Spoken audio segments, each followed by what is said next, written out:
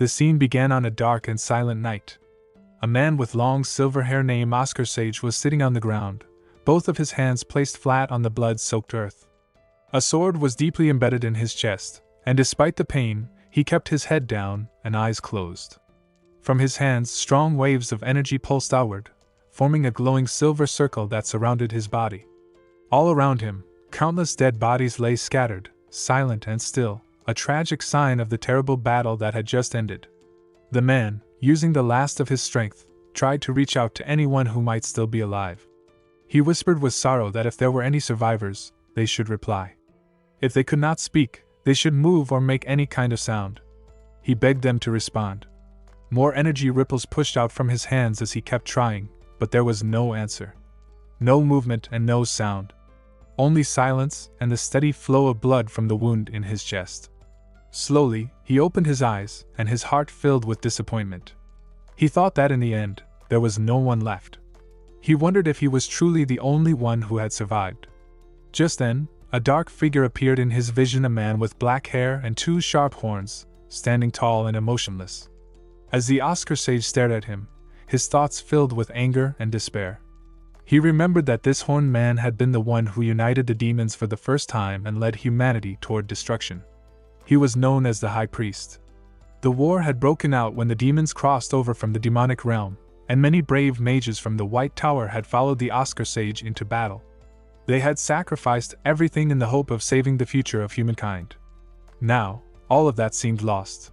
The High Priest slowly pointed his sword toward the injured Oscar Sage, while the latter struggled to keep up a shield of energy using his hands. He thought that if it had not been for them, no one else could have done what they had done. And yet, it seemed, all that effort was not enough to stop the destruction. While the Oscar Sage sat on the ground, lost in his heavy thoughts, a sudden voice pulled him back to reality. In front of him stood a young woman with long green hair tied neatly into two braids. Her calm voice echoed through the silence as she announced the date and time, April 28th, 3:12 p.m., and confirmed that the High Priest was dead. He looked up at her with surprise and confusion, and softly called her name. That was Edna. She was not just any person, she was known as the world's final dragon and the observer of history, someone who recorded every important moment. Her full name was Edna Sol Laplace, a figure both mysterious and respected. She stood confidently and addressed him by his title, calling him the Mage Tower Master of the White Tower. She told him that she had both good news and bad news to share. Oscar Sage, still bleeding and weak, asked her to start with the bad news. Her expression grew serious as she explained that, just as they had feared, the demonic army had invaded the White Tower. In the process, most of the mages had lost their lives. The tower itself had been partially destroyed, and nearly all of the magical research and resources had been burned to ash. It was a terrible loss. Hearing this, Oscar Sage bowed his head in sadness and asked her what the good news was. She told him that the Imperial forces had arrived earlier than expected, and because of that, they were able to save some survivors, including his disciples. Hearing this, Oscar Sage gave a cough and said it was a relief. Even in all the destruction, knowing that his students were alive gave him a little comfort. Edna then asked him a question that hung heavy in the air. She wanted to know if he regretted the choice he had made that day. He did not hesitate with his answer. He said no, he did not regret it. Every person who stood with him had been someone he had personally chosen and believed in. He could not say he regretted his decisions, not when thinking about the people who had followed him and fought bravely. Then, Edna asked one final question if he had anything else to say.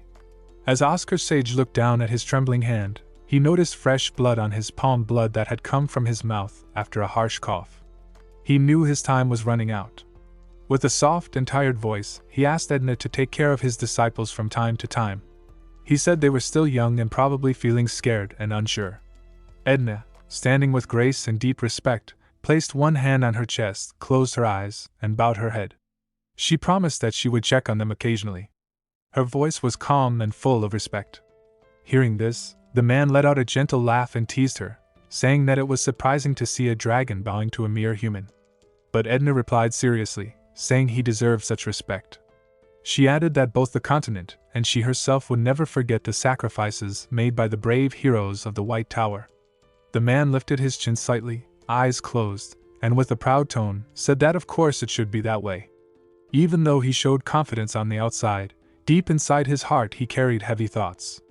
He admitted to himself that it would be a lie to say he had no regrets. Even if he had been the greatest mage of his time, he knew he had not been a great leader. He had made mistakes, lost people, and now everything was coming to an end. Still, he wondered what he would do if he were given one more chance, just one more opportunity. He thought that even if people called him a villain, he would choose to live selfishly, but only for the sake of his people. As memories of his happy days filled his mind, moments of laughter, friendship, and warmth, he realized one simple, quiet wish.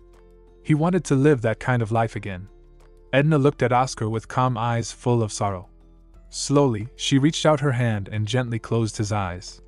With a soft and respectful voice, she spoke the final words to mark his passing. She said that on April 28th, at 3:47 p.m., she had confirmed the death of the White Tower's Mage Tower Master, Oscar Sage. That moment was recorded forever in history. The records showed the terrible cost of the war. The High Priest was listed as deceased. Along with him, 132 mages of level 6, 19 mages of level 7, and 2 powerful level 8 mages of the White Tower were all marked as killed in action. At the very end of the list was the strongest among them, Oscar Sage, the one and only level 9 mage, the Mage Tower Master, also marked as killed in action. The scene then shifted. It was a bright, shiny day at the White Tower. The wind blew softly, and leaves floated gently through the air. In one of the tower's quiet rooms, a younger version of Oscar, with neat black hair, was peacefully sleeping. His window was open, letting in the breeze. Beside his bed stood a boy with messy blue hair, named Frank. He had been quietly watching over Oscar while he rested.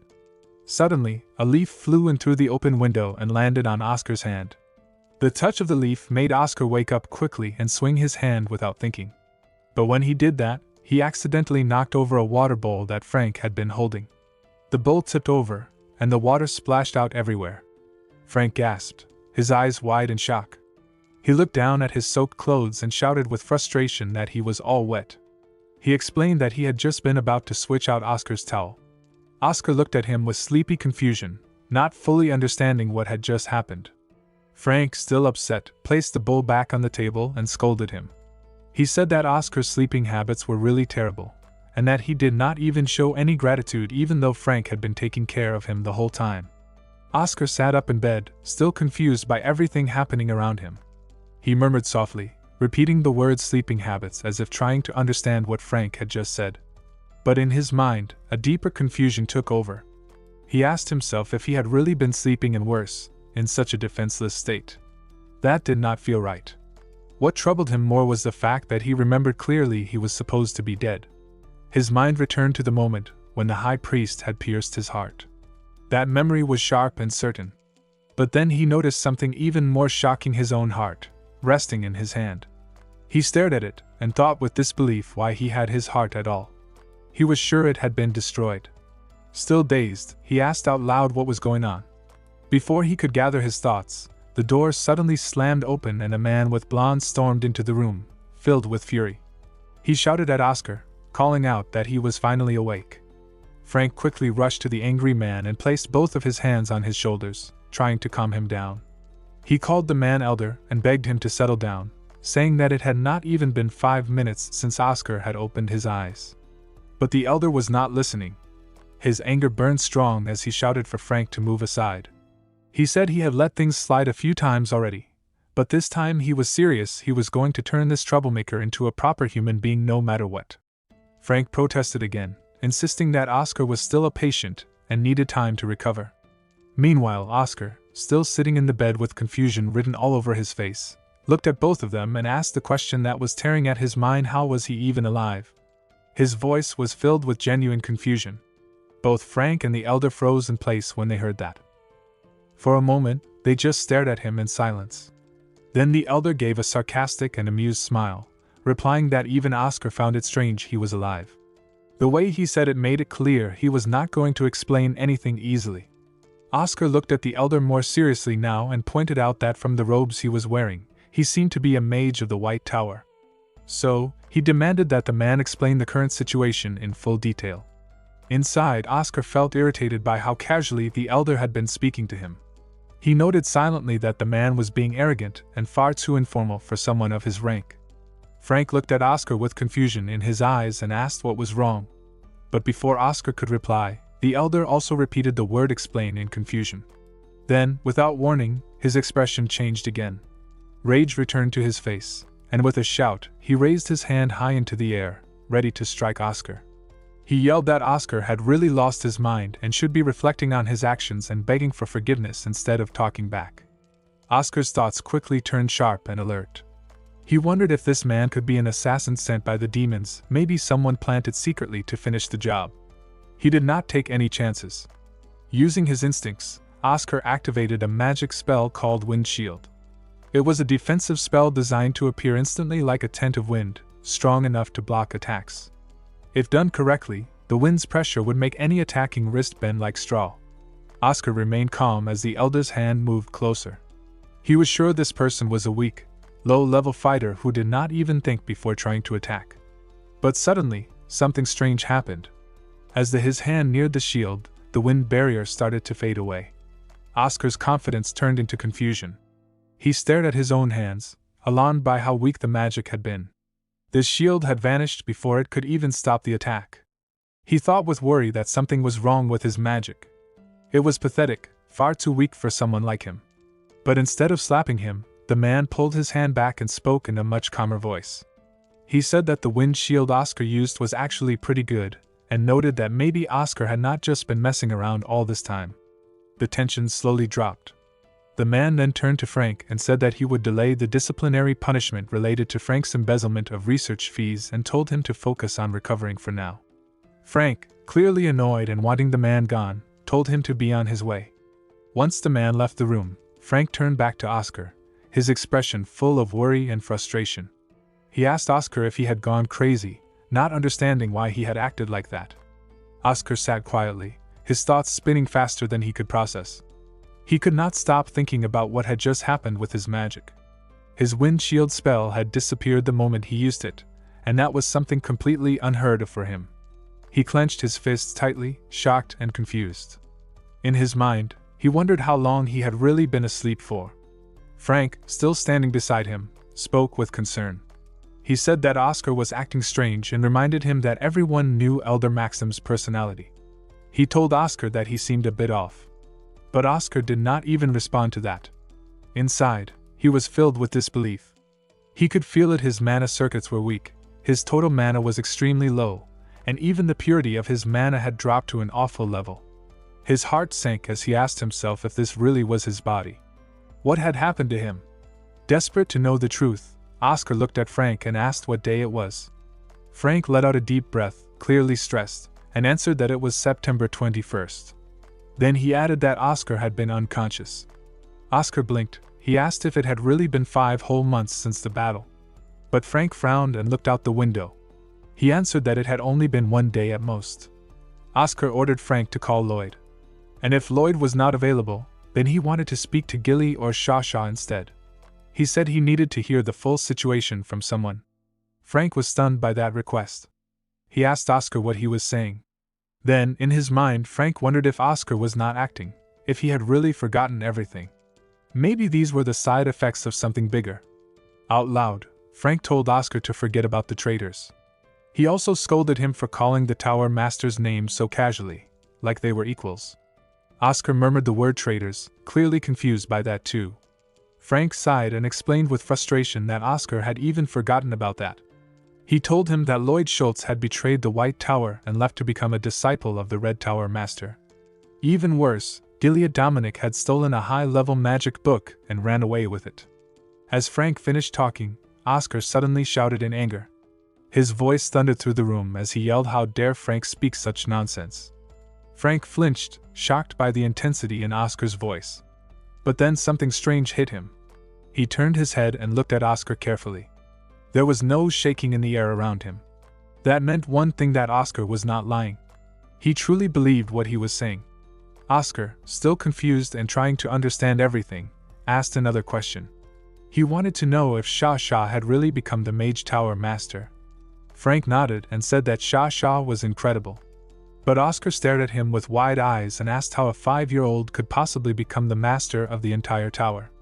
Frank placed his hand on his head in frustration and shouted back with disbelief, asking why Oscar left out the 20 years before that. Oscar blinked at him with total confusion. In his mind, he thought that some people had wild imaginations. Then he asked himself why he, Oscar Sage, was even getting so upset over a young kid like Sha. But even so, the way Frank had explained everything, it did not sound like a made-up story. It felt far too natural. Then Oscar caught a glimpse of his reflection in the mirror, and everything inside him stopped. His heart dropped. The face staring back at him was not the one he remembered. He looked at himself and thought in shock, "Who are you?" His face had changed. This was not the body he once knew. In the next scene, Oscar sat down heavily in a chair. He looked like he had just returned from the edge of reality. He took a deep breath and muttered to himself in disbelief. Even after seeing it with his own eyes, he could not believe it. But it was real. He said it aloud, slowly, as if accepting a nightmare. It had been 20 years since he died. And somehow, he was alive again inside a different body, in the future. Oscar sat by the window and looked down at the roads below. His eyes scanned the bright lights that glowed along the streets. He was amazed and thought to himself how much the world had changed. Everything looked so modern and full of life. He noticed the streetlights glowing softly and the cars moving quickly along the roads. He realized this must be the result of the magic engineering revolution. A small smile appeared on his face as he thought about how much his old friends and comrades would have loved to see this future. Back in his time, when the world was falling apart, there had only been despair in everyone's eyes. No one had hope left. But now, this world seemed full of possibilities. He turned his thoughts toward the body he now lived in. He wanted to understand everything about the owner of this body. The name of the person was Oscar Crushen. He had been accepted into the White Tower when he was 10 years old, and was now 20. He came from a noble family that had lost its power and title. His face looked nice, but as a mage, he had failed badly. At 20 years old, he was still only a level 1 mage, which was very low. Maybe because of this slow progress, the boy had felt desperate. Oscar learned that the boy had stolen research funds and used them to buy an illegal elixir, something dangerous and forbidden. The purpose of that elixir was to quickly increase the amount of mana in the body. If it worked, his mana would multiply. But if it failed, it could destroy him completely. Oscar closed his eyes and thought carefully. Frank had said he had only been unconscious for a day after taking it. But in reality, this kind of thing should have killed someone instantly through a mana outburst. Then Oscar opened his eyes and focused on his body. He activated his inner sense and looked at how energy was flowing inside him. Suddenly, his eyes widened with shock. He saw something unbelievable. The amount of mana inside this body was far too much for someone who should be just a level 1 mage. It did not make sense. Oscar continued to examine the strange power flowing inside his body. He noticed that most of the energy was pure mana that had not yet been refined. That surprised him. Normally, raw mana like that would need years of training to gather. He looked closely and thought it was unbelievable that all of it came from one cheap illegal elixir. The thought made him pause for a moment. He smiled and whispered to himself that modern society really had become something amazing if it could produce things like this. But then, something unexpected happened. A small scar suddenly appeared on his finger without warning. He stared at it with confusion, and then a drop of blood slowly fell from the wound. As the blood touched the floor, it caused a reaction. A thin smoke began rising from that exact spot. Oscar's eyes widened as he watched the smoke swirl up. He realized with concern that this was not normal. It was poison. There was poison inside this body. Oscar narrowed his eyes and smiled slightly, now understanding more clearly. He had finally figured out what had really happened. He thought to himself that the illegal elixir was not fake at all. In fact, it was a real, high-quality elixir, one that people could not even buy with a high price. It had the power to boost someone's mana greatly. But there had been a hidden danger. Oscar Crushen, the young mage who originally owned the body, had no idea that the elixir was poisoned. Oscar continued to think deeply. He believed that based on the amount of poison still left in the body and how fast the boy had collapsed, the cause of death was clear. Oscar Crushen did not die because of a mana outburst like everyone assumed, but he died because of the poison. The poison had been powerful, far too powerful to be meant for someone as weak as a level 1 mage. It was so well hidden that even someone skilled would have a hard time noticing it. Oscar, with all his knowledge and experience, barely managed to detect it. That fact made him even more certain. Oscar stood up from the chair, clenching his fist tightly. He thought to himself, his mind filled with determination. He did not know who was messing with his soul or why they were doing it, but he knew one thing for sure. Somehow, he had been given a second chance at life, the very chance he had hoped for before his death. He looked at the little bottle of the illegal elixir that had caused all of this. As he held the bottle in his hand, he saw his reflection in the glass. He thought carefully about the opportunity he now had, realizing that this might be the perfect way to live selfishly for the people he cared about. With a small smile, he spoke to himself, feeling a sense of resolve. "Oscar Crushen," he whispered, "as payment for you lending me your body, I will avenge you." This new chance at life was something Oscar did not intend to waste. On a dark night in the outskirts of Surin, a quiet tension filled the air. Inside a dimly lit room, a man sat on a worn-out sofa holding a bottle of wine in his hand. Near him stood a boy, alert and respectful, as he delivered a report. The boy had spoken with urgency, saying that they had received news about the store. The man, already frustrated, interrupted him sharply and reminded him to call him boss instead. He sounded tired of repeating it. Boy immediately lowered his head and apologized, showing him respect. The boss then asked what the news was, wanting to know the details. Boy explained that the store had been completely destroyed from the inside. He said that a mage had done it. As soon as he heard this, the boss slammed the wine bottle on the table in anger and shouted, shocked by what he had just heard. He wanted to know who had dared to do something so bold. Boy answered carefully, saying that he was not completely sure, but the mage seemed to be looking for the person who had sold him an elixir. He guessed that maybe it was someone named Oscar Crushen. The boss looked confused and frustrated. He said it did not make sense because Oscar Crushen was supposed to be a theory mage. He also questioned how someone who had been on the verge of death supposedly because of the elixir could have defeated their guards and destroyed the place. Boy, still cautious, then brought up a new concern. He asked what would happen if the White Tower decided to investigate what had happened. The boss's expression darkened. He reminded Boy of something important, asking if he had forgotten who had ordered them to give that dangerous elixir to Oscar Crushen in the first place. Boy continued speaking and said that the mage who attacked the store had been wearing a White Tower ring. He explained that the person who originally requested the elixir was also a White Tower mage. He ended his sentence with uncertainty, saying that no one could be sure what was really going on. As the conversation went on, a mysterious voice suddenly filled the room. It mocked them, saying that only an idiot would make it so obvious where they came from. Boy became frightened and asked with a shaking voice who had spoken. His eyes widened when he saw a figure standing in the doorway. Oscar stepped forward, and Boy gasped, recognizing him in disbelief. It was Oscar Crushen. Oscar Crushen, with a calm expression, thought to himself that he had followed the faint scent left in the elixir bottle to find this place. He realized there were many more people involved than he had expected. He felt frustrated by how complicated things were becoming. The man sitting on the sofa clenched his fist in anger and demanded to know how Oscar had managed to destroy his store. Oscar calmly nodded and admitted that it had been him. He added that he was actually very interested in the conversation he had just overheard and suggested that they should continue it. The man began to breathe heavily, clearly trying to control his anger.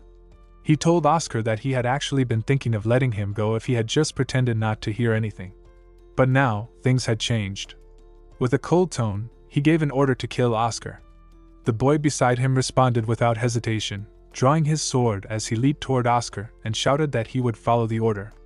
Oscar, standing firm, replied that if they were going to treat the situation like a fight, then he would not hold back either. Without wasting any time, Oscar Crushen used a powerful magic technique called Wind Cutter. As he activated it, a strong wind energy started to swirl around his body. In an instant, the boy who had attacked him was struck by the technique. Blood poured from his neck, and just moments later, his head was completely separated from his body. The ground quickly became soaked with blood. Oscar looked at the scene and thought to himself that he could not believe only the head had been cut off so cleanly. It reminded him of the time he had seen a high priest's head fall the same way. The man on the sofa was filled with rage. He shouted loudly, swearing at Oscar while pulling out a pistol and aiming it directly at him. He then fired several bullets in anger. But Oscar stayed calm. He even smiled as he watched the bullets coming toward him. Just before they reached his head, he activated another technique called Wind Shield. A magical barrier formed around his body, and the bullets stopped in mid-air, unable to pass through the shield. Oscar spoke to himself with curiosity, saying that he could not detect any mana in those bullets, and wondered what kind of principle could produce such destructive power without magic.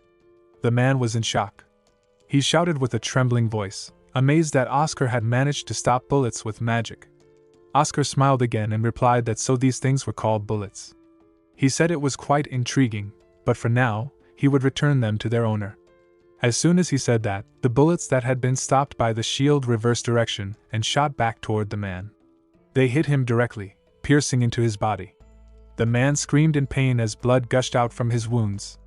The man fell hard to the ground, his body aching and covered in blood. As he looked up, he saw Oscar Crushen calmly sitting on the sofa, with his foot resting near the man's face. The man clenched his teeth and called Oscar a fool, his voice filled with hatred. But Oscar remained calm and took a deep breath before speaking. He told the man that none of his underlings would be showing up to help. All the sounds from the room were blocked, and no one outside could hear anything. The man sat up a little, his voice weak from pain, and said in disbelief that it was impossible a mere level 1 mage should not be able to cast silence, a powerful level 5 spell. Oscar corrected him, saying that it was not exactly silence. What he had used was a technique called soundbind. It did not completely silence the area, but it bound any sound to stay inside the room, so nothing could escape. Then Oscar leaned in and told the man that he wanted answers. He asked him directly who had requested them to harm him. The man refused. He angrily shouted that he was not going to say anything. But before he could finish, Oscar slammed his foot down onto the man's face. The man moaned in pain, his resistance starting to weaken. Oscar's expression turned darker. He said coldly that it seemed the man's pride was more important to him than his own life. He even admitted that it was not a bad trait but one that could be broken. Then Oscar used his magic again. He quietly channeled wind energy through his body and sent it into the man's body. As the magic spread inside him, Oscar thought to himself that the man must now be feeling as if thousands of sharp needles were stabbing him from the inside out. Oscar told him that he did not enjoy torturing people either. In his mind, he added that it usually got too noisy when he did. But now, he leaned in once again and demanded answers, telling the man to speak up at last. Oscar pressed his foot down on the man's head, showing no mercy. The man finally broke down.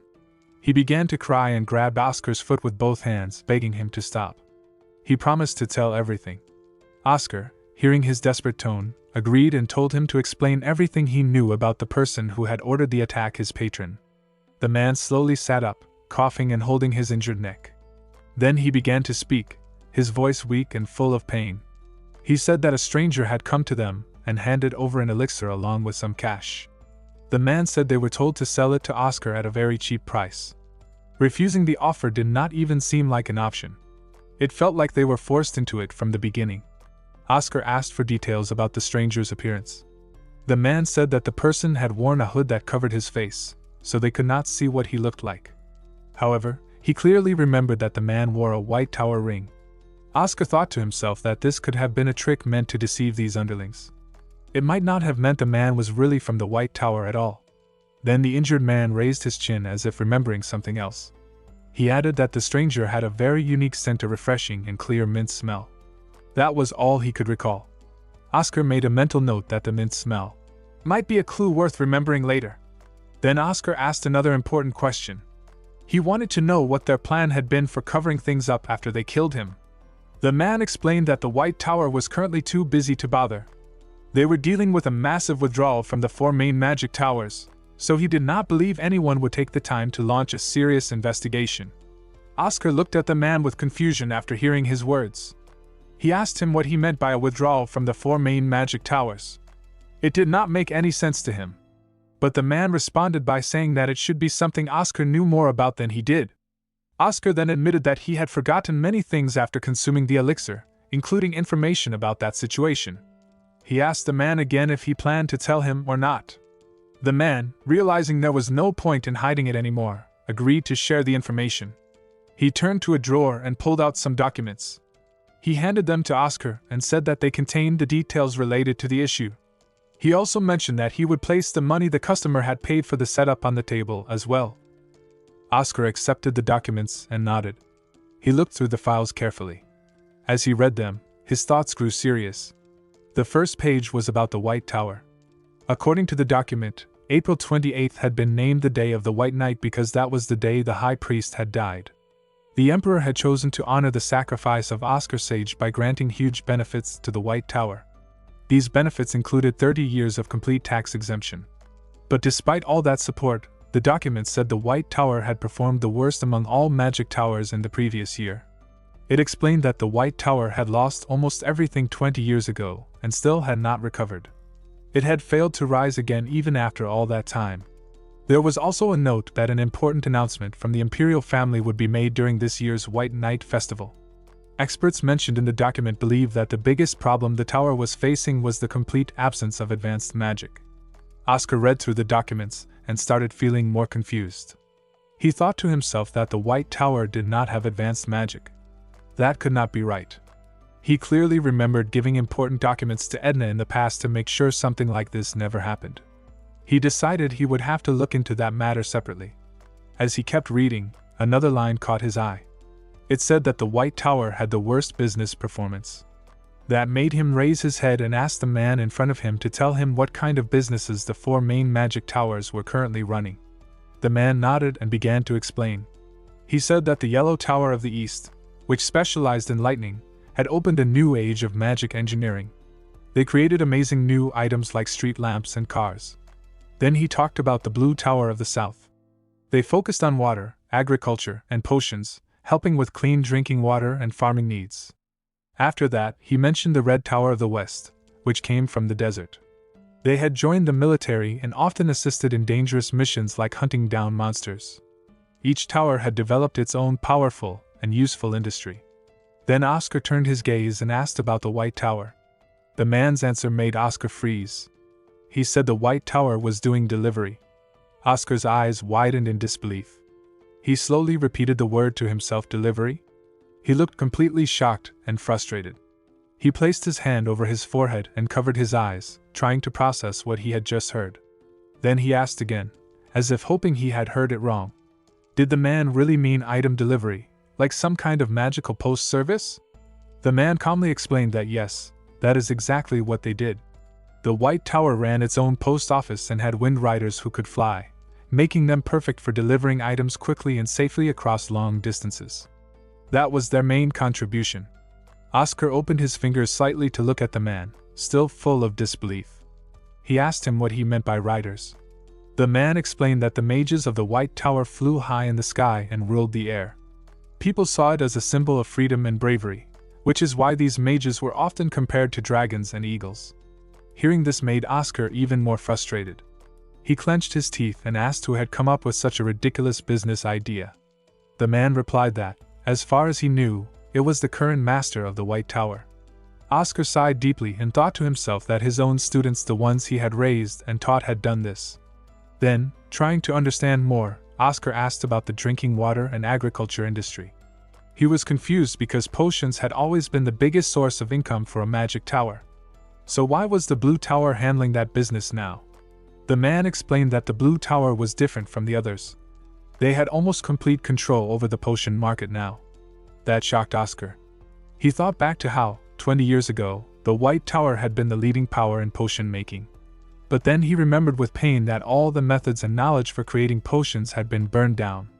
If that hadn't happened, the White Tower might still be leading today. The man continued explaining. He said the drinking water and agriculture business was based on selling clean water at very high prices, especially to places that did not have access to it. They even had the magic to bring rain to dry lands suffering from drought. That made Oscar even more surprised. He asked, almost in disbelief, why anyone would buy clean water. To him, it seemed strange that something as simple as water could become such a powerful source of profit. The man told Oscar that selling clean water had become a new trend among rich people. It was something fancy and fashionable to them. Oscar found that ridiculous. He said they were acting like fools just to earn a bit more money.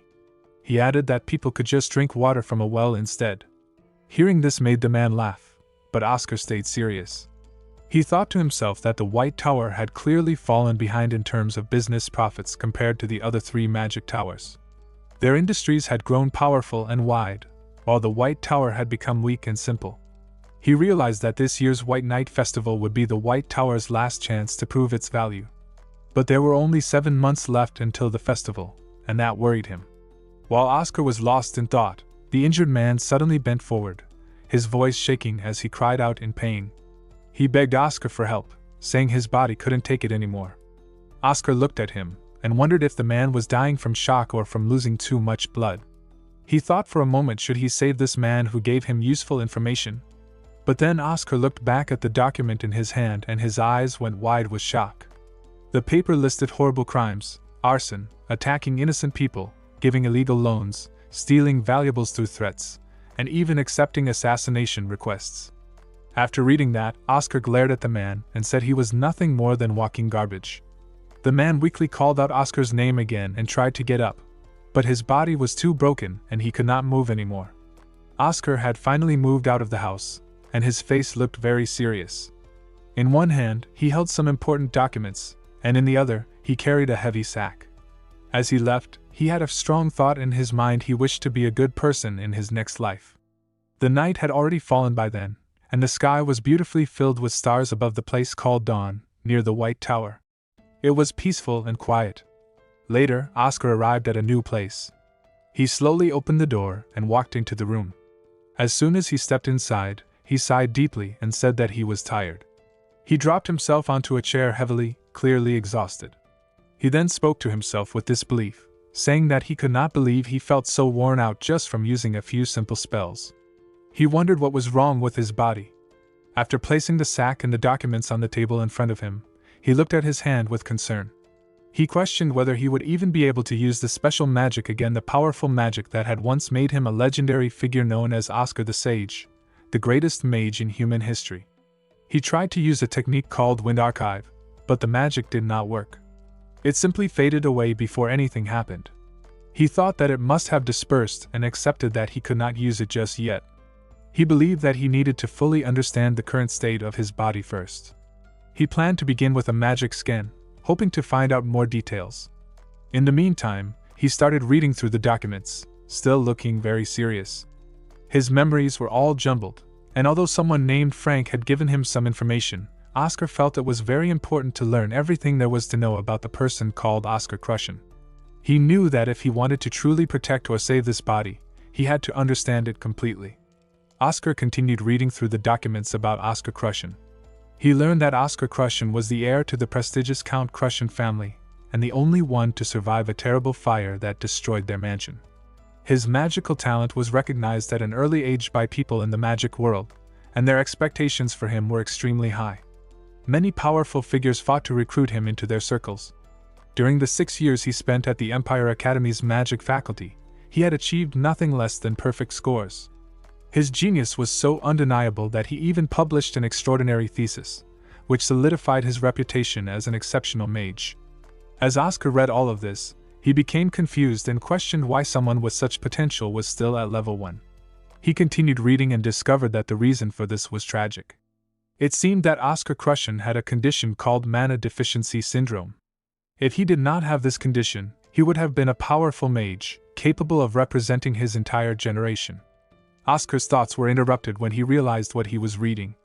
With widened eyes, he thought to himself that if this were true, it would explain why Oscar Crushen was still at level 1.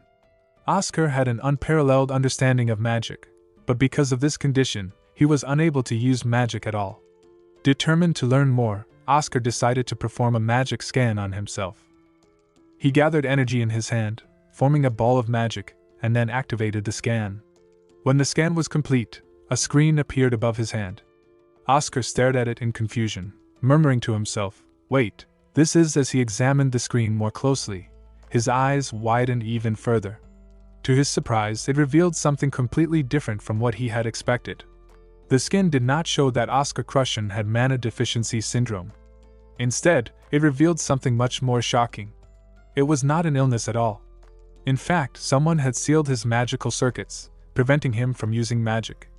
Oscar was stunned by this discovery, realizing that this was not a natural condition but rather something done intentionally to stop him from accessing his magic. Oscar continued to think about the information he had just read about mana deficiency syndrome. He recalled that, as the name suggested, it was an illness where a person could not circulate or accumulate magic. Normally, a mage could install up to 20 physical circuits on top of their mana circuit, and the number of these circuits determined their magical level. However, someone with mana deficiency syndrome could not establish the proper environment for magic. No matter how much they trained, they would never be able to get past level 3. As he stood up from his chair, Oscar's thoughts turned toward Oscar Crushen's situation. He realized that Oscar Crushen's case was different. His physical circuits were not naturally twisted or faulty, as one would expect in someone with mana deficiency syndrome. Instead, his circuits had been intentionally tied up, blocked by someone on purpose. This discovery made him pause, as he stood in front of a bookshelf filled with many books. He picked one from the shelf, but his mind was racing. Oscar thought about the possibility that if Oscar Crushen was truly a genius, he would have figured out that he did not actually have mana deficiency syndrome. He then wondered why Crushen never mentioned this or left any clues. He picked up a book and thought it might have been helpful if Oscar Crushen had written a diary, something to explain more about himself and his situation. According to someone named Frank, Oscar Crushen was an alcoholic, but Oscar considered whether this behavior had been an act. What if Crushen had created that persona on purpose? What if he had known that someone had blocked his magical circuits and was after his life, so he acted as a carefree playboy to throw off his enemies? The more Oscar thought, the more he realized that things were not as simple as they seemed, and there were deeper mysteries about Oscar Crushen that he needed to understand. Oscar picked up 5 books from the shelf and began to think about what he had just learned. If everything he suspected was true, it made sense why Oscar Crushen had given into the temptation of the illegal elixir. In a situation where he could not trust anyone, it seemed that Crushen would have felt desperate to undo the chains blocking his magic. He needed a way to break free from the control that had been forced upon him. As Oscar placed the books on the table, he compared his situation to Crushen's. In contrast, he only needed to untie a single knot, a challenge he was confident he could overcome. As he continued to explore the books, one title caught his attention was The Reinterpretation of Basic Magic. Curious, Oscar opened the book and found that there were many small pieces of paper attached to the pages. He looked at them with confusion, wondering what they meant. As he read the small notes, he saw that they contained strange and innovative thoughts on magic. One note mentioned that the trajectory of the Wind Cutter attack was too boring and that it could be improved. Another note suggested that Wind Shield, a type of defense magic, had an endless number of applications. It also mentioned that by advancing the Wind Shield magic, it could even be used as an attack. The notes continued with a fascinating idea about the weapon called a gun. They suggested that a gun could be reinterpreted using the magic of the White Tower. The key idea was to use the circulating bullets as a source of power for the magic. This thought made Oscar pause, realizing that the book contained ideas that were both unusual and brilliant. The connection between advanced magic and modern weapons, like the gun, opened up a new world of possibilities for him to explore. After reading the notes in the book, Oscar thought deeply about what he had discovered. The concept behind the advanced wind shield technique described in the book was similar to how he had been using it himself. However, the way it was explained was completely different from the simple idea of it being a basic defensive skill. The book also discussed how to use the technique most effectively based on the situation, which added a new level of depth to the magic. As Oscar continued reading, he realized that the book contained many other basic magic techniques that Oscar Crushen had created himself. Even though Crushen could not use magic because of the blockage in his circuits, he had performed these magical experiments in his mind. Oscar understood why Crushen had been called a genius. The way they both interpreted magical theory was similar. From just this one book, Oscar could tell that Crushen had never given up on magic. Despite the obstacles he faced, Crushen worked harder than anyone else. His passion for magic was clear in every word of the book, and it was evident that he truly loved it. Oscar's thoughts grew more respectful as he imagined how Crushen's dedication had pushed him to continue striving even when everything seemed against him. Oscar hoped that the ideas written in the book would blow even the weakest winds toward the White Tower, a symbol of Crushen's desire to push forward despite all odds. Oscar stood up from his chair, calling out the name, Oscar Crushen. He admired the young mage who, despite the cruel fate he faced, had never broken. Krushan had quietly walked a lonely path, facing everything alone, determined to make a difference even in the most difficult circumstances.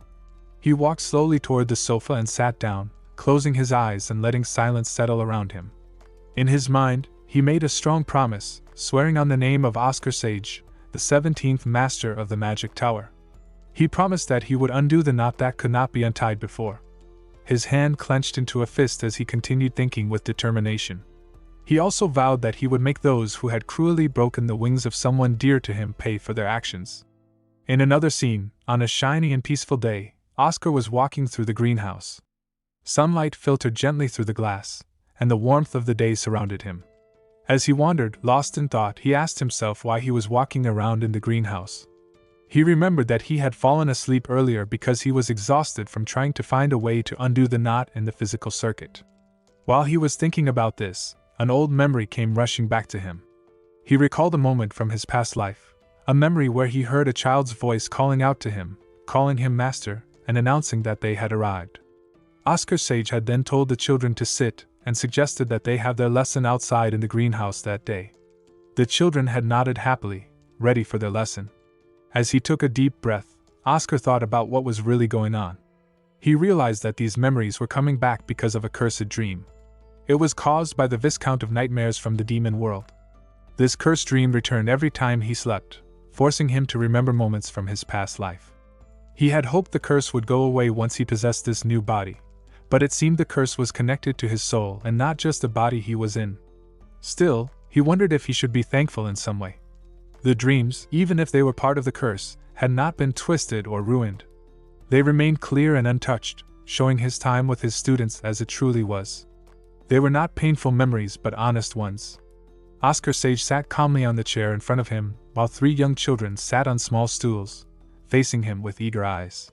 He looked at them and asked what he had told them they would learn that day. One of the kids, Lloyd Schultz, who was 9 years old, answered with shining eyes and excitement in his voice. He said that Oscar had promised to teach them about the magic system, and that the magic used by mages and knights was usually divided into 4 main types, which were called the 4 types of magic. Oscar smiled warmly and raised his hand, showing 4 fingers to match his explanation. He told them they were right. Even though magic might appear the same on the surface, it was actually divided into 4 categories, which were enhancement, acceleration, balance, and special types. These categories helped mages understand and control their magic better. Lloyd, still curious, asked another question. He wanted to know if the White Tower, where they were studying, focused on the harmonization type of magic. Oscar nodded and explained that wind magic suited them best, which was a perfect example of balance or harmonization type magic. Their tower believed in keeping things stable and in harmony. Then, a young girl named Shasha Mace, only 5 years old, asked if each magic tower had a preferred type of magic. Oscar nodded again and smiled kindly as he answered. He told them that yes, every magic tower had its own preference because each type of magic had different strengths and uses. He explained that the Golden Tower valued speed above all, so they focused on acceleration type magic. The Red Tower believed that strong firepower was important, so they used enhancement type magic. The Azure Tower and the White Tower both preferred balance type magic, which focused on keeping everything stable and controlled. As he spoke, the children listened carefully, their young minds trying to understand the great world of magic.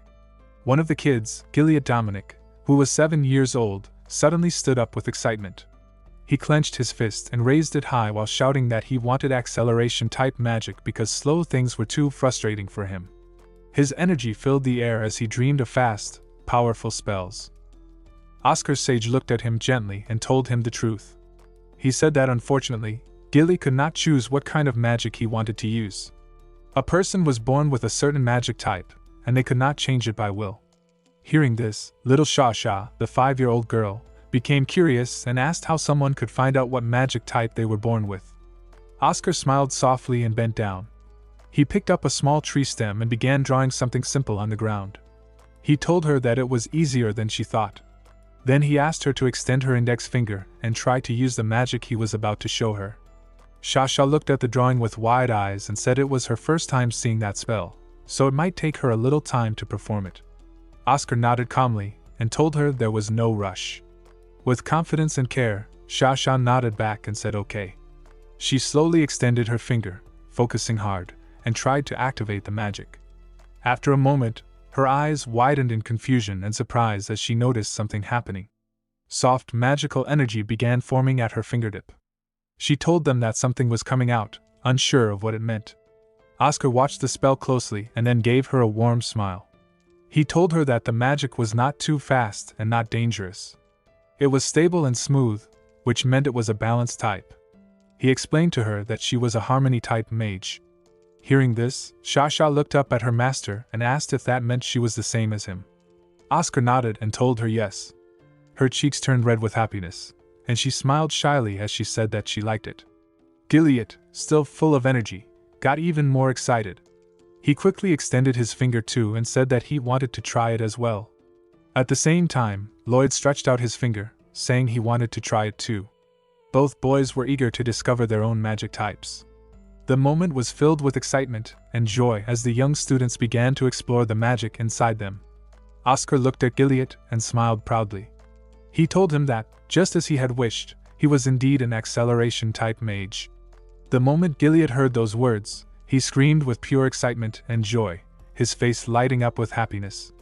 Then Oscar turned his eyes to Lloyd, who was quietly focused on his own magic. Suddenly, a small flower appeared floating gently above Lloyd's index finger, a beautiful and delicate sign of his magical ability. Sha saw it and gasped in wonder, saying softly that it was so pretty. Oscar observed the magic carefully and told Lloyd that he was a special type mage. This kind of magic was rare and unique. Lloyd, however, looked a bit unsure and asked his master if he could change his magic type now that it had been discovered.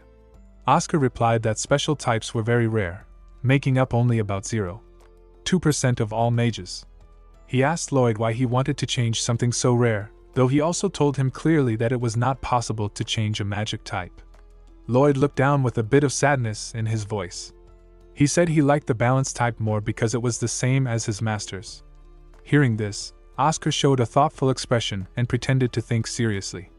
He said in a half-joking tone that he had planned to give Lloyd the highest number of private lessons, but now he wondered if he should research a way to change someone's magic type. Lloyd's eyes lit up immediately, and he asked with surprise if he would really get the most private lessons. Oscar smiled and assured him that of course he would. He explained that special type mages needed more help to improve because their magic was hard to train without a proper teacher. Hearing that, Lloyd began to feel better. He said that now that he thought about it, being a special type mage might not be that bad after all. But he made Oscar promise that he would still get the most number of lessons. Oscar laughed gently and agreed, saying that he understood and would keep his promise. Now Oscar stood quietly in the greenhouse, surrounded by green leaves and soft sunlight. While looking at the peaceful scenery, his mind drifted back. He thought about Lloyd and smiled to himself. He remembered how Lloyd used to be called the Promised Man because he always held on to every promise tightly. No matter how grown up he wanted to act, in the end, he was still just a child. That memory brought a mix of warmth and sadness to Oscar's heart. In another moment, Oscar was lying on a sofa, just waking up. His body felt heavy, and his mind was still foggy from sleep. Suddenly, he heard a voice coming from a speaker. It was an announcement from the broadcasting room, calling his full name Oscar Crushen. Hearing his name made him sit up quickly. He blinked in confusion and wondered how long he had been asleep. Before he could gather his thoughts, the voice came again and asked him to go to Lab 4202. Oscar got up and started walking toward the lab. As he moved down the hallway and stepped inside, he began thinking about his progress. He told himself that he had 8 physical circuits left to unlock. So far, he had unlocked 12 out of 20, and while doing that, he had also gained 2 mana circuit lines. Because of this, he had officially become a level 2 mage. This was a big achievement. When he reached the lab door, he knocked gently. A voice from inside told him to come in. Oscar opened the door and stepped into the room. Inside, he saw a man with blonde hair sitting on a chair in front of him. As Oscar looked at him, he had another thought. He never imagined that there would be a day when he would feel happy about being just a level 2 mage. Inside the lab, the man looked at Oscar and asked how he was feeling. He said that according to Frank, Oscar's memories had started coming back. Oscar nodded and answered that yes, his memories were indeed returning. The man gave a small nod and said that he was glad to hear that.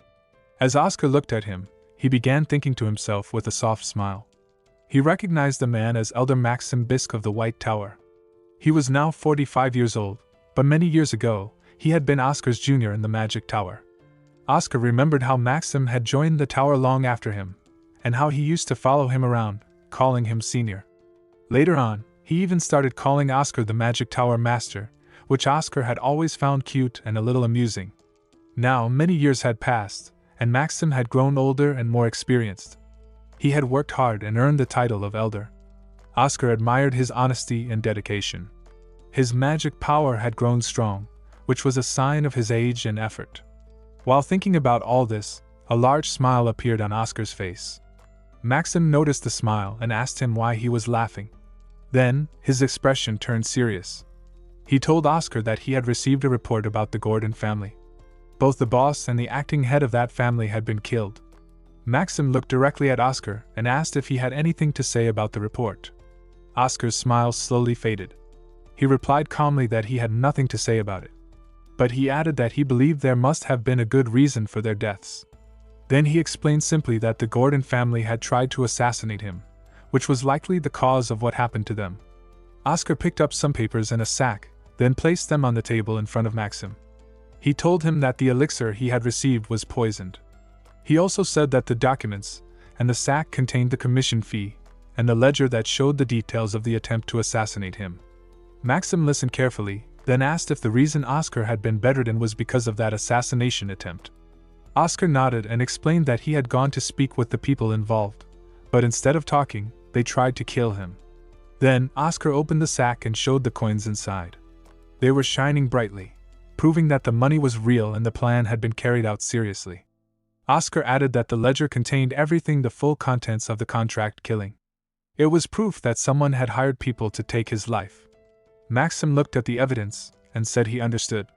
He told Oscar that he would close the case and mark it as self-defense on Oscar's part. Oscar thanked him and said he would be grateful for that. Then he asked if he could also request a personal favor. Maxim looked confused and asked what kind of favor Oscar needed. Oscar answered that he wanted to meet the Magic Tower Master. Maxim was surprised for a second but replied that it was not a difficult request. He reminded Oscar that he often had discussions about magic with the Master. Oscar became confused in his thoughts. He did not remember having deep talks with the Tower Master, and wondered if Oscar Crush in the body he now possessed had been close with her. He thought to himself, did Oscar Crushen really discuss magic with Shasha? Maxim then added something unexpected. He said that Oscar would only be able to meet the Magic Tower Master 6 months later, at the earliest. Oscar's eyes widened in surprise. He asked why the wait was so long. In his heart, he was shocked and thought that 6 months later would already be after the White Night Festival started, which made things more complicated for him. The situation was becoming more tangled, and Oscar realized that time was running short. Maxim informed Oscar that the Magic Tower Master was currently out on a business trip. She had gone to take care of an important commission. Oscar was surprised and asked why someone as important as the Tower Master would handle such a small task. Then, after thinking for a moment, he took a deep breath and clenched his fists. He realized the reason. It was because the High Mage, someone even higher than the Tower Master, was currently absent. That explained why the Tower Master had to take responsibility for everything herself. Maxim admitted that the situation was a bit embarrassing. Oscar thought seriously about the situation. It seemed like the task was so important that even the Magic Tower Master had to handle it personally.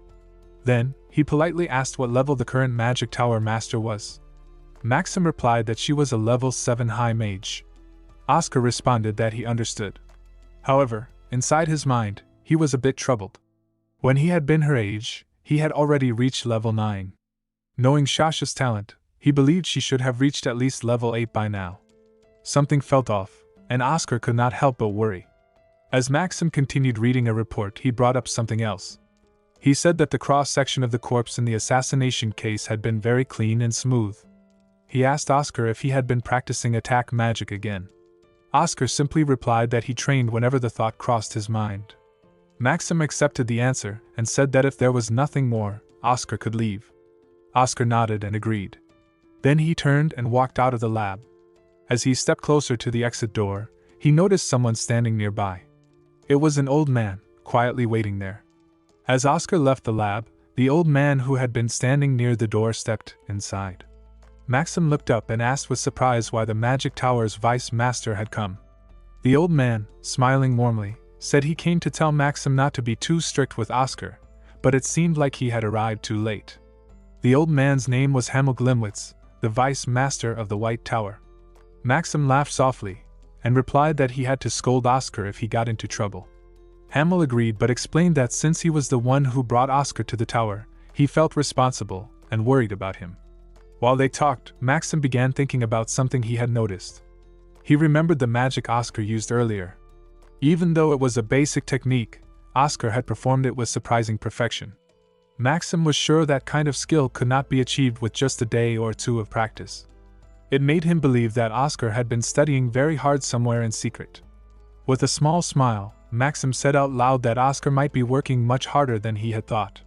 Hamel seemed happy to hear that, and said he was glad. Then he asked Maxim if they should head to the elders' meeting because Elder Fidelina was already waiting for them. Maxim agreed, stood up from his chair, and the two of them left the lab together. Meanwhile, in a different place, Oscar was walking down a quiet hallway on the 10th floor of the tower. He looked around and thought to himself that he had seen his students again in his dreams, and that memory had drawn him back to this place. But now, the area felt much emptier and lonelier than before. It reminded him of how much had changed, and a soft feeling of nostalgia filled his heart as he continued walking through the silent corridor. While Oscar was deep in thought on the 10th floor, a man suddenly arrived and greeted him warmly, saying if it was not the young Sir Oscar. Oscar looked at him with surprise and asked who he was. The man introduced himself with a smile, placing his hand on his chest. He said his name was Wilter, and he was the one who managed the facilities of the Magic Tower. He also mentioned that it seemed the rumors about Oscar losing his memories were true, since they had conversations before, but Oscar did not remember any of them. Hearing that, Oscar grew frustrated and asked just how far those rumors about his memory loss had spread. Wilter laughed gently, but Oscar then asked what he meant by calling him young Sir Oscar. With a firm smile, Wilter explained that he had been working in the tower since the time of the previous Magic Tower Master, who was also named Oscar, the Great Sir Oscar. For a moment, Oscar looked confused, then smiled and said that was a good way to tell the difference between the two of them. He even said he would use that name from now on. Oscar also asked Wilter if he could continue to be his conversation buddy. Wilter laughed at the kind offer, but politely turned it down, explaining that it would be difficult because he would be leaving the tower soon. Surprised, Oscar asked where he was going. Wilter told him that it had been 40 years since he first started working at the tower. His words hinted that his retirement was coming, and it was time for him to move on. Oscar looked at Wilter and asked if there was an issue. Wilter explained that he had served under 3 different Magic Tower Masters during his time there, and many of his co-workers had come and gone. He was the only one left in his department. Wilter said that the only reason he had stayed this long was because of something the previous master, Oscar Sage, had said during his appointment ceremony. He recalled the words of the former master that where everyone residing in this tower is needed, so live with pride that you're a part of the White Tower. Those words had stuck with Wilter all these years. Oscar cleared his throat, and Wilter continued, saying that although it might sound funny, from that moment on, he had worked believing that he was an important part of the White Tower. Oscar smiled and told him that it was not just amusing, it was truly meaningful. Wilter thanked him and then revealed that because of his strong belief in those words, he was now quitting his job. Oscar was confused and asked what he meant by that. Wilter explained that the White Tower was not doing well at all right now. The tower's facilities were in poor condition, and the finances were much worse than they had been in the past. Next month, he would have worked there for 40 years, but it seemed like his time had come to an end.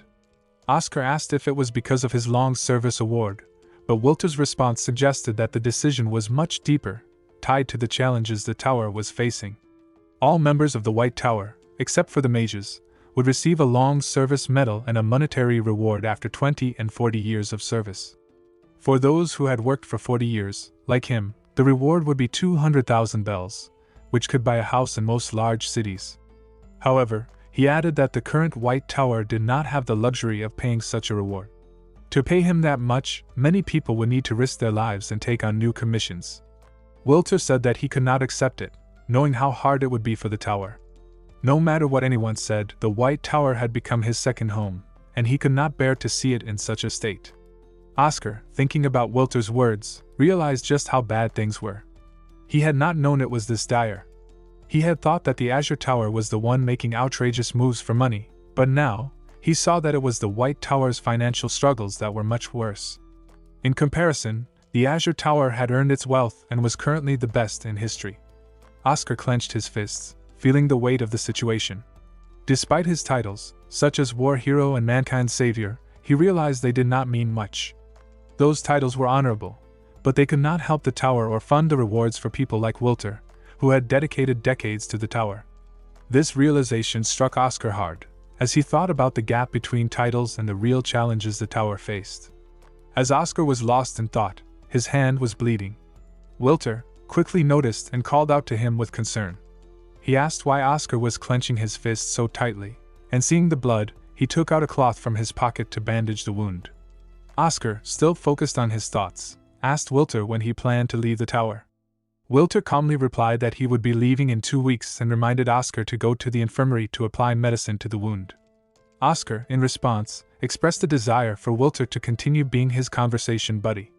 Wilter started to respond but was interrupted by Oscar, who told him that he did not need to leave. Oscar was deep in thought, clenching his teeth and fists in frustration. In his mind, he realized that there must be a way to solve the tower's financial struggles and ensure that situations like Wilter's departure due to lack of funds would never happen again. Oscar made a firm decision that he would find a method to earn a large amount of money, to prevent the tower from facing such hardships in the future. This moment showed Oscar's determination to find a solution, not just for himself but also for the people around him who had devoted their lives to the tower. Oscar sat deep in thought with a serious look on his face.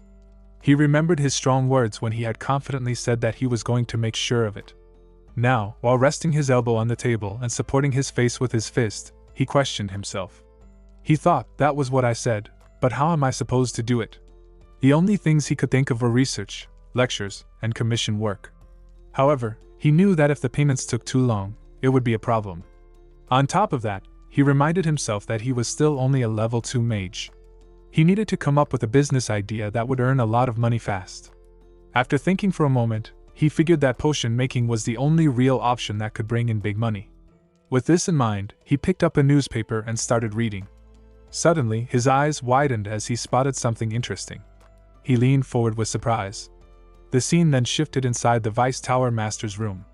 In this room, a girl with long black hair sat across from a man named Maxim. They were having a serious conversation. The girl, whose name was Fidenlina, had an angry and determined expression on her face. She was the elder of the White Tower and the person in charge of managing the tower's finances. She told Maxim that she could not ignore the situation anymore. She explained firmly that this was a case of embezzlement. Maxim, who was calmly holding a cup of coffee, agreed that it was definitely wrong. But just as he began to speak more, Fidenlina interrupted him with frustration. She asked him what he could possibly mean by saying "but in a situation like this." Her voice was filled with anger. Maxim looked calm as he told Fidenlina that the culprit was already reflecting on their actions. But Fidenlina's eyes grew wide with anger as she questioned him. She could not believe that Maxim was willing to let it go so easily. She said that stealing was a habit that only got worse if ignored. Maxim sighed deeply and told her that she did not need to worry so much because there was not much left to steal from their tower anyway. Fidenlina looked even more shocked after hearing that.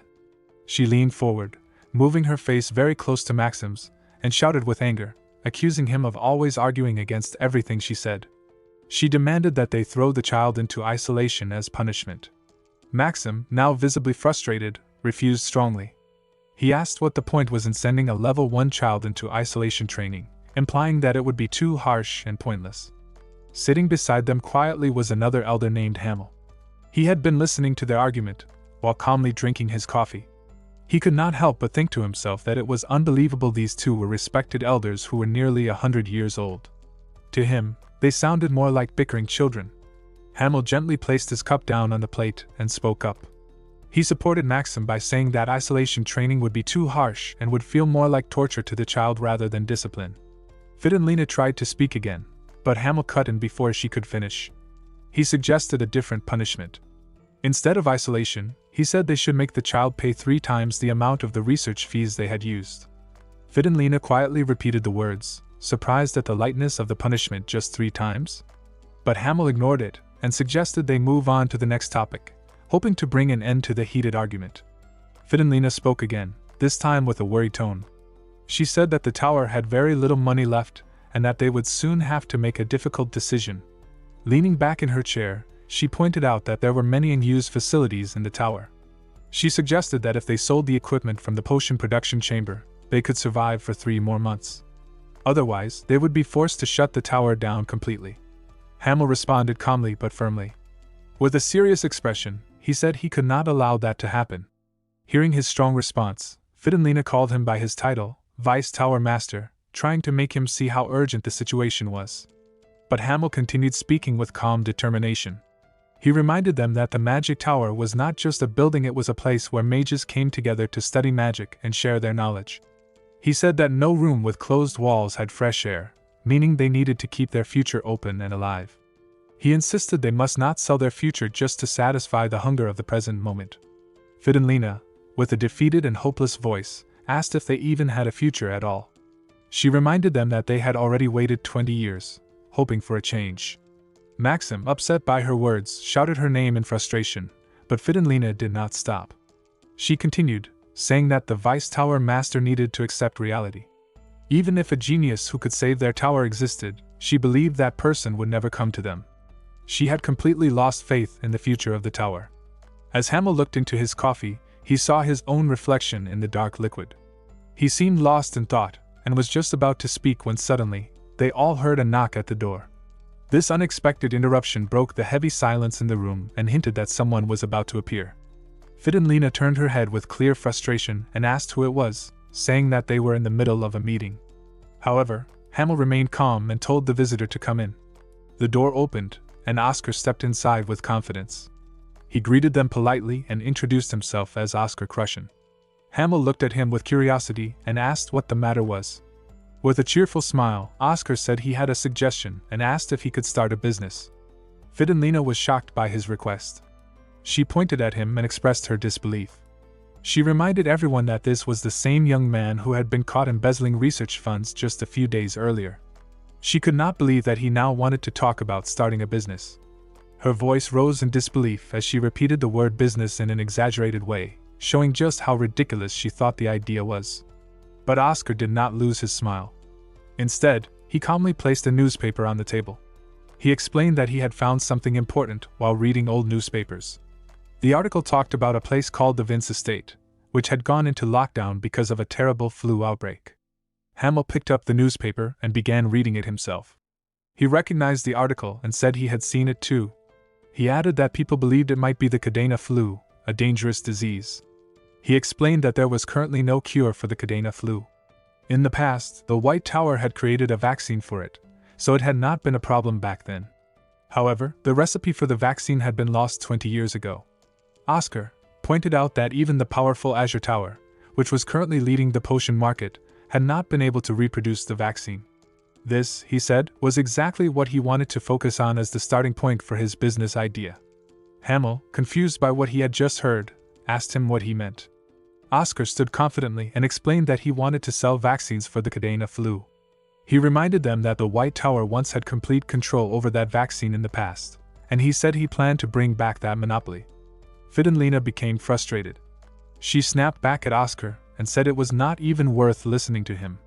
She pointed out that for the past 20 years, magic towers and big pharmaceutical companies had poured in huge amounts of money and labor trying to recreate the vaccine, but none had succeeded. Now here was a young man just 20 years old claiming that he could do what no one else had managed. She did not believe it for a second. But Oscar stayed calm and turned to face her. He admitted that everyone else had failed and also that he really was a 20-year-old kid. Then, with a confident and calm tone, he said that he was a genius. This shocked Fidenlina. Her eyes widened as she shouted at him in anger. Pointing a finger at him, she reminded everyone in the room that Oscar had taken 723,000 bells in research funds from the tower across 17 payments. She added that he had even taken an extra 25,000 bells to buy some kind of illegal miracle medicine. She shouted that an average farmer only made about 20,000 bells a year after taxes. And now this same person had the nerve to stand there and call himself a genius? Before she could say more, Hamel raised his voice and interrupted her. He addressed her formally as Elder Fidenlina and reminded her that Oscar was there to suggest an official investment opportunity as a mage of the White Tower. He acknowledged that she was in charge of finances but told her that she was being too rude. Fidenlina took a deep breath and said she apologized. Oscar looked at her with serious eyes and thought to himself that now he understood why she seemed to hate him so much. It was not personal, she was the treasurer, the one responsible for the tower's finances. It made sense that she would be so strict, especially since he had not done anything helpful in the past 2 years. Still, he put on a smile and turned to Hamel. With confidence, he asked him once more to consider his business idea, saying he was certain about it. Inside his heart, Oscar also thought quietly that he and the original owner of this body were not the same person. Hamel then asked him why he was so certain that the disease spreading was really the Cadena flu. Oscar did not hesitate. He nodded and told Hamel to look at page 2 of the newspaper. Hamel turned the page and read aloud the headline, which said that the Archbishop Baldwin from the El Terra Order had suddenly changed his pilgrimage plans. Instead of continuing his usual journey, he decided to stay in a place called Serin for an entire month to offer blessing prayers. Oscar pointed out how strange that was. Until now, the order had only stayed in big cities for that long, not in smaller places like Serin. Oscar explained further. He said that the El Terra Order worshipped the Mother of Earth, Terra, and that there were only 7 archbishops in the entire order. As leaders of such an important religious group, they were supposed to be pure, dignified, and incorruptible. But Oscar claimed the truth was very different. In reality, the archbishops were far from noble. He revealed that in order to rise to the position of cardinal, the second highest rank in the order, a person needed a massive amount of money to fund their campaign. In that memory, a man had told an old man that members of the El Terra Order were allowed to stay in a city during their pilgrimage for up to a month, but only if they were meeting with nobles or merchants to collect donations. Oscar brought that up to the others and pointed out that Serin, the city where the archbishop was staying, did not really fit that rule. It may have been a big city in the past, but it had become much smaller and less important over time. Maxim nodded and admitted that Oscar was right, but he also said that he had thought the archbishop's stay in Serin was just for offering prayers of blessing. Oscar responded that this made the situation even more strange. Why would the archbishop stay for a whole month just to offer prayers in a place that was now almost barren?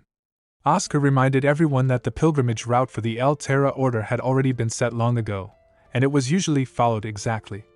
As he spoke, Oscar spun a globe slowly, showing the path that the archbishop was supposed to take. He listed the cities Serin, Mosque, Melbourne, and Greenwale. After visiting those places, the next destination was Vince, the city currently suffering from the flu outbreak. Oscar then pointed to Vince on the globe and explained his thinking. The archbishop had already stayed in Knox for a month before arriving in Serin, and Oscar believed he would continue staying a full month in each of the following cities. He said it looked like the archbishop was purposely delaying his visit to Vince as much as possible. Everyone in the room looked at Oscar with wide eyes, clearly surprised by his deep analysis. Oscar continued speaking with confidence. He explained that if something bad happened during a pilgrimage, the El Terra Order would claim that it was because they had angered the goddess of Earth. In their belief, this kind of mistake would be seen as a terrible sin. For an archbishop trying to become a cardinal, such a failure would be like receiving a death sentence. It would destroy his chances and reputation. Maxim listened carefully and then asked if Archbishop Baldwin already knew that the flu in Vince was actually the Cadena flu, and if that was the reason he was delaying his visit. Oscar nodded and said that was exactly how he understood the situation. Fidenlina responded with a calm tone. She admitted that Oscar had done a good job analyzing the situation and that it was impressive, especially coming from someone who focused on magical theory. Still, she reminded him that it was only a theory at the moment and had not been proven true yet. Hamel spoke next. He said he understood what Oscar was trying to say. Oscar, full of hope and energy, tried to speak again, but Hamel gently interrupted him. He said that even though Oscar had a good plan, the tower could not officially sponsor or support him. Oscar looked confused and asked why not. Hamel explained that if they spent their remaining funds on Oscar's project, they would not have enough money left to support the other mages in the tower. Oscar tried to speak again, But before he could finish, Hamel interrupted him once more. This time, Hamel gave a small smile and held up a packet in his hand. He said that while the tower could not officially support Oscar's idea, he personally could. He offered to invest his own money into Oscar's business. This surprised everyone. Fidenlina quickly spoke up, clearly worried, and said that this was not a good idea. But Hamel just laughed and said it was alright. He explained that it was only 30,000 bells and asked if that would be enough. Oscar mumbled the amount with a confused smile, but inside, he was shocked. 30,000 bells was far from enough. It would not even come close to covering the cost of what he needed. But he did not show his panic. Instead, he began thinking of his backup plan. The scene then changed to the potion production chamber. Oscar stood there, preparing ingredients and checking the equipment. He thought to himself that he would have to go with Plan B. The equipment in the lab was still in good condition, so he decided to use it to make a sample of the vaccine. His new goal was to create the sample with the money he had and then take it to the Archbishop to get more funds from him. He believed that if he could show results, he could convince the Archbishop to invest more. As Oscar worked, he noticed Frank nearby, who was also busy. Frank was one of the people most affected by the Cadena flu, and Oscar felt that Frank's desperation made him a good target for getting more support. Oscar put on his safety glasses and thought that it was always best to get money from someone who was desperate to find a solution. He smiled with excitement and said it was time to warm up and get started on the work. Frank looked over at him, clearly confused by Oscar's sudden energy and enthusiasm. He wondered what was wrong with Oscar. Oscar's eyes widened as he stared at the red-colored potion inside the flask. He wore protective glasses while working, but now he took them off and smiled with satisfaction. He thought to himself that this was the perfect moment. Then he looked at the bottle in his hand. He felt proud and confident. He had only made this energy drink as a practice run, but it turned out better than expected. He thought that a true master always kept their skills sharp, and now he realized he had worried for nothing. Near him, Frank was struggling. He carried 3 heavy sacks of herbs and looked completely exhausted. He shouted that his back felt like it was going to break, breathing hard from all the effort. Oscar looked at him and appreciated the hard work, asking if he had managed to collect all the missing medicinal herbs.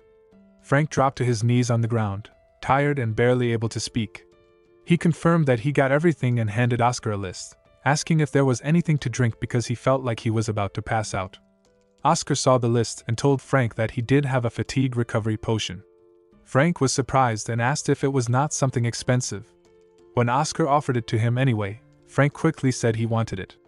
Oscar handed him the potion with one hand and took the receipt with the other. Frank smiled gratefully, thanked him, and drank the potion right away.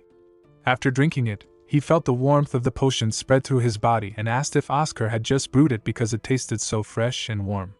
Oscar smiled and nodded, saying that he had just brewed the potion. He opened the sack of herbs and examined the ingredients, holding them in his hand. He praised the quality of the herbs, saying that they were in excellent condition.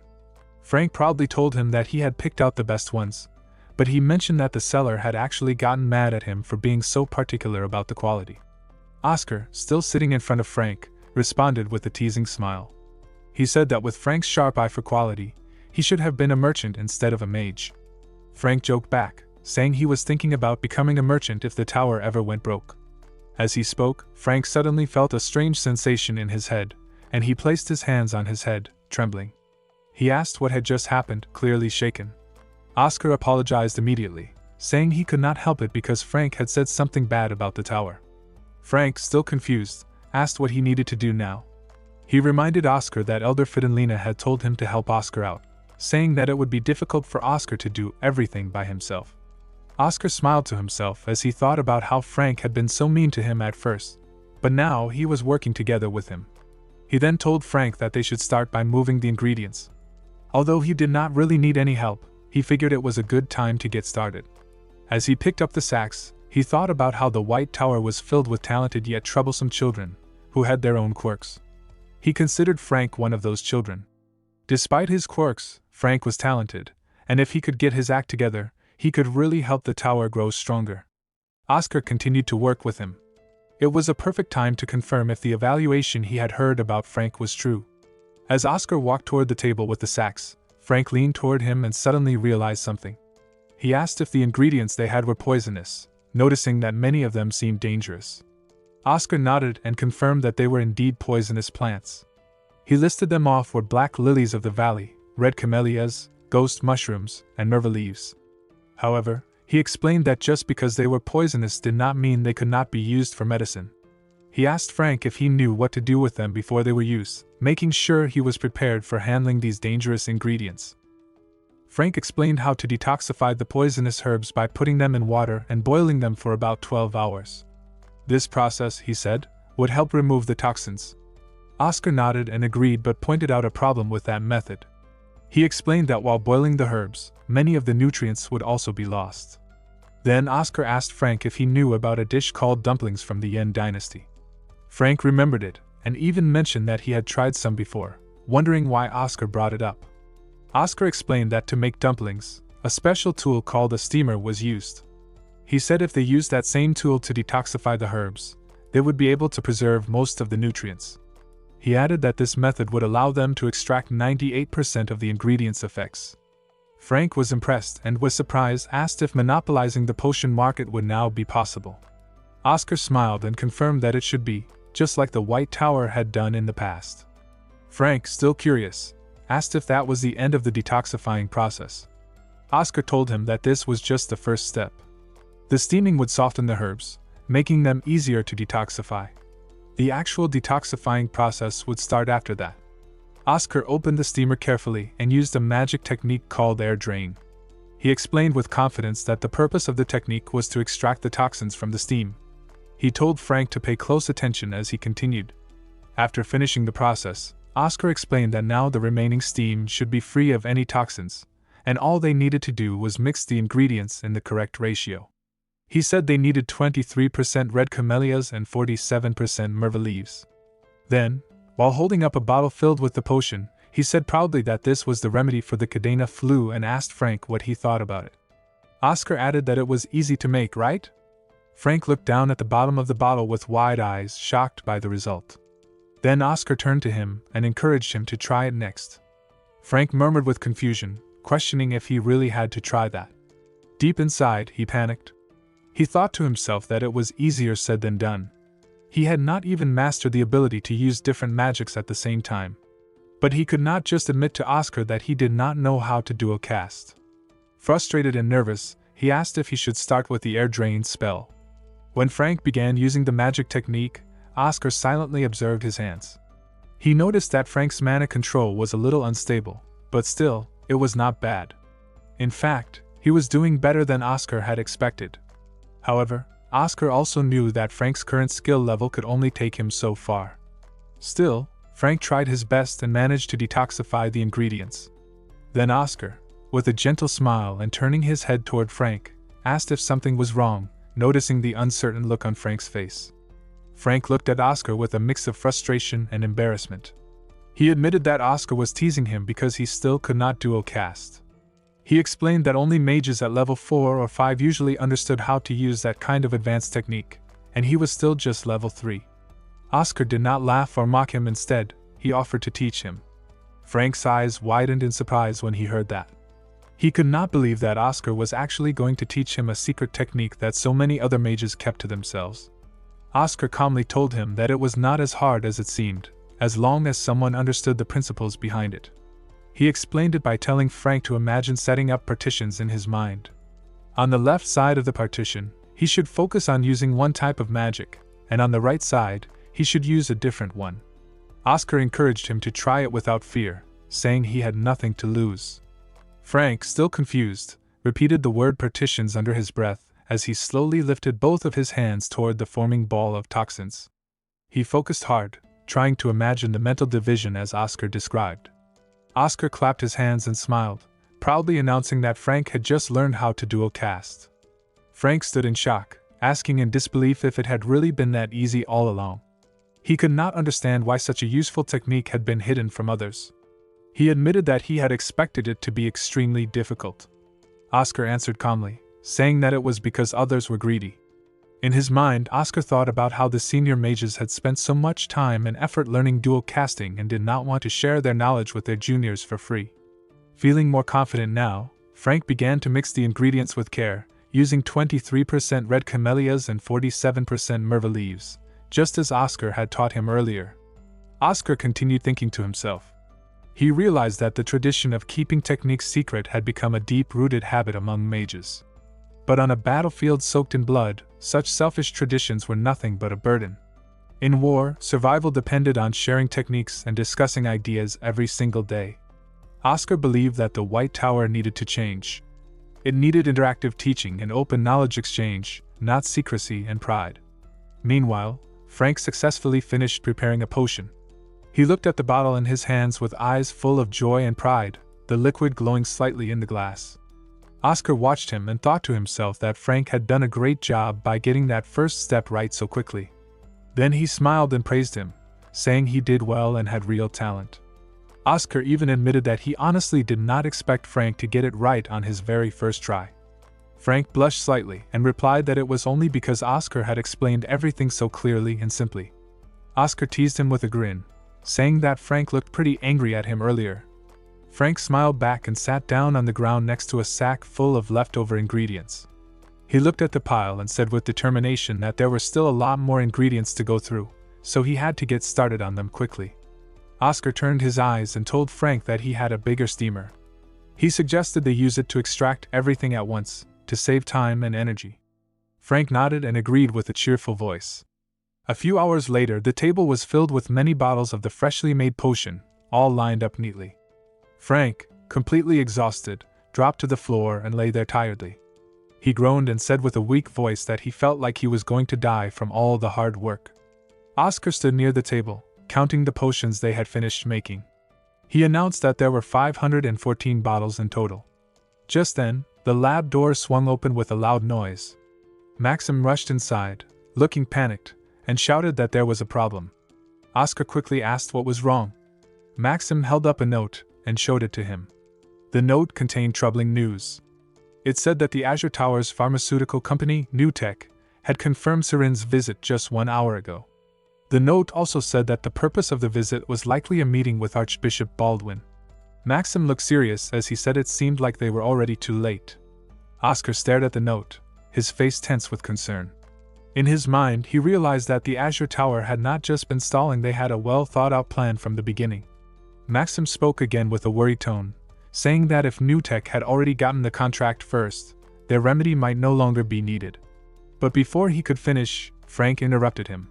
With sadness in his voice that their remedy would be useless if the deal had already been made. He looked heartbroken. Seeing Frank's tearful expression, Maxim tried to cheer him up. He told him that sometimes, life just brings bad luck, and this might be one of those moments. But Oscar was not ready to give up. He turned his eyes with determination and said that it was not over yet. He explained that if he remembered correctly, the Cadena flu was classified as a B-rank disaster. That meant there was still one thing they could try. Maxim looked confused and asked if that was really true. Oscar nodded with confidence. Then he turned to the elder and asked if his flight speed was faster than most wagons. It was clear Oscar had a new plan in mind. On a bright and shiny day in the city of Serin, inside a certain lodging, the scene was calm and peaceful. In a quiet room, an old man sat comfortably on a sofa, his posture showing calm authority. Suddenly, a voice informed him that the guests he had been expecting had arrived. The old man, without standing, calmly gave the order to let them in. This man was Archbishop Baldwin, a high figure from the Altera Order, which was the state religion of the empire. A moment later, 2 men walked into the room through the door. They greeted the Archbishop with a respectful bow and placed a hand over their chest. He spoke formally, saying they had arrived safely thanks to the Archbishop's care. These 2 men were important figures. One was Moira Main, a level 5 mage from the powerful Azure Tower. The other was Neil Bryan, the managing director of Newtek, a well-known pharmaceutical company. Archbishop Baldwin smiled and pointed to the sofa across from him, inviting them to sit down. Moira politely thanked him and took his seat. The Archbishop then asked with interest how the production of the Cadena flu remedy was progressing. Moira replied seriously, saying that things were going very well. The Archbishop laughed in satisfaction and praised both the Azure Tower and Newtek, saying their success was expected. He asked when the remedy would be ready. Moira explained that they only needed to finish the clinical trials. Neil, with sharp and focused eyes, added that once the results of the trials were successful, they would be able to get official approval from the Empire's Food and Drug Administration. Moira smiled politely and spoke again, but his words carried a deeper meaning. He reminded the Archbishop that, as he already knew, clinical trials were not something that could be completed in just a day or two. They required time. The Archbishop, growing more curious and concerned, asked when they planned to officially launch the sales of the medicine. Moira answered with a promise, saying they would finish everything within half a year. The Archbishop's eyes widened in disbelief, and he suddenly shouted with frustration. He explained that he had to leave for Vince in 4 months, which meant that half a year was too late. Moira tried to continue speaking and explain their schedule, but before he could finish, there was a sudden knock on the door. The Archbishop, already annoyed by the delay, asked sharply what it was now. A voice from outside the door informed him that another mage had come to visit. The Archbishop gave permission to let the person in, but turned toward Moira and Neil with a puzzled look. He asked them why they had not told him that someone else would be joining them. Moira looked genuinely confused and replied that they had not brought anyone else with them. This made the Archbishop even more curious, and he looked toward the door, wondering who this unexpected guest could be. Then the door opened and Oscar entered the room. He carried himself with calm confidence. He greeted them using the proper phrase of the El Terra Order, LCIA, and showed respect by placing his hand over his chest and bowing politely. He introduced himself as Oscar Crushen, a level 2 mage from the White Tower. He said clearly that he had come to make a good offer. Moira turned to look at him, his sharp eyes filled with suspicion, watching Oscar closely. The moment continued in the Archbishop's room, where the atmosphere had suddenly become tense and curious. The Archbishop looked at Oscar with a confused expression and asked what business a mage from the White Tower had with him. Oscar stood calmly in front of everyone and answered that he had come regarding the sale of the Cadena flu cure. Moira, Neil, and the Archbishop all looked at him in surprise, clearly not expecting someone from the White Tower to be involved in the same matter. The Archbishop commented on the strange timing and said that Moira and Neil were also there to discuss the same thing. Oscar smiled and took a deep breath before asking with a light tone if he had arrived too late. The Archbishop shook his head and said not at all, explaining that the other group had not fully prepared yet. Oscar seemed relieved and said that the White Tower was ready to start negotiations immediately if needed. But the peaceful moment broke when Moira suddenly pointed at Oscar and shouted angrily. He claimed that the White Tower had neither the money nor the technology to create a cure, accusing him of lying. The Archbishop calmly responded that Moira had made a valid point. Then he asked Oscar for his full name. Oscar smiled, seeming a bit playful, and at first began to say Sage but quickly corrected himself and said his name was Oscar Crushen. The Archbishop nodded and addressed him properly, asking once again if he truly had a real cure. In response, Oscar stepped forward and placed a box on the table. He asked who would dare to lie in front of an Archbishop of the El Terra Order. Then he opened the box, and inside was a bottle containing a potion. He explained that it was a sample of the cure. After seeing the potion sample, Archbishop Baldwin smiled and asked Oscar a serious question. He wanted to know how many bottles of the remedy the White Tower could produce, and by when, in case they moved forward with the negotiations. Just as he asked that, Moira became frustrated and called out the Archbishop's name sharply in anger. Archbishop Baldwin responded by shouting back at him, demanding to know why he was yelling at him. He reminded him that they were the ones who had come unprepared. Moira's voice trembled as he tried to explain their position. He began to say that they didn't yet have approval from the Empire's Food and Drug Administration. Then, turning toward Oscar with a sharp tone, he asked if he had received FDA approval for the White Tower's cure. Oscar looked confused and answered honestly, saying no. Moira smiled, feeling he had proven his point. He turned back to the Archbishop and explained that the White Tower's situation was no different from their own. He added that once they got approval, they could begin mass production using factories across the continent. Moira also reminded the Archbishop about the strength and reputation of the Azure Tower. He claimed that the cure they were developing, together with Newtech, the best pharmaceutical company, would be much better in quality. His words were full of confidence and pride. Oscar listened quietly, then responded by turning his eyes toward him. He calmly said that his point was fair. But then, with a slightly amused tone, he added that it was interesting to hear him talk about the Azure Tower's long history in front of a mage from the White Tower. His words suggested that the White Tower was not something to underestimate. Moira glared at Oscar and shouted in anger, demanding that he take back his comment about the White Tower and Azure Tower. But Oscar remained calm and careless. He asked if he had said something wrong, then questioned him with a small smile. According to history, which magic tower had been established first? Moira tried to brush it off and replied that it was just a 5-year difference. But Oscar did not let that slide. He repeated his words with sarcasm and called it interesting. He explained that the 5-year difference he was referring to was the very gap that all masters of the Azure Tower had been trying to close for years. He claimed that it was a gap that would never close, even in 1,000 or 10,000 years, because that was how history worked. Moira clenched his fists in frustration, while Oscar went on. He reminded him that just 20 years ago, the White Tower had a complete monopoly over the potion market. Moira responded in a careless tone, saying that it was all in the past and no one remembered it anymore. Oscar looked at him and repeated his words with disbelief. He asked if that was truly how he thought of the past. His calm voice held power, and suddenly, Moira felt something strange. He thought to himself with confusion, wondering what that strange sensation was. That aura Oscar had just released did not feel like something a level 2 mage should be able to give off. Oscar then said he would have to remind him of that past. Moira, now a bit unsure, asked what he meant. Just then, their conversation was interrupted when a young boy suddenly slammed the door open with a loud sound. He rushed in and shouted the Archbishop's name. Holding a telephone in his hand and looking worried, he said he was sorry to interrupt, but there was an urgent call. The Archbishop was surprised when the boy informed him that the Lord of Vince was calling. Everyone in the room was curious as the Archbishop took the phone. When he answered, the voice on the other end immediately greeted him respectfully, saying LCIA, and thanked him for his immeasurable kindness. This surprises the Archbishop, who murmured kindness, not sure why he was being thanked. The Lord of Vince continued to speak, explaining that the White Tower's elder had told him that the Archbishop had secretly worked with them to prepare the cure for the Cadena flu. He went on to say that the cure was a miracle, as all the patients who took the shot were cured in just a few hours. The Lord of Vince called this rapid healing a blessing from the goddess. The Archbishop, still surprised by the praise, laughed in relief and asked if there had been any side effects from the treatment. The Lord of Vince responded that there had been no side effects and described the cure as amazing. The Lord then asked when the second batch of the cure would be available. He explained that he had asked the White Tower's elder the same thing, but the elder told him that it was up to the Archbishop to decide.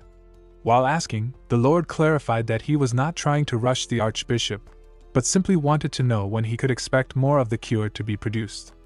Continuing the conversation with the Lord of Vince, the Archbishop smiled, still confused by the call, and said that they would send the second batch of the cure as soon as it was ready.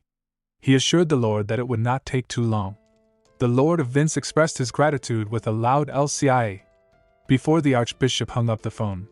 Turning to Oscar with a smile, the Archbishop asked if this success was Oscar's doing. Oscar nodded and confirmed that it seemed the cure had made it to the Lord of Vince without any issues. Moira, clearly upset, slammed his hand on the table in frustration and shouted angrily at the Archbishop. He accused Oscar of breaking the FDA laws and demanded that Oscar be punished for it. Oscar calmly denied Moira's accusations, saying that Moira clearly did not understand the laws very well. He asked if Moira knew anything about laws related to wars. Moira yelled back, angrily telling Oscar not to change the topic. He demanded an explanation as to why Oscar was bringing up the subject of wars. Oscar, seeing that Moira had likely forgotten the harsh realities of the past, thought to himself that it must have been incredibly peaceful for the past 20 years. He then began to explain, recalling the war against the demons that took place 22 years ago. He explained that during that war, a pandemic was the most deadly weapon, taking many lives. Even though mages worked quickly to produce treatments, the FDA took too long to approve them, and many people died before they could receive the necessary treatment. Oscar then mentioned that His Majesty had added a statement to the laws in response to this issue. The statement was part of Article 42, Clause 8, which said that in cases of war, treatments for the wounded would be categorized as special treatments. These special treatments would not be subject to the regular FDA approval process. This change allowed for faster action in emergency situations, like wars or pandemics. Moira, still angry, clenched his fist and shouted that they were not at war right now. Oscar, staying calm, explained that there were 3 situations in which a situation could be considered a war. First, when there was war with another species or nation, second, during a revolution, and lastly, when there was a disaster of above B-class severity. Moira was confused by this explanation, so Oscar continued to say that the Cadena flu was a B-class natural disaster, which meant that the treatment did not need to follow the FDA's laws. Neil, who had been silent until now, spoke up angrily, suggesting that if the White Tower could do it, so could the Azure Tower. He proposed that they send the treatment to the Vince estate immediately. However, the Archbishop interrupted him and said that Neil did not understand the situation. Neil asked in confusion what the Archbishop meant. The Archbishop explained that the race was over as soon as the White Tower's treatments reached Vince. He also pointed out that the Lord of Vince believed he was working with the White Tower, so he could not suddenly claim that it was the Azure Tower that was behind the treatment. Neil tried to convince the Archbishop by offering to lower the price of the treatment, but the Archbishop shouted in anger, slamming his fist onto the sofa handle. He was furious and asked Neil if he was trying to buy his image with money. Neil quickly corrected himself, insisting that he did not mean to offend the Archbishop, but the Archbishop shouted, telling him to stop and not say anything else. He ordered them to leave. Moira and Neil were both shocked by the Archbishop's harsh response. Moira stood up, clenching his fists, and walked towards the exit. He glared at Oscar with cold expressions and warned him that he would make him pay for this. Oscar, watching Moira, thought to himself, wondering if these people always had a book of villain dialogues ready. It reminded him of the same behavior from 20 years ago. With a smile, Oscar responded that he had already registered the patent for the treatment and vaccine with the palace. Moira, startled by this, turned and shouted in shock, asking what Oscar meant by that. Oscar, amused, explained that if they wanted to sell the treatment they made, they would have to pay fees to the White Tower. If they did not want to pay, they would have to throw the treatment away. Moira, furious, clenched his teeth and left, walking out the door while clenching his fists. Inside the room, Neil, bowing respectfully to the Archbishop, said that he would leave. Neil leaves after being dismissed by the Archbishop. As he walks past Oscar, Oscar notices a unique scent on Neil, one that smells like mint. This smell catches Oscar's attention, but he doesn't have time to think about it because the door closes behind Neil, and the focus shifts back to the conversation with the Archbishop. Once the door is closed, the Archbishop invites Oscar to sit down, signaling that they can now have a proper discussion. Oscar thanks him and takes a seat. The Archbishop then brings up the topic of the price for the treatment, mentioning that the Azure Tower and Newtek had previously asked for 2 million bells. This sets up the context for the negotiation about the cost of the treatment. However, Oscar responds with confidence that if they wanted 2 million bells, he would ask for 5 million bells instead. His response is playful, but also shows his confidence in the value of the treatment he's offering. The Archbishop, taken aback, laughs and asks if Oscar is serious about such a high price. A few hours later at the White Tower, Fidenlina was in shock when she saw the check in her hand. She shouted in surprise, staring at the amount, and said, "What is this? 10,000, 100,000, a million, 10 million? 10 million bells?" Oscar smiled proudly, clearly pleased with the amount. In her excitement, Fidenlina hugged him from behind and said, "Goodness, little brat." She knew Oscar could do it. Maxim, who was standing nearby, also expressed his happiness and said he believed in Oscar from the start. Hamel, who had been quietly observing, looked at the check with surprise and said, "This is surprising. What happened? Not even the Archbishop would give this much." Oscar explained, there were additional fees. Hamel, still confused, asked, "What kind of fees is that?" Oscar's smile grew wider as he replied, "That is advertisement fees." Oscar nodded with a smile on his face. He told the Archbishop that the official announcement from the White Tower should explain that just as Archbishop Baldwin had once received a revelation predicting the outbreak of the Cadena flu, they were able to prepare antidotes quickly because of another revelation. Oscar knew that for someone like Baldwin, who was aiming to become the next cardinal, receiving a revelation from Mother Earth would make the Archbishop title even more tempting. Oscar seemed very happy as he explained that Baldwin must have been very pleased, because he paid 1 million bells for the contract, which was much more than they had originally asked for. It was an impressive deal, especially for an archbishop who usually liked to be careful with resources. Oscar added that, in exchange, he had promised they would deliver vaccines and antidotes within a week. Hamel, sitting comfortably on his chair, smiled and said it was incredible.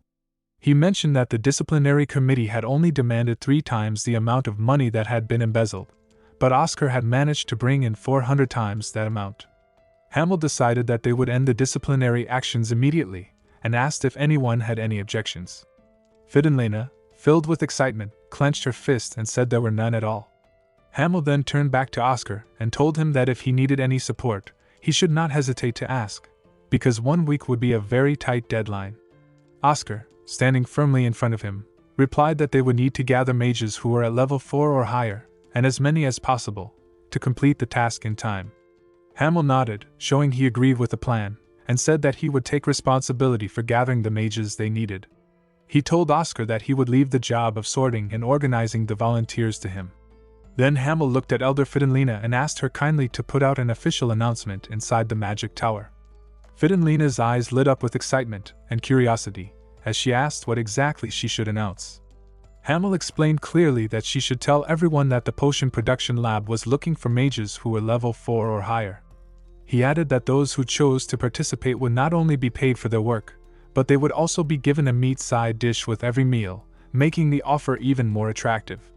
A few hours later, inside the potion production lab, many mages had already gathered. They came from different parts of the magic tower and had different levels of skill, but they were all interested because of the announcement. The lab became noisy and full of chatter. One curious mage asked aloud if they would really be given meat at every meal. Another mage, looking excited, quickly replied that there were even rumors it would be pork.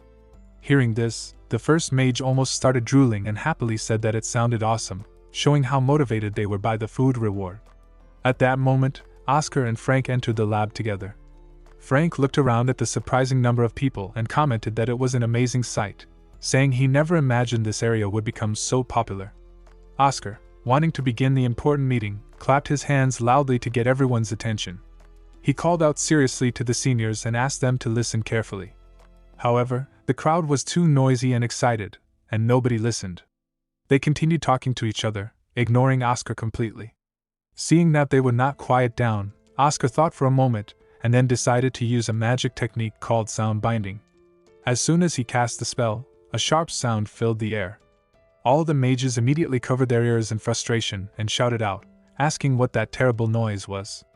After the noisy group finally quieted down, Oscar stood in front of them and spoke loudly, asking everyone to pay attention. He explained that the reason they were all gathered there was to make vaccines and antidotes for the Cadena flu. He told them clearly that he needed their help. Hearing this, one mage whispered in surprise, asking if it was really Oscar who had gathered them. Another mage replied, wondering why the genius Oscar was bowing down to regular mages like them. A third mage spoke with doubt, questioning how Oscar could possibly make medicine and if this was just another scam. Even after Oscar spoke so seriously, many of the mages still did not pay attention to him properly. Oscar looked at them with wide, confused eyes. Feeling frustrated, he turned to Frank and asked if the others simply did not like him. Frank nodded calmly. Oscar then asked why they disliked him so much. Frank, being honest, explained that Oscar had a bad reputation because of everything he had done in the past. He reminded Oscar that he had been annoying and arrogant, had wasted the Magic Tower's important resources without doing any real research, and had spent most of his time drinking alcohol instead of working. Hearing this, Oscar thought to himself with a nervous expression that maybe he really had been that terrible, but he still wanted to try his best now. While Oscar and Frank were talking, a girl with long blonde hair raised her hand. She looked serious and asked Oscar politely if she could ask a few questions. She wanted to know, since all of the White Tower's production methods had been lost, how they were planning to make the medicine. Oscar answered confidently that he had recovered the lost methods. Hearing this, one boy reacted with surprise, asking if that was really true. However, another boy, who looked at Oscar with sharp, distrustful eyes, quickly pointed out that they should not trust him so easily, reminding everyone about all the money Oscar had wasted in the past. The girl with long blonde hair looked at Oscar seriously and asked if the effects of the antidote had been proven. Oscar nodded and replied that they had been proven, and he also added that a formal contract had been made with the order.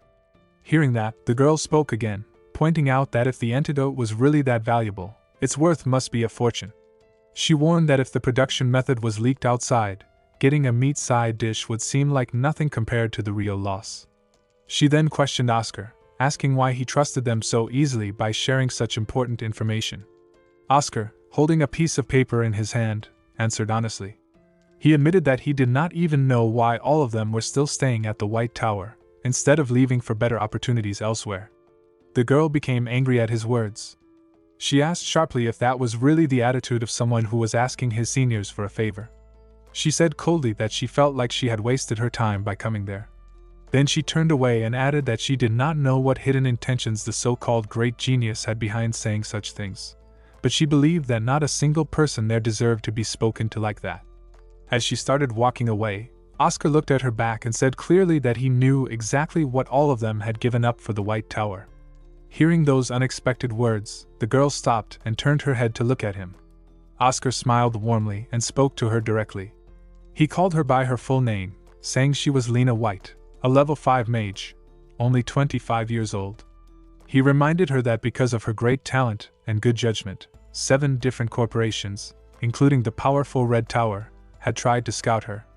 But despite all those offers, she had rejected every single one of them and chosen to stay at the White Tower. Oscar's words showed that he truly understood their loyalty and sacrifice. Oscar continued speaking, now looking at a boy with green hair. He said that Herrick Dryan was a level 5 mage, 26 years old. Oscar revealed that the royal palace, impressed by Herrick's magic martial arts skills, had offered him the position of a royal mage, but Herrick had declined the offer. Herrick looked confused and asked how Oscar knew such personal information. However, Oscar did not stop. He moved his gaze to another boy with long black hair and spoke about him too. Oscar said that Descartes Rain, also a level 5 mage and 26 years old, had been offered an instructor position at the Imperial Academy not once, but 4 times, and yet he had refused every offer. Oscar then turned to a girl wearing glasses and having bangs. He spoke about her as well, saying she was Cephia Rose, a level 4 mage, 25 years old. Oscar praised her creative skills in alchemy, and explained that the Golden Tower had tried to recruit her because of her talent, but she had rejected them too. After naming these few people, Oscar said that everyone else present in the room had also received similar offers from other important places. He admitted honestly that if an offer like that had come to him, he was not sure if he would have been strong enough to refuse it. Yet all of them had stayed loyal and never abandoned the White Tower. Lena, the blonde-haired girl, looked at Oscar seriously and asked if the elders knew about all of these secret offers and meetings. Oscar nodded and answered that the elders had known. However, they had no choice but to pretend they did not know because they did not want to burden the young mages with guilt or pressure. Oscar finished by saying that the White Tower was currently going through the coldest and hardest time they had ever faced. Even though everyone there could have easily gone somewhere warmer, somewhere better, they had all chosen to stay and fight through the cold together. Oscar smiled warmly at everyone and spoke in a gentle voice. He said that if he could not trust people like them, then who could he trust at all? He then pretended to wipe his tears in a dramatic way and added that if they still did not like it, then there was nothing he could do about it. Seeing Oscar act so emotionally, Frank looked at him with a flat expression and muttered that Oscar's tears were nothing more than crocodile tears. Oscar, still keeping up his act, continued speaking and said that if nobody wanted to help, then just the two of them, meaning him and Frank, would struggle to make the medicine on their own. Hearing that, Frank gave him a sharp look and asked if Oscar really meant him as part of that statement. But Oscar simply ignored Frank's comment. Instead, he picked up his safety glasses and told Frank seriously to hurry up. Oscar said that if they were going to do all the work with just the two of them, they needed to start right away without wasting any time. Lena, still confused by what was happening, looked at Oscar, who was now wearing his safety glasses. She made a small fake cough to catch his attention. Then she walked over to him and asked if all they needed to do was wear the goggles. Before Oscar could answer, Herrick stepped forward with a big smile and said yes, and questioned why they would leave all the work to Oscar and Frank alone. Herrick asked cheerfully what he should start with, ready to help. Cephia, the girl with glasses and bangs, also joined in. She fixed her glasses with a bright smile and shouted toward the others at the back of the room, telling them not to just stand there and watch but to hurry up and get started too. The atmosphere quickly changed. Everyone was now motivated to help. Frank laughed quietly and said to Oscar that he could not believe Oscar had managed to convince people with just his words. Frank joked that he must be dreaming. Oscar, feeling happy, turned his head toward Frank and replied with an amused tone that a dream like this was not bad at all. Oscar turned toward all the mages and spoke with a bit of sadness in his voice. He said that he wanted to tell them in advance that the meat they would get with their meals was not pork. At first, someone shouted with disappointment, asking if it was chicken instead. Another mage joked in worry, wondering if it might even be rat meat. But then, they all cheered with excitement when they found out it was actually beef. Everyone's mood turned happy again.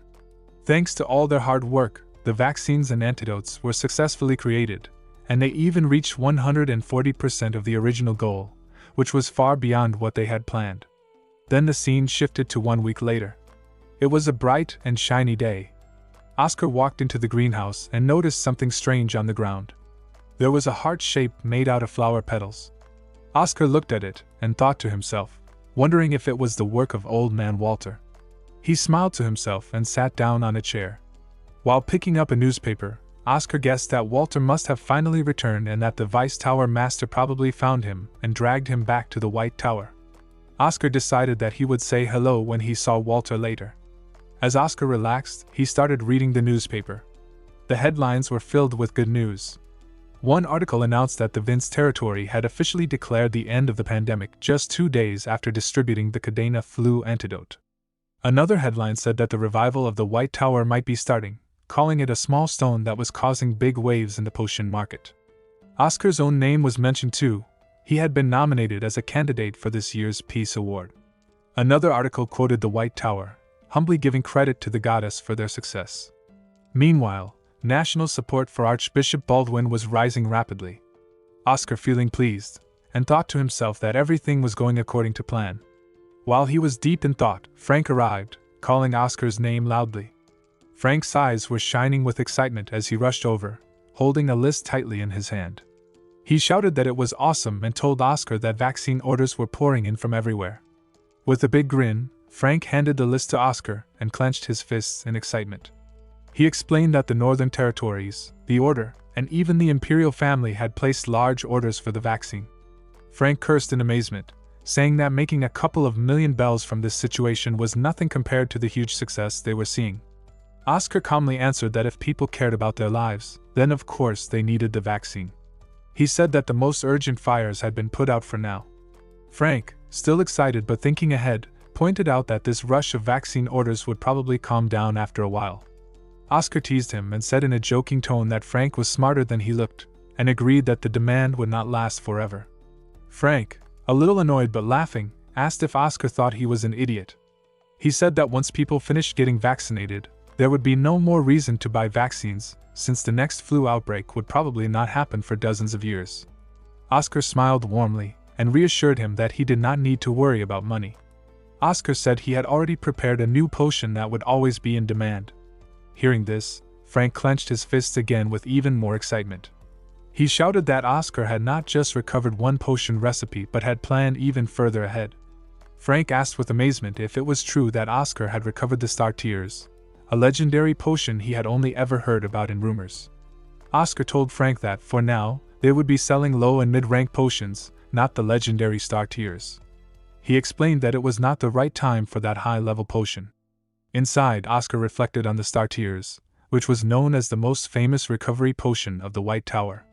It was a miraculous potion, with the ability to heal nearly any injury, and it was even rumored to bring people back to life. Oscar knew that releasing this powerful potion would make a huge impact, but it would also attract a lot of unwanted attention. Greedy people would try to steal the recipe for the potion, which would create chaos. Oscar felt safe for now because he had used Archbishop Baldwin as a shield, but he knew that they needed to build up the White Tower's strength first before releasing something so valuable. Oscar then smiled at Frank and, seeing that Frank had mentioned it, he asked him to go gather the materials for the potion. Frank immediately regretted mentioning it, knowing how difficult it would be to gather those ingredients. Oscar then started listing the necessary ingredients: lantus leaves and pison stems. Frank interrupted him, worried about the difficulty of gathering even those two ingredients. He pointed out that those herbs had been rare for a long time and that it would be a real challenge to find them. Oscar, surprised by Frank's response, asked what he meant. Frank explained that these herbs had once been Serin's specialty products, but it had been a long time since that was true. The herb fields where those plants had once grown had disappeared, making it even harder to find the ingredients. The other scene was Oscar and Frank were on a long, tiring walk, clearly far from any place where transportation could help them. Frank, feeling the exhaustion and frustration building up, shouted at Oscar in disbelief. He could not understand why Oscar had insisted on walking all the way to this remote location, especially since it seemed unnecessary. He was upset, asking Oscar if it was really required to go to a place where even the carriage could not reach. Frank recalled the words of the man who had been driving the carriage, who had told them that the carriage could not go any deeper into the area. This made the journey even more difficult. Oscar turned around to face Frank and calmly reassured him, telling him to hold on a little longer. Oscar pointed out that they had already walked 10 miles, so they were almost at their destination. Frank, however, was surprised and confused when Oscar used the word miles. He asked Oscar why he was using a unit of measurement that had been out of use for nearly 18 years. Oscar, just as confused, turned to Frank with wide eyes, asking him if miles were no longer used. Frank, looking more confused at Oscar's confusion, explained that the unit miles had been replaced with meters after the war. Even measurements like weight had been changed from pounds to grams. Frank then joked, wondering if Oscar had been reading too many old texts while recovering the potion recipe, implying that Oscar was still thinking in outdated terms. Oscar is still processing a significant change in the world around him. He is in shock because familiar measurements like pounds and miles have been replaced by grams and kilometers. This change feels unsettling for him. He acknowledges that while pounds were harder to calculate, he had grown attached to them, and now he feels nostalgic for the old system. This sense of nostalgia suggests that Oscar is struggling with the loss of things that were once comfortable and familiar to him. The moment of reflection is interrupted by Frank, who draws Oscar's attention to a hut in the distance. They walk towards it, and Frank knocks on the door. The old man who answers seems surprised and somewhat suspicious that they walked all the way to his hut, suggesting that it's in a remote or isolated location. Frank explains that they had to walk, as the carriage could only take them to the entrance of the area. As the two are standing there, they hear the sound of multiple cars approaching. This shift in the scene creates a sense of anticipation. When car finally screeches to a halt in front of the hut, the noise and sudden arrival of a man indicate that something significant is about to happen. The man in the car casually asks the old man if he is considering selling his land today, which introduces a new conflict or challenge for the old man. The scene started with an old man opening his door wide and stepping outside into the open air. Right then, a man rushed toward him and shouted with frustration that it was time for him to stop being so stubborn. The man said he was willing to pay 10 times more money than he would offer for other pieces of land. Oscar and Frank were standing nearby, watching everything happen with puzzled faces. Frank turned to Oscar and quietly asked what was going on. Oscar, feeling just as lost, answered that he was not sure. The old man stood his ground, crossing his arms in front of his chest, and replied strongly that there was no way he would sell, not even if the man offered him the Grand Nisrilo castle itself. The man, trying to keep his cool, gave a sly smirk and said that playing hard to get might be interesting in the beginning, but if the old man continued to live like that and died alone, nobody would even remember him. It was then revealed that the pushy man was a businessman named Dever Paywall. The old man, clearly growing more annoyed, snapped back that it was none of Dever's business. His name was introduced as herbalist Ivan.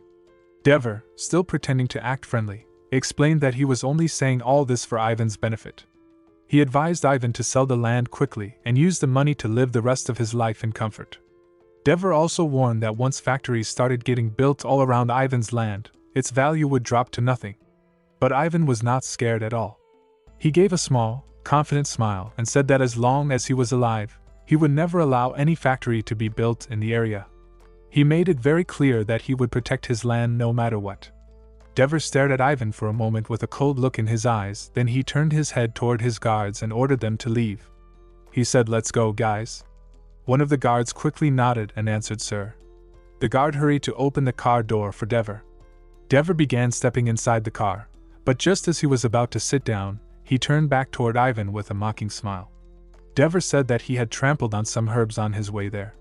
Without waiting for a reply, he threw a pack of money toward Ivan and said that the money could be the price for damaging the herbs. After tossing the money, Dever sat inside the car and waved a quick goodbye to them like he was dealing with trash. As they drove away, Dever spoke to the guard who was sitting in the front passenger seat. He asked if the clothes of the two men standing next to Ivan had been robes from the White Tower, Dever frowned and asked what those beggar fools from the White Tower were doing there. The guard guessed that they probably came for herbs and added that he had heard the White Tower made a lot of money recently because of a new vaccine. Dever, growing curious, threw his glasses onto the seat and asked sharply how much money they made. The guard, trying to stay calm, handed a newspaper to Dever and said it was quite a lot, suggesting he should read the article himself. Dever read the newspaper and, after a moment, exploded with rage. He slammed the newspaper against the guard's head and shouted angrily, calling him a fool and scolding him for not saying this important news earlier. Dever's mind was filled with worry. He thought to himself, what if that old man managed to get the White Tower's support? If that happened, Ivan would be able to resist for a few more years, refusing to sell his land. Dever knew he could not let that happen. His situation was already dangerous, and it was getting harder for him to pay the interest on his growing loans. Dever called out to the guard, who looked back at him in confusion and said pardon. Dever leaned forward from his seat and asked in a serious voice if the guard still had contact with the mercenaries they had used before. Dever ordered him to commission them tonight. The guard, not fully understanding, asked what kind of commission he meant. Dever gave a cold laugh and said what else could it be, making it very clear what he wanted. As the guard tried to protest and mentioned that Ivan was a recognized figure, Dever lost his patience. He slammed the newspaper against the guard's head again and shouted that they could simply kill Ivan and make it look like he had gone missing. Dever explained that once the land had no owner, it would be auctioned off, and they could buy it easily. Inside his mind, Dever thought that it would look a little suspicious, but he had strong supporters backing him up, so he was not too worried. The guard, holding his head in pain, asked nervously what would happen if the White Tower's mages stayed at the herb farm. Dever, completely ruthless now, said that if they got in the way, they would kill them too without hesitation. The guard, clearly scared now, warned that if the 4 main magic towers got involved, it would be difficult for them to handle the situation, and Ivan was not just any weak old man. But Dever simply smirked and replied confidently that nothing would happen. He said that the phrase 4 main magic towers was old and meaningless now. According to him, the White Tower had already collapsed and was no longer strong. Dever showed no fear at all, believing everything would go according to his plan. During the dark night, Frank was lying on the soft, grassy ground, gazing up at the bright moon above. He spoke in a thoughtful voice, saying that he thought the old herbalist man was a good person. Frank said the old man had let them stay and sleep because it was late, and had even fed them. Sitting beside him, Oscar smiled warmly and nodded in agreement. As Oscar sat quietly, he remembered their earlier conversation with Ivan. While they were walking toward the small hut, Ivan had asked them if their names were Oscar and Frank. Ivan, speaking kindly, said that since it was already late, they should sleep there because going down the mountain at night would be dangerous. Frank, feeling unsure, had asked if that was really okay. Ivan replied firmly that he had loyalty to the White Tower that he wanted to maintain. Oscar, hearing this, had felt a little confused in his heart and thought about the word loyalty, wondering what Ivan truly meant by it. Then, curious, Frank had asked about the man they had seen earlier. He said that they had walked to the area, but that man had arrived by car. Ivan, looking exhausted and worn out, answered them by saying it was a crazy fool named Dever Paywall. Ivan explained with anger in his voice that Dever would go as far as abducting, threatening, and even murdering people just to reach his goals. Ivan had clenched his fist tightly as he spoke, showing how much he hated Dever. Ivan told them that 3 years ago, Dever had started buying up all the land in the area and had managed to get everything except for Ivan's land. He added with sadness that many herbalists had either left Surin or had gone missing and never returned. Frank, shocked by the story, asked with wide eyes why Dever would go so far just for land. Ivan stayed with them and began telling them the truth. He explained that Dever wanted to turn this peaceful land into the largest factory area on the whole continent. Hearing that, Oscar became curious and asked Ivan how he had managed to survive and hold on to his land against someone so dangerous. Ivan turned toward them with a proud look on his face and said that Dever could not touch him. Ivan said clearly that Dever was actually the one at a disadvantage. Ivan hit his chest strongly with his fist and said proudly that he was the human cultural asset of herb cultivation. Frank's eyes grew wide with amazement, and he asked if that meant Ivan had protection from the imperial family. Ivan smiled and nodded, confirming that it was true. He said that was the reason he could continue standing his ground even after all these years. Oscar, still feeling a little confused, asked why Ivan did not just sell his land and become rich, since he could have gotten a huge amount of money. Ivan, with a soft and loving smile, answered that it was a very obvious reason. He said it was because he loved his land deeply. Ivan explained that this land had been his home from the moment he was born and would continue to be his home until the day he died. After this warm conversation, later that night, Oscar sat on the ground under a sky filled with countless bright stars. He smiled gently and said that Ivan was truly a good person. Frank chuckled softly beside him, remembering how Ivan had become shy and rushed inside earlier after speaking so proudly. Frank also looked up at the beautiful sky and said that the stars were very bright here, and he felt jealous of the peaceful life Ivan had. Oscar turned to Frank and asked with a light smile what exactly he was jealous of. Frank looked at Oscar and said that he often wondered what it would feel like to live a life that shines so brightly. Frank said while explaining that he was sure someone like Oscar, who was a genius, would not be able to understand that feeling. Oscar, feeling a little shy, turned his eyes away and softly told Frank that he was actually quite outstanding too. Frank smiled and thanked Oscar, but he joked that even if Oscar's words were just empty compliments, he still appreciated them. But Oscar, being serious, shook his head and said that his words were not empty. He explained honestly that he was not the kind of person who gave out empty praise easily. Inside his heart, Oscar thought quietly that he really did not understand why young Oscar from the past had called Frank a problematic child. Frank, feeling a little shy, blushed and pointed out how pretty the stars looked. Oscar lifted his head to the sky too and agreed, saying softly that before, they used to be able to see stars even in the middle of Surin City. Inside his mind, Oscar drifted into memories of his past life. He thought sadly that nowadays, because of all the streetlights, it was too bright at night to see stars anymore. He remembered that even though the old days were inconvenient, the darkness of night and the bright stars made life feel more romantic and full of dreams. Frank, hearing that, chuckled playfully and asked how long ago that was, since Oscar was born later than him. His voice was teasing but warm. Then he asked carefully if they could really revive the herb industry of Surin. Oscar said that he did not think reviving the Surin herb industry was impossible. He added that they would need to discuss all the details carefully with Elder Ivan the next day. But while Oscar was talking, he suddenly felt something strange around them. His body tensed, and his eyes widened sharply. He quickly turned his head, scanning the surroundings with alert, sharp eyes. Frank, seeing Oscar's serious expression, widened his eyes and asked with confusion why Oscar was acting so scary. Frank joked nervously, asking if Oscar had seen a ghost. But Oscar answered with a firm voice that it was not a ghost, it was people. He said there were 4 people approaching. Frank, still confused, sat up and said that he could not feel anything strange. Oscar thought quietly to himself that it was a very high-level stealth. Even Frank, who usually had a good sense for mana, could not detect them. Oscar became sure that whoever was coming was not there for a good reason. Standing up from the ground, Oscar ordered Frank to get up too, saying that they needed to prepare to greet their unexpected guests. At the same time, not far from them, another scene was happening. A boy and an old man were running through the darkness toward the hut. The boy smirked and spoke mockingly. He said he found it funny because Dever Paywall had definitely refused their offer before when they had offered to kill Ivan. The boy laughed, saying that Dever had been too much of a coward, afraid that the aftermath would be too hard to handle.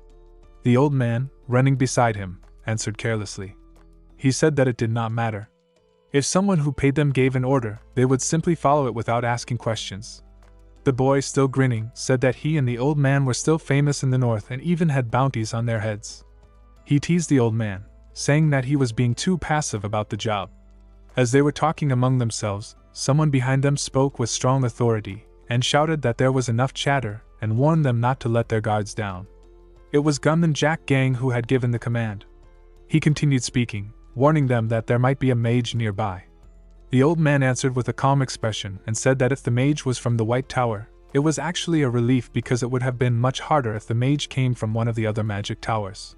Hearing this, the boy gave a confident smirk and said he hoped a mage would show up because he wanted to try fighting one. Then he turned backward, spinning a key around his fingers, and asked their leader if he should go in. As he thought to himself while embedding the key into the lock, he noticed how quiet everything was and wondered if the old man inside was already asleep. He quietly stepped into the hut and looked around. When he saw the bed, he got ready by holding his knife and muttered to himself that it was boringly easy, feeling disappointed that there seemed to be no mage at all.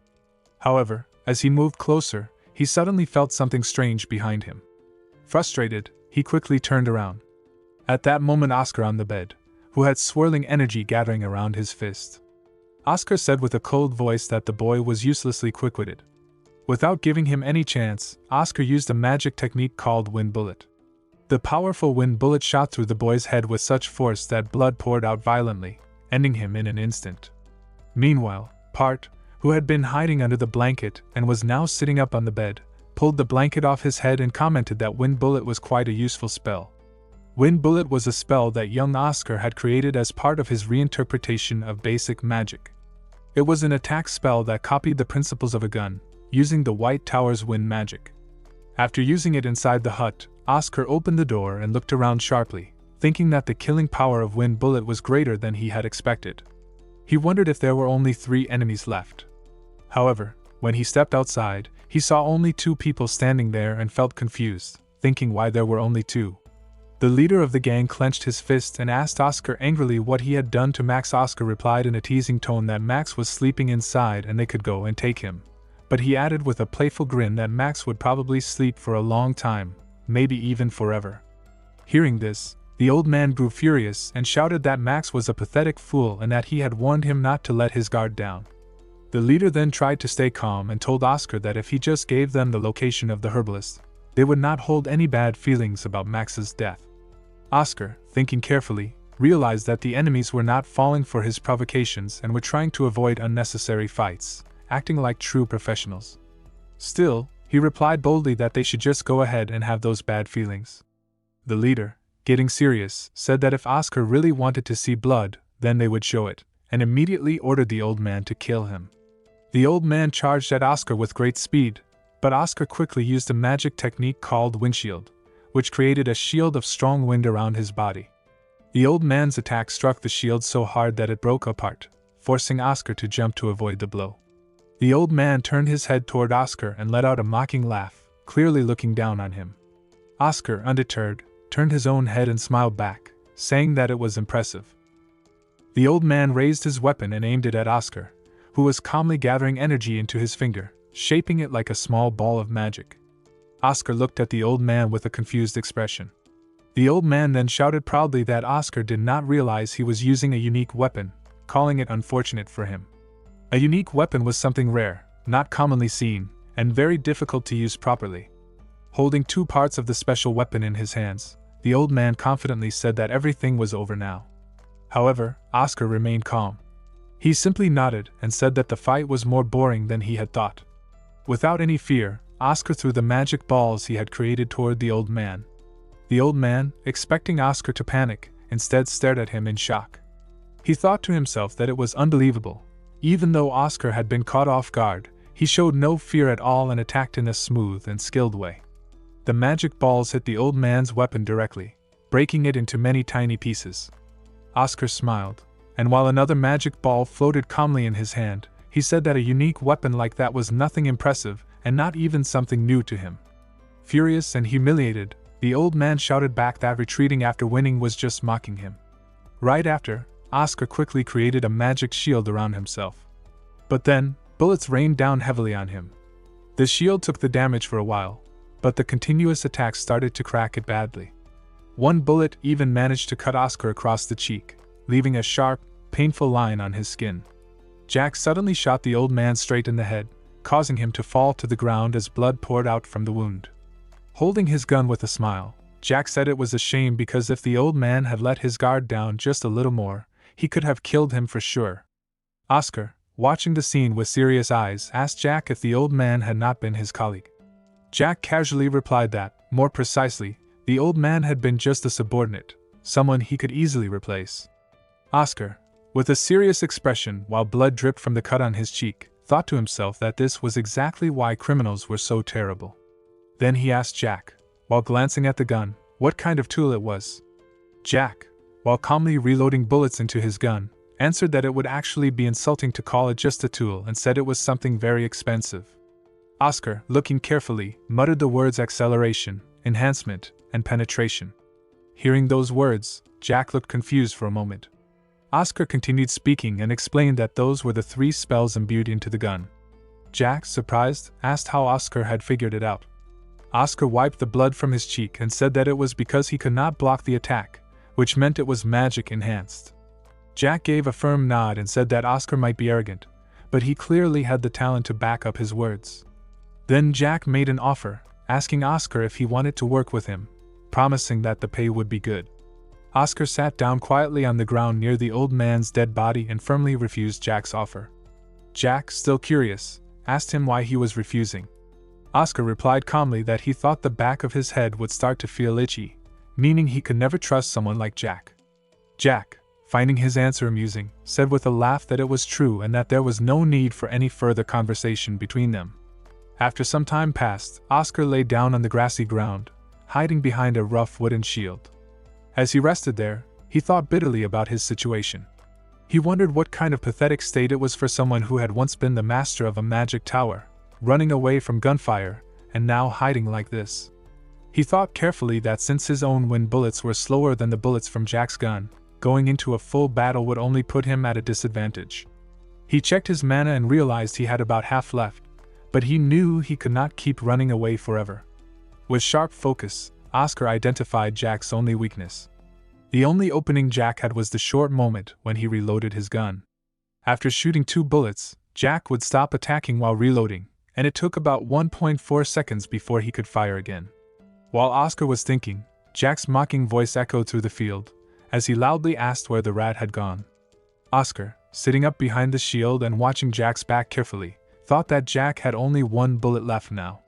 He made a quick plan in his mind, thinking that if he could finish everything within 1.24 seconds he would win. Without wasting another second, Oscar activated his magic technique called Accelerate and dashed forward with incredible speed toward Jack, creating a shield around his body for protection. Jack turned his head and smiled when he spotted Oscar. With a confident grin, he pointed his gun toward Oscar and said while aiming carefully that Oscar was fast, but a human could never beat his Trinity technique. Jack then fired a bullet that sped through the air even faster than before and struck Oscar's shield with great force. Jack smirked proudly and declared that it was over. However, Oscar stood firm with a calm expression, showing no fear. The bullet had only slipped off his shield without breaking it. Without hesitating, Oscar dashed toward Jack again, and while running, he started forming another magic ball at the tip of his finger. Jack, seeing this, clenched his teeth tightly and hurried to reload his gun. In his mind, Jack thought in shock, wondering how Oscar had survived. He realized that Oscar could not have dodged the bullet with only an acceleration spell. Then Jack figured out the truth. It was the shield that had saved Oscar. Standing right in front of Jack, Oscar pointed his finger at Jack's forehead. The magic ball that floated from his fingertips slowly began to push into Jack's forehead. Jack, full of shock and fear, asked how a low-rank mage could possibly do something like this. But before he could even finish speaking, Oscar calmly pushed the magic ball straight into Jack's forehead. Blood burst out immediately from the wound. Standing tall, Oscar looked down at Jack and said coldly that Jack would not have understood even if he had been told how it happened. Oscar leaned down toward Jack's body and picked up the gun from the ground. While holding it in his hand, he said that Jack had used a really annoying weapon earlier. As Oscar examined the gun carefully, he thought deeply about it. The gun was called Trinity because it contained 3 magical abilities: acceleration, enhancement, and penetration. Oscar admitted to himself that Jack's weapon was truly amazing, and it had been quite difficult for him to deal with during the fight. He remembered how he had used 2 special spells on his shield: friction reduction and internal durability enhancement. Because of these spells, the outside of his shield had stayed flexible and smooth, while the inside remained strong and sturdy. That was why the bullet could not pierce through and had instead slipped off harmlessly. Oscar understood clearly that if his magic shield had not worked properly, he would have been the one lying dead on the ground. Thinking about this close call, Oscar decided that once he returned to the White Tower, he would seriously study how to use magic against modern weapons like guns. He also realized that his current body was incomplete and that he had already pushed himself hard by using magic so many times in this battle. His energy was reaching its limits. However, before anything else, Oscar knew he first had to rescue Frank and Ivan safely. He remembered that at the beginning, he had sensed 4 enemies in total. Now, after defeating 3 of them, only one enemy remained. Oscar silently hoped that Frank would not get caught, and told himself to hold on a bit longer so he could reach him in time. The scene shifted, showing Frank and Ivan standing side by side. In front of them stood a man, calling out to them in a threatening way. Frank quickly turned his head toward Ivan and told him to go ahead. Ivan, looking worried, asked what would happen to Frank. But Frank smiled and said that he would be fine. He explained that he was quite strong and that he could not fight properly with Ivan still there. He promised that he would catch up soon. Ivan placed his hand on Frank's shoulder and, trusting him, told him to be careful before leaving. As soon as Ivan left, the man smirked and mocked Frank, saying that his emotional goodbyes were very touching. He then asked if Frank had enjoyed his farewell. Frank stayed calm and asked the man why he was not chasing after Ivan. He questioned if the man had come here only for him. The man laughed coldly while holding his sword and asked Frank if he thought he could survive by sending the old man away. He hinted that his real goal was Ivan, but he had become curious. The man said he always wondered what was so special about the mages from the 4 main magic towers that made everyone fear them so much. With a wild shout, the man swung his sword and jumped forward to attack Frank, saying that he wanted to kill Frank first to satisfy his curiosity. As the man charged at him, Frank quickly prepared himself and used a magic technique called Wind Cutter, ready to face the enemy with sharp focus and determination. The man swung his sword again at Frank and spoke in a mocking tone, saying that the fight was too easy for him. Then he stabbed his sword deep into Frank's chest and laughed cruelly, telling Frank to do something more exciting. Frank looked down at the sword stuck inside him with wide eyes, shocked by the attack. The man burst into loud laughter and mocked Frank even more, saying that this was all the strength the 4 main magic towers had to offer. However, suddenly, the man's expression changed from amusement to confusion and then to anger. As he clenched his teeth, he started thinking that something was wrong. The feeling of his sword piercing Frank's heart had felt too light, not like it should have. He sensed something strange but realized it too late. While the man was still trying to figure it out, Frank moved quickly. He grabbed the sword embedded in his own body with one hand, and with the other hand, he swung his sharp knife across the man's throat. Blood gushed out from the man's neck and mouth as he collapsed onto the ground, screaming in pain. Frank stood over him with a serious expression. Even though there was a clear hole in his chest from the sword, Frank spoke calmly and explained that he was sorry, but he had a bit of a unique body constitution that made him different from normal people. The scene started with a man collapsed to the ground, clutching his chest while blood poured from his mouth. In front of him stood Frank, whose face was serious and calm despite the chaos.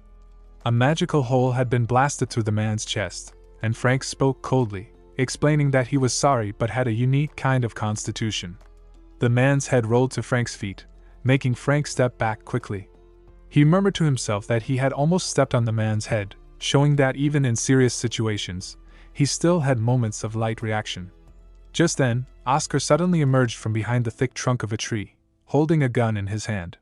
He looked at Frank with deep thought and realization. In his mind, he reflected on what he had just witnessed. He thought that Frank was not just a special mage but also someone who had received the power of the god of wind.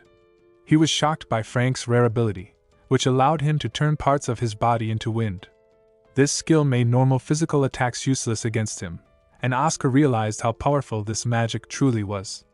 He even thought that such a skill could only be countered with high-level magic or sword chi. Oscar admitted that in all his years as the Magic Tower Master, he had only read about this kind of power in ancient books. Those old records had mentioned that the 7th Magic Tower Master was a special mage with the same kind of magic, believed to be his innate ability. Oscar had never expected Frank to be someone who inherited or developed that same divine power. After the intense fight, Oscar stepped toward Frank and called out his name. When Frank heard his voice, he turned around quickly, his eyes wide with panic. He placed a hand on his chest and took deep breaths, clearly startled. He told Oscar that he had scared him and asked when he had arrived. Oscar calmly replied that he had just arrived and said he had been worried. He praised Frank for doing a good job. Hearing this, Frank blushed and smiled with joy, asking Oscar to say more and to say it quickly, clearly enjoying the praise.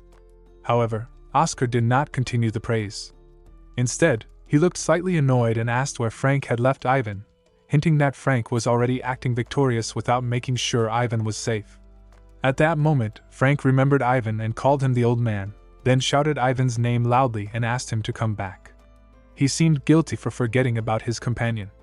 Oscar watched all this and thought to himself that Frank had the potential to become incredibly powerful, maybe even as strong as dozens of high-level mages if trained properly. Then he pointed in one direction and told Frank that he could sense Ivan's energy over there.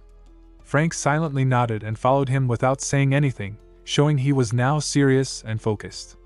The scene shifted to a peaceful and bright morning at a hut surrounded by open fields. Inside the hut, Ivan hugged Frank tightly and thanked him with deep emotion. He told Frank that if it had not been for his help, he would not have lived to see the morning sun. Frank smiled nervously and blushed while pointing at Oscar, saying that it was not his doing and that everything was thanks to Oscar. But Oscar quickly denied it. He admitted that he had missed one of the swordsmen during the fight and that without Frank's help, there would have been serious trouble. He repeated that twice, clearly showing how important Frank's action had been. His words were honest and full of respect, although one strange sentence slipped in that made little sense, almost like a magical phrase or a mental distraction. Frank looked shocked when Ivan gently placed both hands on his shoulders. The moment became too emotional for Frank, so he tried to change the topic by acting shy and saying that everything was over now, right? But Ivan replied seriously, saying that it was not really over. He explained that their enemy was not the kind of person who would give up so easily. If assassination failed, he would definitely try some other method. They all sat down on stools around a table to discuss the situation calmly. Frank, still confused, asked about a man named Paywall, or Tall, and wanted to know why he was so obsessed with this land. Ivan began to explain in a calm but heavy voice. He said that the land they were on was the best piece of land in all of Surin. It was the biggest, and it was in the most perfect location for farming and other uses. However, over the past 8 years, the fertility of Surin's land had dropped a lot.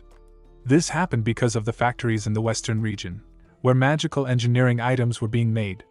These factories were sending their wastewater and pollution into the Balf River every single day, and that poison was slowly reaching more and more areas.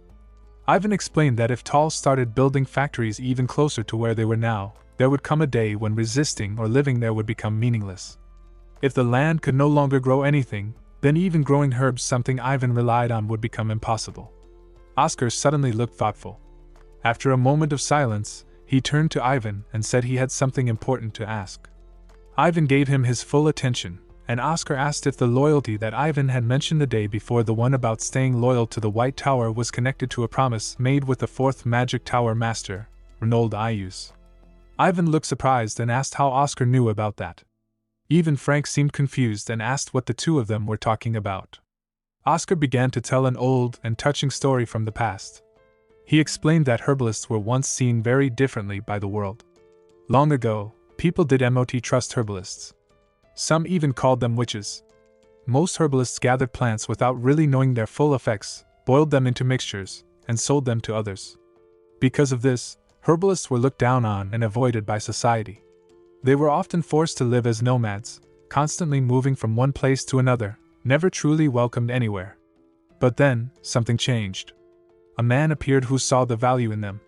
This man was Reynold Ayus, the 4th Master of the White Tower. He was famous for his wisdom and insight. He gave the herbalists hope and offered them a place to belong. Oscar repeated the powerful words that Reynold once said he had told them to come to Surin, saying that the land would become their eternal home, where their children and future generations could live without being judged or looked down on by anyone. Oscar finished telling the story with a serious expression, showing deep respect for the history and the promise that had been made. As Ivan listened to Oscar's words, he smiled and said it was surprising that Reynold Ayus had said something so touching. Deep inside, Ivan admitted to himself that it was the first time he had ever heard the exact words spoken by the 4th Tower Master. Oscar then told Ivan that he had read those words in a storybook, but in truth, he thought to himself that he had actually read them in an old and secret book only meant for Tower Masters. Ivan continued the story from the past with a gentle smile, explaining how all the herbalists from across the continent had started to gather in Surin after Reynold's invitation. For the first time in their lives, those who had always wandered from place to place now had a warm and cozy home. They were no longer treated like outsiders. Frank tried to speak and asked about the White Tower, but before he could finish, Ivan interrupted him with deep emotion. He explained that the White Tower had given his ancestors both a home and a sense of pride. Because of that, There was no way he could ever abandon the White Tower. His voice was full of loyalty and gratitude. Then Oscar stood up from his stool. He bowed respectfully to Ivan and said thank you for all the hard work he had done over the years. He promised that from now on, the White Tower would support and protect him. Ivan looked surprised and confused by Oscar's sudden and serious response. He stared at Oscar with wide eyes and wondered if there was already a plan in place. He asked if there was some method they could use. Frank also joined in and said that if the imperial family found out someone had attacked a person considered a human cultural treasure, they would act quickly to punish the attackers. Hearing this, Oscar was a little annoyed on the inside. He thought to himself, asking for his feelings of being emotionally touched to be returned. Ivan spoke with concern that he was unsure whether the imperial family would be able to help them in time. He explained that while the imperial family was known for being precise and careful in their work, that same carefulness made them slow to act. He added that he could not leave the land to ask for help, and if Dever launched a full attack during the delay, it could be dangerous for everyone. Before Ivan could finish, Oscar interrupted him with a confident smile. He told Ivan not to worry and said the imperial family would move faster than light. Ivan was surprised and asked how that could be possible. Oscar then revealed something important. He told them that on that very day, he was going to sign a contract with the imperial family for the Cadena flu treatment. Because of this important deal, he was certain they would respond quickly and take action if needed. The scene then shifted suddenly to Dever Paywall's office. Inside, Dever was furious. He yelled at one of his guards in anger, blaming him for ruining everything. He shouted that the mistake could lead to his bankruptcy and that once they escaped, the guard would be finished. But as Dever continued shouting, he heard footsteps coming closer. Both he and the guard turned their heads in shock. Standing in front of them were many security officers, all aiming their pistols directly at them.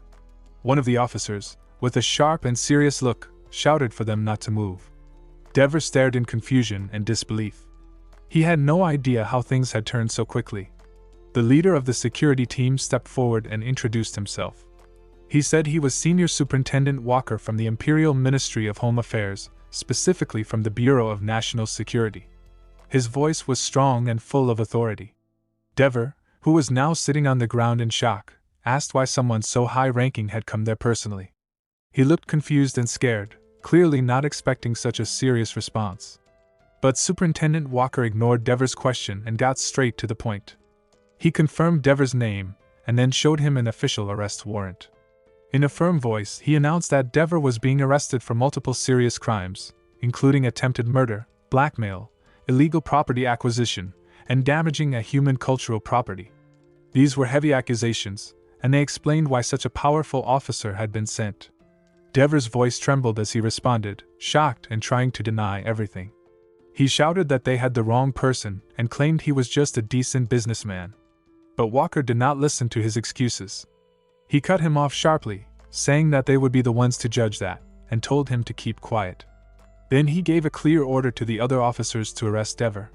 One of the security men immediately responded with a loud yes, sir, and moved to follow the command.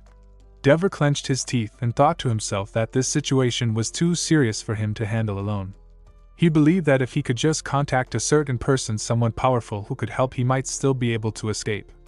His mind was clearly racing for a backup plan. Then, his expression changed suddenly. Trying to act calm and confident, he smirked and pulled out a cigar.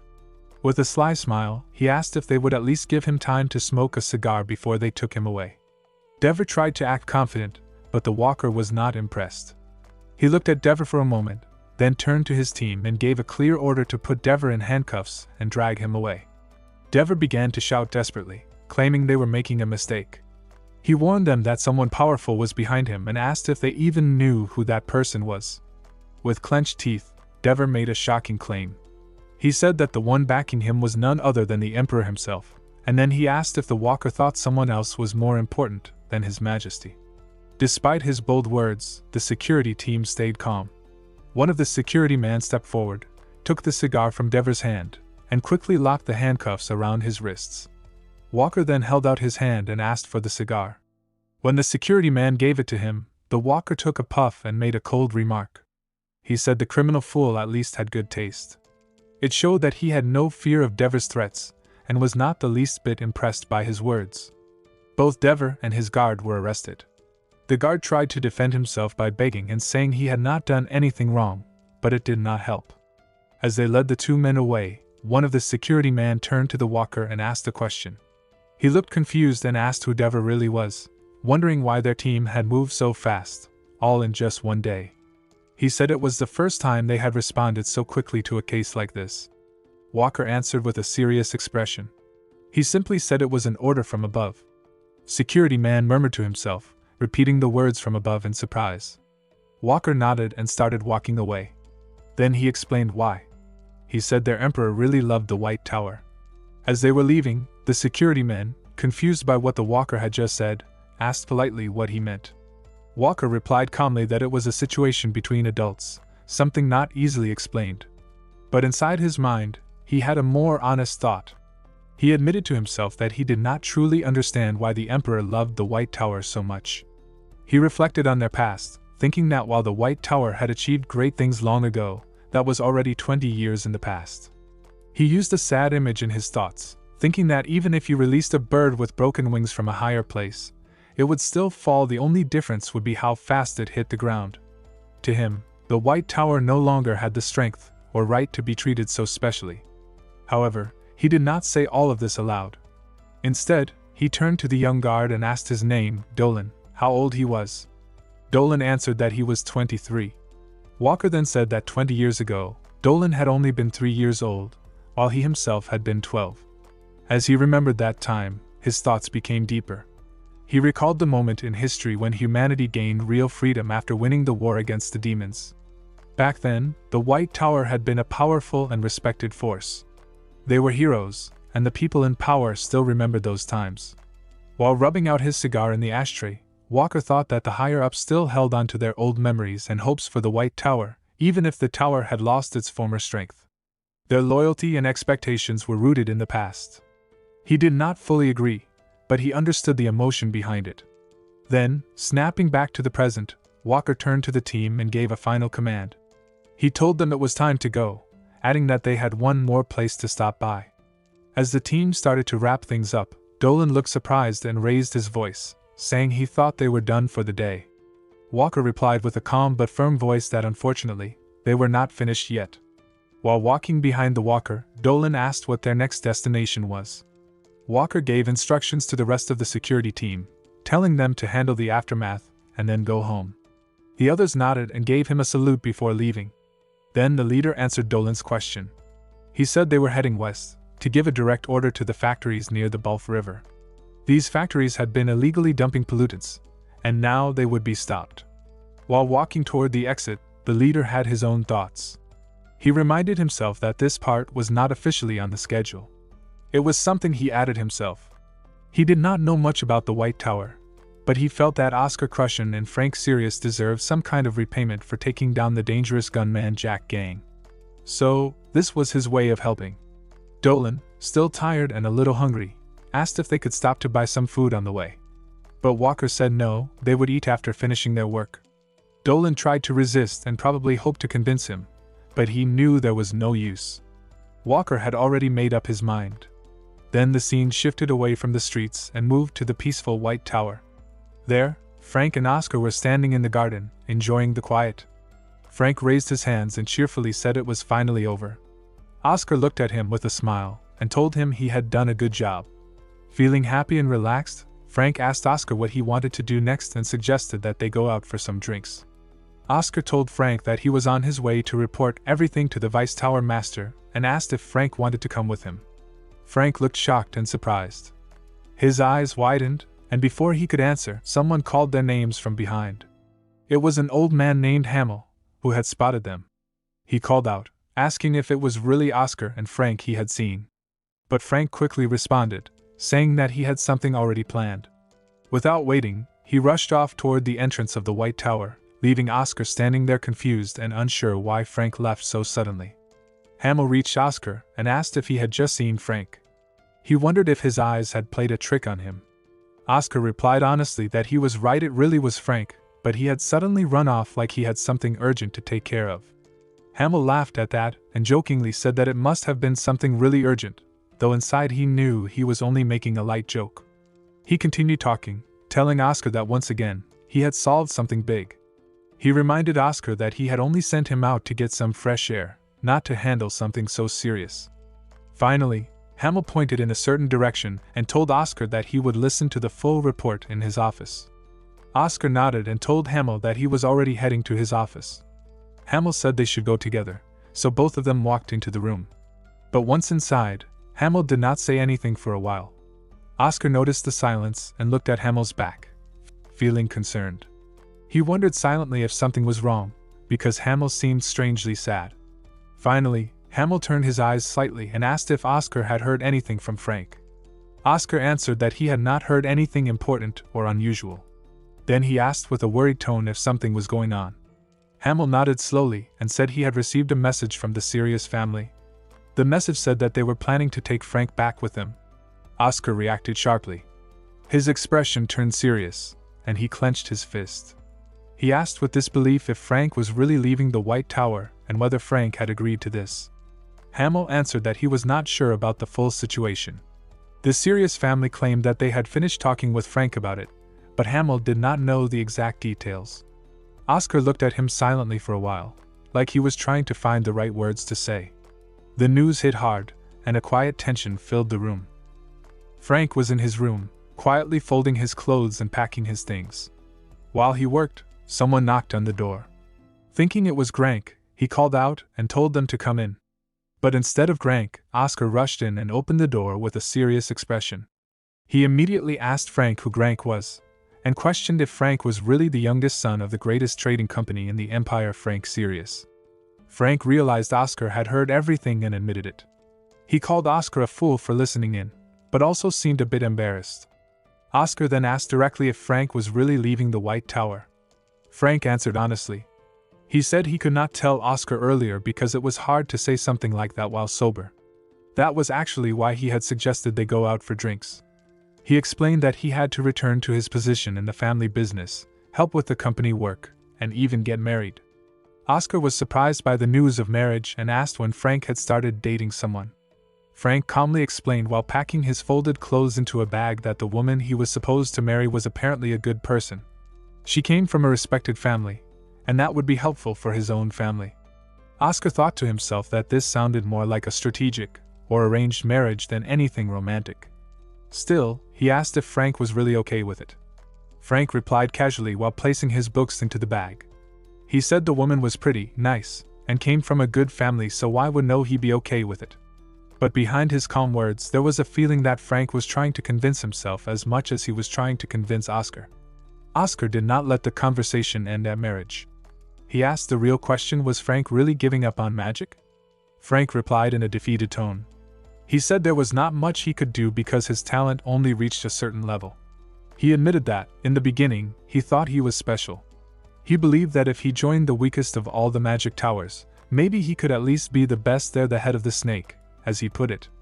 But he quickly learned that wasn't the case. Inside, he even felt a little guilty for saying this in front of Oscar, who truly loved the White Tower. Oscar looked at him with confused and somewhat hurt eyes as Frank went on. Frank said he had misunderstood reality. He couldn't even earn a proper place in the tower, and from his family's point of view, it made sense that they wanted him back to help with the company. His tone was full of disappointment, as if he was slowly accepting that he did not belong in the world of magic after all. Oscar, clearly upset, called Frank's full name in disbelief. Frank tried to brush it off with a joking smile, asking why Oscar was calling him so seriously. Was it because he said the White Tower was weak? But Oscar ignored the joke. He looked him straight in the eye and told him, with full sincerity, that Frank was talented. Frank froze in shock. He did not expect to hear that from someone like Oscar. His eyes widened, and then he turned his face away, blushing from the sudden compliment. He muttered a shy thanks, almost embarrassed, saying it was a nice thing to hear from a genius now that he was about to leave. Oscar crossed his arms and said again that he meant it. Then he made an offer asking Frank if he wanted to try being the head of the snake. As Oscar and Frank were still talking in the room, someone suddenly entered through the door. It was a boy with a serious expression who called Frank's name. Frank quickly recognized him and called out, saying it was his brother. The brother, whose name was Grank, looked at Oscar and asked if he was one of Frank's colleagues.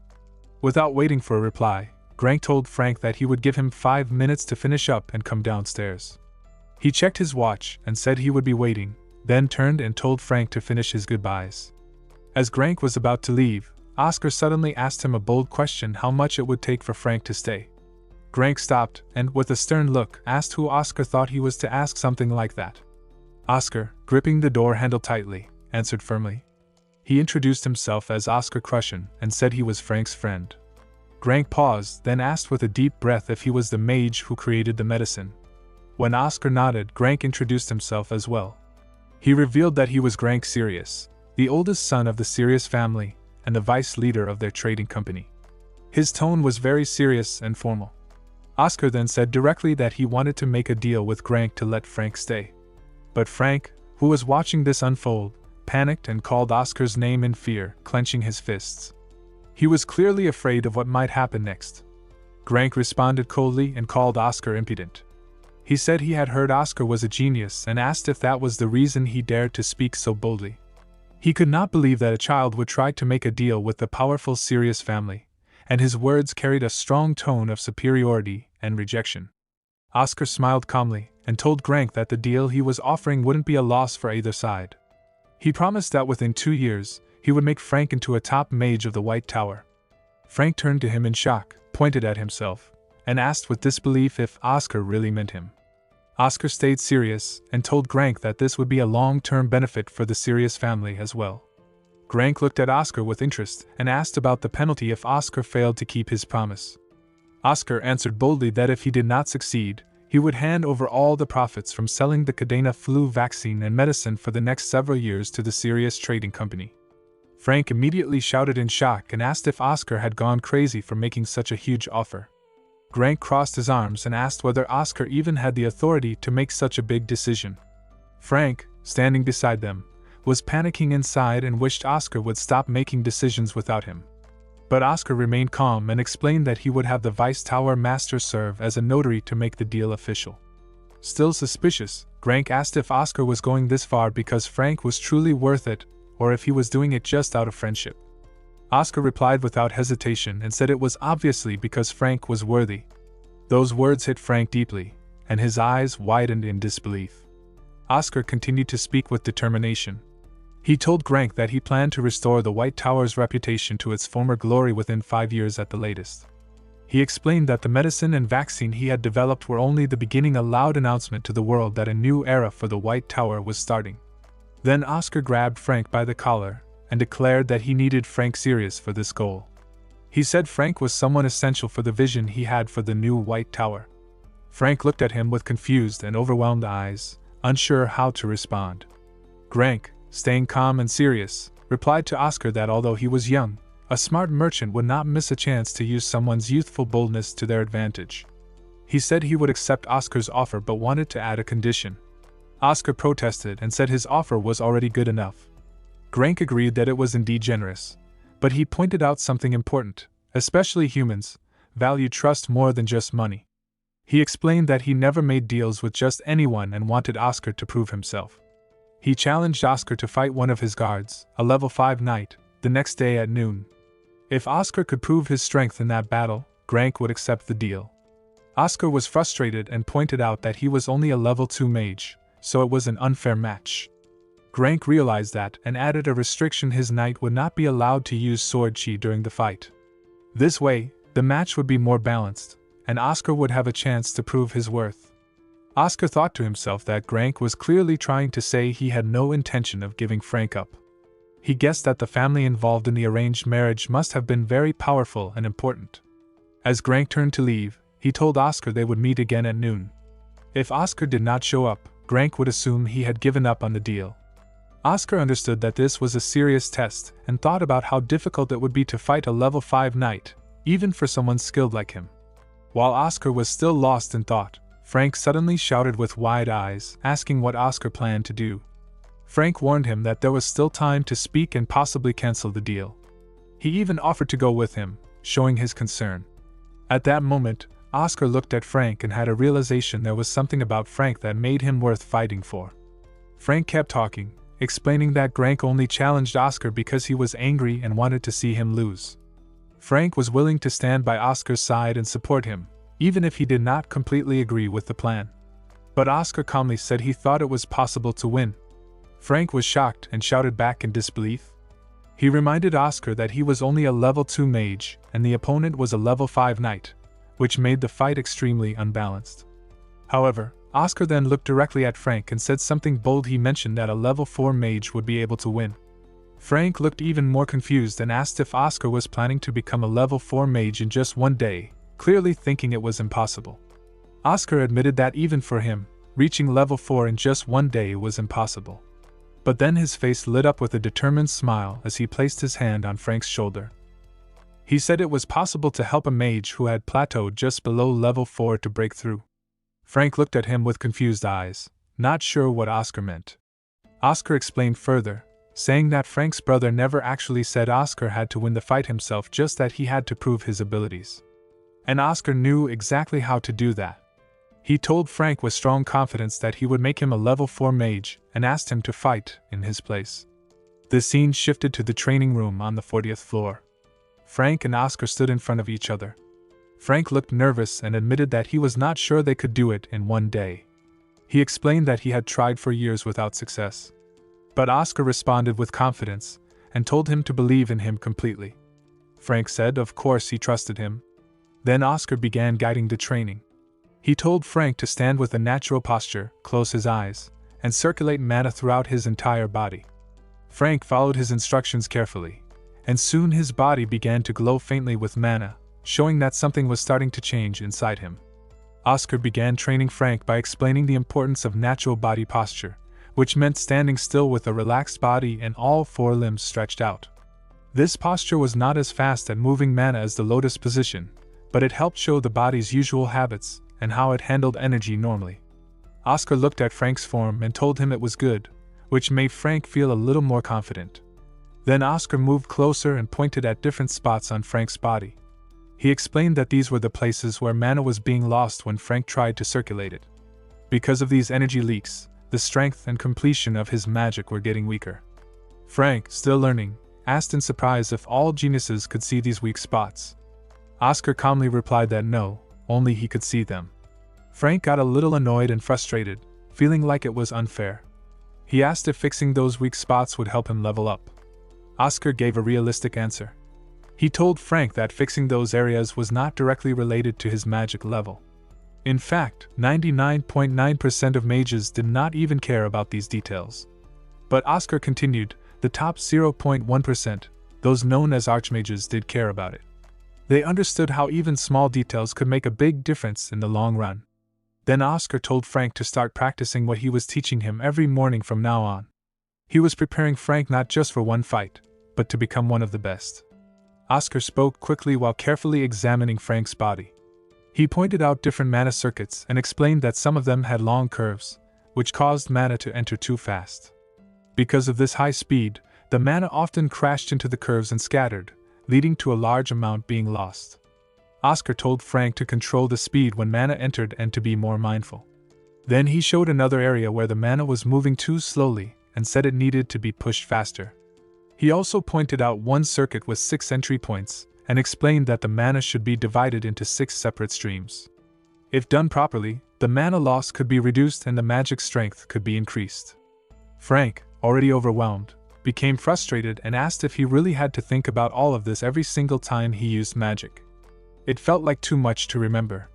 Oscar encouraged him by saying that the more he practiced, the more natural it would become. Eventually it would feel automatic, like second nature. Frank looked at his own hand and asked if that was really all he had to do. But Oscar shook his head and said no. He told Frank to show him the magic he had used during the fight at the herb field. Frank's eyes widened in surprise and confusion. He asked if Oscar had really seen that. When Oscar nodded, Frank looked uncomfortable and said he could not do it. But Oscar reminded him firmly that he had said he trusted him. Oscar was trying to get Frank to believe in himself and take the next step forward. Frank refused Oscar's request, but he made it clear that it was not because he did not trust him. He explained that he was simply afraid. Oscar was confused and asked him why he would be scared. To answer that, Frank shared a painful memory from his past. When Frank was younger, he had started learning magic seriously. As he became an adult, he felt more and more pressure to succeed. His family did not believe in him, and he knew they would laugh at him or look down on him if he failed as a mage. Because of that, he became desperate to find a kind of magic that would set him apart, something no other mage could copy. One day, while studying a powerful spell from a magic book, he discovered something strange. A glowing circle of mana appeared on his hands. He got excited and had an idea. What if he could turn his entire body into wind, not just part of it? He thought that would make him incredibly strong, maybe even unstoppable. As he focused on that thought, his body began to glow with mana. He looked at his hands in shock and amazement. At first, it seemed like the magic was working. But very quickly, things went wrong. His entire body began to disappear, turning into wind. He panicked and shouted that he could not stop the transformation. He had no control over it. His mana went wild and became uncontrollable. Half of his body had already changed into wind form, and he felt like he was fading away completely. He screamed for help, begging if anyone could save him. Now, Frank told Oscar that the idea he had back then was reckless. Even though he had believed it would work, it nearly killed him. That's why he was so afraid to use that magic again. Frank continued his story with a heavy heart and a disappointed voice. He said that if the Tower Master had not passed by at that exact moment, he would have died. Or more accurately, he said he would have completely ceased to exist. Back then, he had no control over what was happening, and there was nothing he could do to stop it. He described the terrible feeling he had during that moment, the feeling that his soul was being broken into hundreds of thousands of tiny pieces and slowly fading away. As he spoke, his hands began to tremble from the memory, and he gripped his arm tightly, trying to calm himself. Then, with a quiet but firm voice, he said that he never wanted to feel that kind of fear or pain ever again. Oscar, watching him shake, reminded Frank that he had actually used that magic well on the hill earlier. But Frank, still filled with sadness, explained that in dangerous situations, the magic activated on its own. He did not do it on purpose. He called it pathetic, showing how ashamed he felt about not being able to control his own magic. Oscar immediately disagreed. He told Frank not to think of himself as pathetic. He explained that many mages face similar problems, and Frank wasn't alone. This comforted Frank a little, and he looked at Oscar curiously, asking if that was really true. Oscar replied confidently that it was. He said that the problem wasn't with Frank's magic itself, but with his ability to control his mana. According to Oscar, the solution was actually quite simple. Frank just needed to improve that one area and learn to manage his mana better. Frank listened to Oscar's advice, but in his mind, he felt unsure. He thought to himself that it was easy for Oscar to say those things.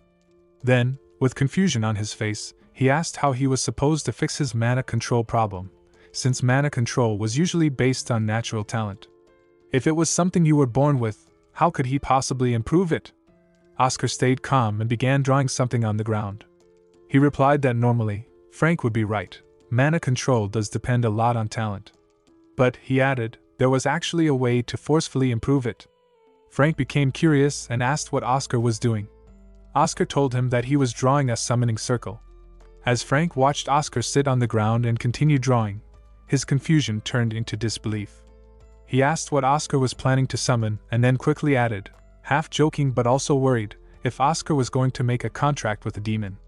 Oscar laughed and said that he must be crazy to think that demons would not come even if someone tried to summon them. Frank, still unsure, asked again what exactly Oscar was summoning then. Oscar looked up with a sharp smile and, while standing inside the completed magic circle and beginning the summoning process, gave his answer. He said he was summoning a wind spirit. His plan was to summon the wind spirit and transplant it into Frank's body. The scene began with Frank standing in the center of a glowing magic circle, his eyes tightly shut. One of his hands was raised above his head while the other was clenched into a fist. Energy shimmered around his body as he tried to call forth a spirit. He loudly invoked the wind spirit, calling it the incarnate of purity that banished evil and darkness from the world. He introduced himself as Frank Sirius, a human who sought truth, and asked the spirit to appear before him in accordance with the ancient pacts made at the beginning of time. After finishing the chant, Frank opened his eyes and stood silently, waiting for something to happen. As moments passed with no result, he looked confused and muttered that it was not working. Oscar, standing nearby, bluntly commented that Frank's affinity with spirits was terrible. Frank insisted that he had felt a bit of wind just a moment ago. Oscar casually replied that the wind he felt had only been his sigh. Disappointed, Frank clenched his fists and looked down. Oscar, seeing this, tried to comfort him, telling him not to feel too bad because only a very small number of humans had a natural affinity with spirits. Frank then asked if that meant he was doomed from the beginning. He wondered how he could possibly control his mana if he could not even summon a spirit. Oscar, keeping a calm expression, told him it was fine and that there was another way. In his mind, Oscar recalled a special spirit summoning ceremony that he had learned during a visit to the kingdom of the elves in a past life. This hinted that Oscar had hidden knowledge and possibly a mysterious past that might help Frank in a different way. Oscar remembering something from his past. He recalled the moment when he had once told a man that he was not planning to make a contract with the spirit. The man had simply smiled and replied that it was fine. Now, in the present, Oscar thought about how the elves had once encouraged him to try spirit summoning. He had tried it just for fun back then, and surprisingly it had worked. He felt confident that something which worked once could work again. After all, the elves had even told him that he was the first human summoner in 118 years, which made the memory feel even more special and meaningful to him. Frank, still unsure and frustrated, asked what he should do next. He wondered if he should repeat the summoning chant again. But Oscar moved calmly toward the magic circle drawn on the ground and told Frank to step aside. He said he would try it himself. As he stood in the center of the circle, he silently thought that the Spirit King would surely remember him. He closed his eyes and began to focus his energy. In his mind, he pictured the place where he had first succeeded in summoning a spirit. It had not been this lonely and cold training room, but the front of a magnificent and ancient world tree. That place had been full of life and magic. Now, standing in the circle, Oscar called out to the spirit again. As he did, a white energy began to glow around his body. He firmly called for the spirit of wind to come to him. Suddenly, a powerful gust of wind exploded through the room. Frank had to cover his face with his arms as he struggled to stand against the pressure. Shocked, he shouted, asking if Oscar had actually succeeded on the first try. The wind roared around them, a clear sign that Oscar had indeed summoned a spirit. Suddenly, a giant spirit appeared in front of Oscar. The spirit looked like an old man with a strong and wise presence. He crossed his arms and looked down at Oscar with serious eyes. He asked if it was really a human who had called him. Then he said it was the first time in 27 years that someone had summoned him. Oscar, confused by the number, realized that he had also been the one who called the spirit 27 years ago, likely during his past life. Still surprised, he replied that he wanted to make a contract with the spirit and asked if anything was needed, like a written agreement. The spirit, however, sat down on the ground and leaned closer to Oscar. He spoke with a warm and noble tone. He said that something as formal as a written contract was not necessary.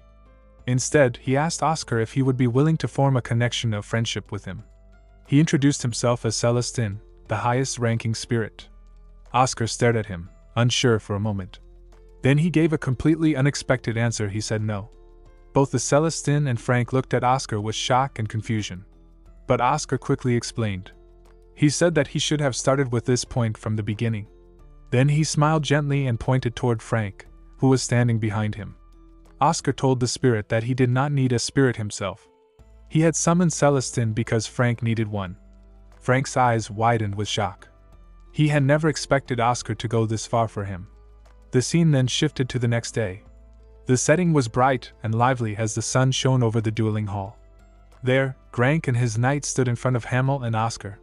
Grank looked at Hamel with a confident smile and asked if he had slept well, calling him the Vice Tower Master. Hamel stood with his hands behind his back, replied that it was the same as always, showing his usual calm attitude. Grank then asked if Hamel's presence meant he had agreed to the deal they had discussed. Hamel nodded and confirmed it.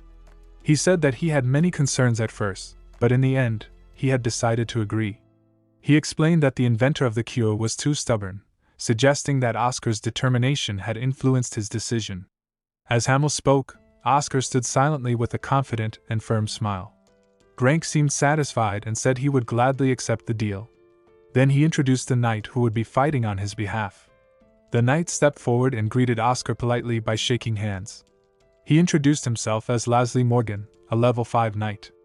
Oscar returned the gesture and introduced himself as Oscar Crushen, a level 2 mage. After the introductions, Grank held up 2 necklaces and explained the rules of the duel. He said it was a simple match where the first person to take the opponent's necklace would be the winner. If 5 minutes passed without either side winning, then they would accept it as a loss for their team. Oscar took the necklace that Grank handed to him and smiled. He said that the rules sounded good and that they should begin the match. Grank then added one last note. He said that if anyone wanted to suspend the duel during the fight, they could raise their hand to stop it. Then he looked at Oscar's outfit and asked if he would be okay fighting in it, saying it looked very uncomfortable. Oscar wearing an outfit with long flapping sleeves and a loose hood that moved with the breeze. When Grank questioned, Oscar smiled and replied that it was fine because he was not going to be the one fighting. His answer caused some surprise, and before anyone could respond, the sound of footsteps echoed across the hall. Everyone turned to look. Frank appeared at the entrance, walking toward them with a serious expression. He wore a comfortable and proper outfit for combat, and his fists were clenched with determination. Grank stared at him in shock and said Frank's name out loud, clearly not expecting him to show up. Then, turning to Oscar, he demanded an explanation and asked what was going on. Oscar, still smiling, explained the situation. He said that Grank had asked him to prove his ability, but never said that he had to fight personally. He told everyone that he had trained Frank the previous day and taught him many things. Frank stood quietly beside him, showing that he was ready for the challenge. Grank sighed and admitted it was his mistake for not adding a rule that Oscar had to fight himself. However, he quickly warned them that they would not go easy just because Frank was the one stepping into the match. Before Grank could finish speaking, Oscar calmly interrupted him. He handed the necklace to Frank and explained that this decision was not about avoiding the fight. He simply believed that a level 4 mage had a better chance of winning than a level 2 one. This statement left Grank stunned. He clenched his fist and asked how it was possible that Frank had reached level 4, since he had only been level 3 the day before. Oscar placed his arm around Frank's shoulder in a friendly way and smiled teasingly. He said that if he wanted to turn Frank into a top mage in 2 years, then he had to show this level of ability. It was clear that Oscar was proud of Frank and had full confidence in him. Grank, now taking things seriously, turned to his knight and gave a strict order. He told Laszlo not to go easy on Frank. Laszlo replied respectfully that he understood. Oscar then gave Frank a strong pat on the back to encourage him. He told him not to be scared and reminded him that if he simply followed the instructions from their training the day before, he would definitely win. Frank nodded silently, then turned his head slightly, full of determination. As he walked toward Laszlo, he said that he would be back soon. Laszlo greeted Frank politely with a respectful bow and said it had been a while since they last met. Frank nodded and addressed him respectfully as Sir Laszlo. Grank, acting as the referee, raised his voice and gave the signal for the duel to begin. As the duel started, Frank and Laszlo stood facing each other. Frank carefully watched Laszlo and quickly measured the distance between them. He calculated that there were exactly 20 meters separating them, which was perfect for his plan. Laszlo then drew his sword and held it tightly, ready for combat. Frank's eyes widened as he felt the pressure coming from Laszlo. He was shocked. Even though Laszlo had not used sword chi yet and was still at a distance, his presence alone was incredibly heavy and powerful. Frank realized just how strong a level 5 knight truly was. Laszlo pointed his sword directly at Frank and stated that this was the class of a level 5. Frank started to feel overwhelmed. His voice trembled in his thoughts as he asked himself if he should give up now. He even began to raise his hand, ready to surrender. But then his eyes met Oscar's. Oscar was looking straight at him, calm but full of quiet support. That one look made Frank stop. Slowly, he lowered his hand again. In that moment, he remembered Oscar's words from the day before. Oscar had said he needed Frank. He wanted him to be part of the new White Tower he dreamed of creating. He had told Frank that without him, the team would be incomplete. Frank remembered how it felt to hear someone say that they needed him. It was the first time in his life he felt truly important. Filled with new energy and determination, Frank clenched his fists and began to gather his magic. He shouted the name of his spell, Windblade. A magical sword formed out of air, glowing with energy, and pointed directly at Laszlo. Frank's heart was full of hope. He told himself that he could not disappoint Oscar now. For the first time ever, someone had believed in him, and he did not want to let that person down. The magical sword shot toward Laszlo and struck him again and again. The air sliced with force, but Leslie remained calm. He did not even step back. The attacks landed, but he stood steady and strong. Inside, Leslie was surprised. He thought to himself that Frank had improved a lot. Not only was Frank dual casting using 2 layers of magic at once, but he had also managed to break Leslie's momentum with his attacks. Leslie realized that Frank's sword was not just simple magic. It reminded him of a powerful and rare swordsmanship technique from the Eastern nation. It was a technique used by only the most skilled swordsmen, a style where a person could fight using a sword without even touching it, controlling it with energy alone. Frank, somehow, had reached a level where he could imitate this legendary style using magic. Leslie suddenly struck the floating magical sword that Frank had created with wind blade. A sharp spark produced through the air, and the sword shattered into pieces. Leslie had seen enough. He thought to himself that the time for observation was over. With that, he rushed forward at high speed, aiming to attack Frank directly with his hand. Frank's eyes widened in shock as he realized just how fast Leslie was. He panicked for a moment, thinking there was no way he could block such a quick attack. But instead of giving up, he quickly used wind blade again. This time, he did not create a sword. He raised his hand, and a large magical hand made of wind appeared in front of him, blocking Leslie's strike just in time. Meanwhile, up on the upper floor, Grank and 2 others were watching the fight closely. Grank was full of confusion as he stared down at Frank's powerful display. He asked Oscar how Frank had improved so much in only half a day. He even questioned whether Oscar had used some kind of forbidden technique to force the growth unnaturally. Oscar, however, didn't seem bothered. He responded with a calm and careless attitude, saying that he used a safe and proper method. Grank narrowed his eyes and replied coldly that he was not actually worried about Frank's safety, he was just suspicious. Back on the ground, Leslie swung his sword with great force and sliced through the large wind-made hand that Frank had summoned. The pressure from Leslie's sword was strong, and it cut through the magic barrier with ease. Still, Leslie could not deny what he saw. He thought to himself that Frank had truly grown a lot. His skills were far better than expected. But even with all that improvement, Leslie believed that Frank had reached his limit. As the large hand disappeared into the air, Leslie jumped toward Frank. He pointed his sword directly at him and closed the distance with full force. Frank, feeling the pressure of the wind and the strength of Leslie's attack, raised his arms to cover his face. He tried his best to stay standing. As Leslie reached his hand out toward Frank during the duel, he had serious thoughts. He believed that Frank was not suited to be a battle mage. Leslie thought Frank was weaker than others, and if he kept going through combat, it would eventually bring him pain. He worried that one day, getting injured might even feel like a relief to Frank, rather than a punishment. In Leslie's mind, Frank was better off staying in the safety of the Mage Corporation, where he would not be hurt, would not make his family worry, and would not lose control of his own magic again. Watching the duel, Oscar calmly said that it was over. Grank turned to look at him, surprised. He did not understand why Oscar was so calm. Then he noticed Oscar was smiling. That shocked Grank even more. He wondered why Oscar could smile at such a moment when Frank seemed to be losing. The scene then flashed back to the night before, showing what had really happened behind the scenes. That night, Oscar and Frank had been alone in the hall. Oscar stood confidently with his hands on his hips and told Frank that the spirit transplant had been successful. He admitted that it was a bit disappointing that the spirit was a low-level one, but it was still a good step forward. He asked Frank about the God of Wind spirit and how it was working now that they had trained more. Frank, lying on the floor tired and exhausted, replied with a small smile. He said that after someone had beaten him up, the spirit had started to come out more naturally. He was clearly referring to Oscar's intense training. Oscar agreed but reminded Frank that he still was not at the level where he could turn his whole body into wind freely. That kind of ability would require complete control and inner strength. Oscar said that Frank still had trauma to overcome. Frank had been feeling unsure and nervous. He asked Oscar if there was no way for him to win the match the next day. But Oscar confidently denied that idea. He told Frank that it was possible to win if he used the power of the God of Wind spirit to its full potential, at 100%.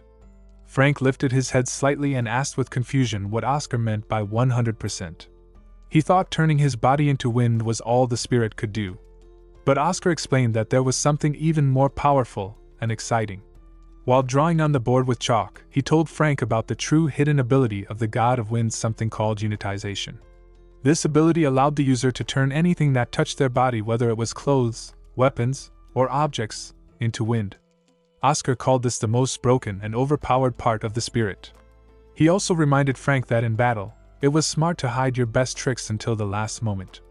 Winning by surprising your opponent was even more satisfying. Now, back in the present, during the fight, Leslie's hand finally reached Frank. But just as it seemed like Frank had lost, he quickly moved his head aside and dodged Leslie's hand with sharp focus in his eyes. Leslie stared at his own hand in shock and disbelief. The necklace that he was supposed to grab from Frank was not there. Instead, the necklace that belonged to Leslie had somehow appeared in Frank's hand. Leslie was completely stunned. He thought to himself in disbelief, no way this could have happened. Frank Sirius stared at the necklace in his hand, unable to believe. Slowly, disbelief turned into joy as he lifted both fists into the air and shouted with excitement that he had finally gotten it. From the upper floor, Grank watched him with wide eyes, completely shocked. He couldn't believe what he was witnessing and muttered to himself that it was impossible for Frank to be using the power of the God of Wind, especially since even the magic healer had said Frank would never be able to use it again. Meanwhile, Hamel spoke with a joyful tone, declaring that the match had come to a conclusion and asked if everyone agreed with the result. But Grank couldn't stop thinking about what he had just seen. He looked at Oscar and remembered that Oscar had claimed to only train Frank for a single day, which made everything even more unbelievable. After the match, Leslie Morgan and Frank Sirius shook hands in a friendly way, showing mutual respect. Grank stood nearby, watching them quietly before murmuring to himself that he acknowledged his loss. They all gathered at the training ground, and Hamel spoke kindly to Grank, saying that it was unfortunate he had to leave so soon after coming all that way. Grank responded respectfully by placing a hand on his chest and said that they should take good care of his younger brother from now on. Then, he turned toward Frank Sirius with a serious look on his face and told him that he had grown a bit. However, Frank asked politely for him to repeat it. Grank turned away and told them to forget it, ending the conversation without further explanation. Leslie Morgan also bowed politely before leaving. As Grank and the others walked away, Oscar and Frank Sirius stood watching them. Oscar smiled to himself, thinking that Grank was a funny guy who was clearly pretending not to have heard Frank's question. After their departure, Frank Sirius became visibly excited and his face turned red with happiness, feeling proud of everything that had happened. The next day arrived, and Frank Sirius followed Oscar to a new location. When they reached it, Frank stared at the place with wide eyes and asked in surprise if this was really the entrance to the training room. Oscar simply nodded. But Frank could not believe what he was seeing. He pointed at the old, eerie-looking door and shouted in shock, saying that it looked more like the entrance to a basement prison than a training room. Oscar explained calmly that it had been used as a prison hundreds of years ago, so Frank wasn't completely wrong to think that. Still, Frank Sirius felt confused and upset. With his eyes wide, he shouted again, asking why he was being sent into isolated training when he hadn't done anything wrong. Oscar explained that it wasn't punishment. In fact, the Vice Tower Master had given the order personally, which meant he had very high hopes for Frank and saw great potential in him. But this only made Frank more frustrated. He grabbed his head with both hands and shouted that if they had such high expectations, why were they locking him away in isolation? He also complained that he had only rested for one day after the last battle. Oscar, staying calm, pushed Frank gently toward the door and told him to think positively. He reminded him that he still needed time to adjust to the spirit inside him and to organize everything he had learned while advancing through level 4. Frank Sirius took a few deep breaths and admitted that what Oscar said made sense, but he still felt nervous. Before he could finish speaking, Oscar interrupted him and told him not to act like a baby, adding that he was not going to die. Frank looked at Oscar with tearful eyes, wanting some reassurance, and asked softly if that was really true. Oscar nodded and replied that it was, and then casually mentioned that he would be closing the door now. As he shut the door, Oscar thought to himself with a small, guilty smile that he was actually the one who had requested Frank's isolated training in the first place. The scene then went back to the night after the duel, when Oscar and Hamel were sitting in a room facing each other on the sofa. Hamel looked surprised as he asked Oscar if he really planned to put Frank into 50 days of isolated training even though he had just won the duel. He thought it was a bit too soon. Oscar nodded seriously and explained that Frank needed it. Hamel smiled and joked that they would have to treat Frank very kindly after 1 month. Oscar thanked him for understanding. Then Hamel remembered something and shared some good news. He said that the Sirius Trading Company had offered to let them use their entire distribution network for free from now on. Oscar was shocked and asked if they were really providing it for free. As he thought about it, Oscar realized the trading company must have already done their calculations. He knew that if the White Tower returned to power and Frank became a top-level mage, the profits for the Sirius Trading Company would be huge. Their real intentions were clear, but Oscar did not feel upset about it. In fact, he thought it was still good news. Hamel mentioned that he had one more thing to ask. He asked Oscar if he would be willing to give a lecture. Oscar seemed a little confused and repeated the word lecture to himself, unsure at first. Then he answered that it was not like he could not do it, but he was curious why Hamel was asking him now. As he picked up a cup of tea from the table and took a sip, he thought silently that Hamel should be asking him to focus on the potions department at this point, not on teaching others. After placing the cup back on the table, Oscar asked if there was a specific reason the White Tower mages suddenly needed to grow stronger in a short amount of time. Hamel smiled and praised Oscar for understanding quickly. Then he asked if Oscar had heard of something called Mage Night. Oscar nodded and said that he had. Mage Night was a special day where all the mages from different magic towers gathered in one place. It was originally created to show off their magical growth and encourage harmony between the towers. The Emperor had wanted it to be a day for creating bonds and peaceful connections among all magic towers. But instead of creating unity, it had turned into a day full of competition, where the towers ended up fighting each other instead. Because of that, Mage Night was expected to be cancelled after a few years. While thinking about this, Oscar wondered why Hamel was bringing it up now after so long. Then he asked with a respectful tone if His Majesty, the Emperor, was planning to bring back Mage Night. Hamel nodded and confirmed that Oscar was right. He explained that the return of Mage Night had not been made public yet, but the imperial family planned to announce the details once the new year arrived. Hamel admitted that he hoped it was just his own bad feeling, but he was especially cautious about the Black Tower. Oscar's eyes widened when he heard the name. The Black Tower had always been known for its ambition and secrecy. Hamel continued explaining that as long as the Black Tower kept aiming to become one of the 4 main magic towers, there was a real chance that the White Tower could be attacked or pushed aside. Even though everyone in the White Tower was doing well at the moment, Hamel confessed he still felt uneasy about the future. Hearing this, Oscar's face became sharp with determination. He clenched his fist and declared that he would do it, agreeing to Hamel's request without hesitation. Hamel looked at Oscar with surprise and asked why it felt like Oscar's entire face and attitude had changed so suddenly. This showed how serious and protective Oscar had become about the White Tower. The scene then shifted to the 36th floor of the Magic Tower campus. Oscar walked through the hallway, deep in thought. He couldn't stop thinking about the threat from the Black Tower. He believed they were being arrogant for trying to rise up and compete with the main towers. In his mind, he promised that the White Tower would never be pushed aside, not while he was alive. As he walked, he felt a bit of relief knowing that he had at least managed to pull Frank Sirius up to level 4. He also thought that performing the low-level spirit ceremony had been a brilliant move. Then he quietly felt grateful, remembering the demigod who had once acknowledged him. He could not believe that such a powerful being had remembered a simple human like him, especially one who had not even kept his promise in the past. The scene shifted to a moment from the other day during the spirit summoning ceremony. A powerful spirit had been called, but it was clearly angry. The spirit shouted with rage, demanding to know who would dare summon a spirit just to make a contract on behalf of someone else. It was furious, unable to believe what had happened. Oscar tried to calm the spirit down, but it did not help. The spirit kept shouting, pointing at Oscar and asking how it was supposed to calm down in such a situation. Then Oscar spoke firmly, and called out a name Salafrian of silence. He told the spirit to inform her that the white mage had returned. Hearing that name made the spirit even more shocked. It shouted with sharp eyes, demanding to know who Oscar really was. It could not believe that a mere human would dare speak the name of the Spirit King, or get the Spirit King to give an order. The spirit questioned how someone like Oscar could hold that kind of authority. Oscar replied calmly, saying that telling the truth would ruin the fun. Then he asked again if the spirit could do what he asked or not. After a moment, the large and powerful spirit sat down on the ground, finally calming a bit.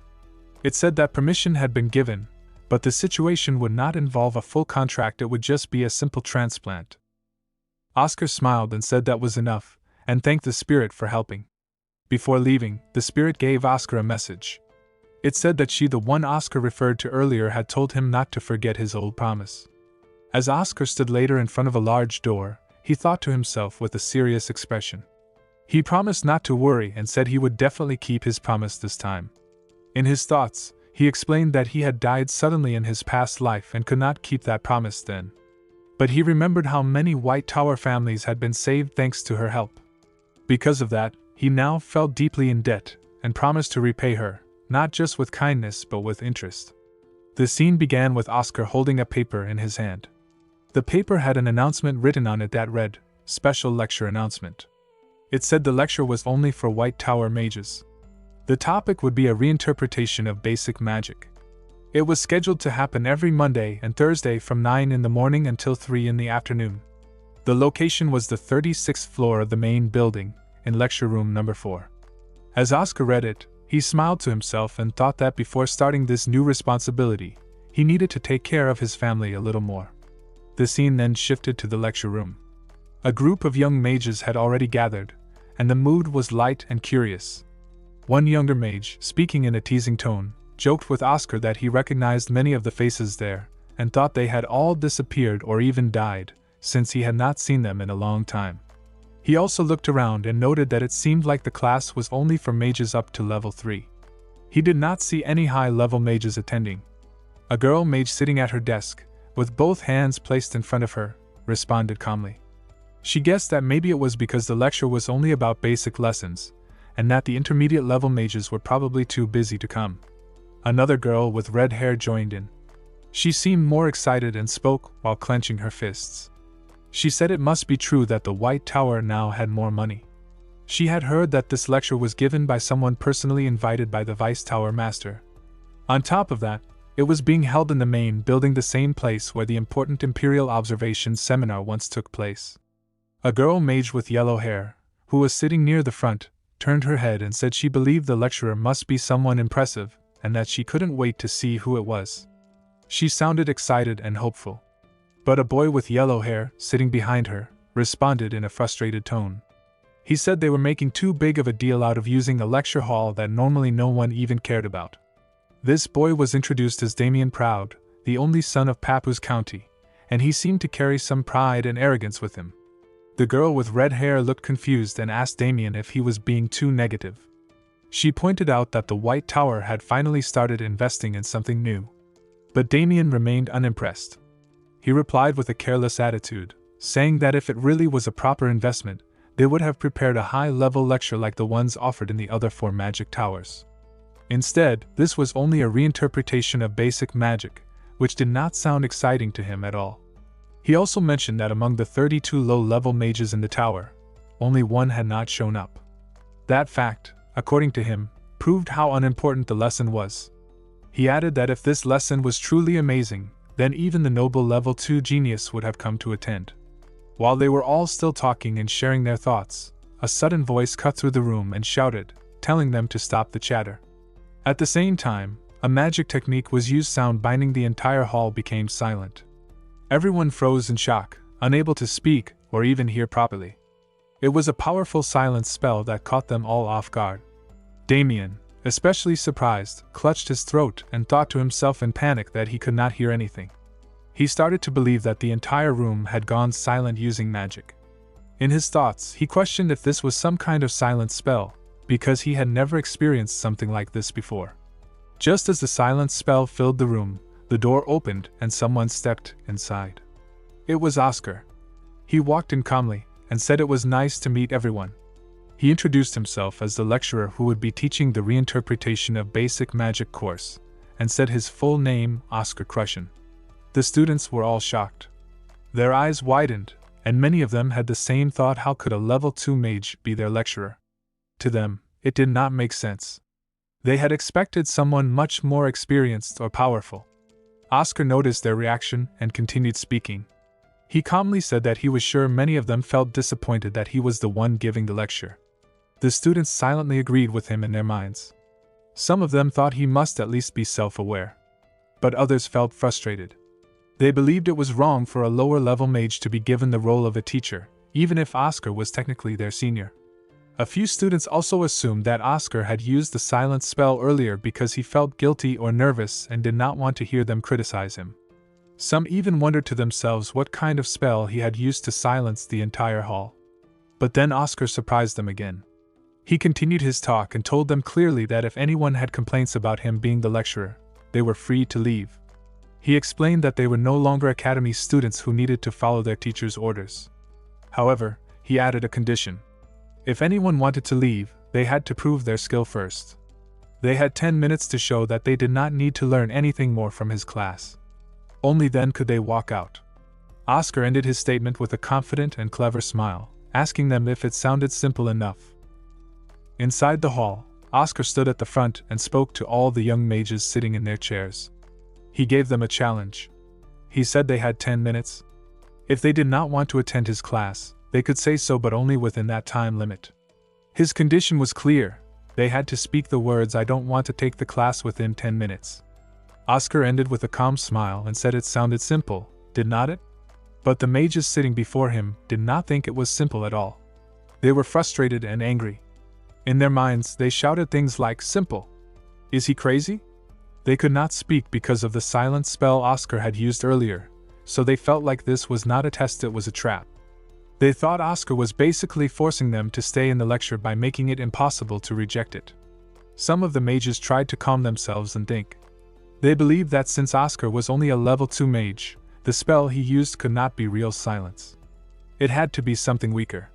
They thought that if they tried hard enough, they could break through it and speak. Their pride was hurt. They did not want to be looked down on by a lower-level mage.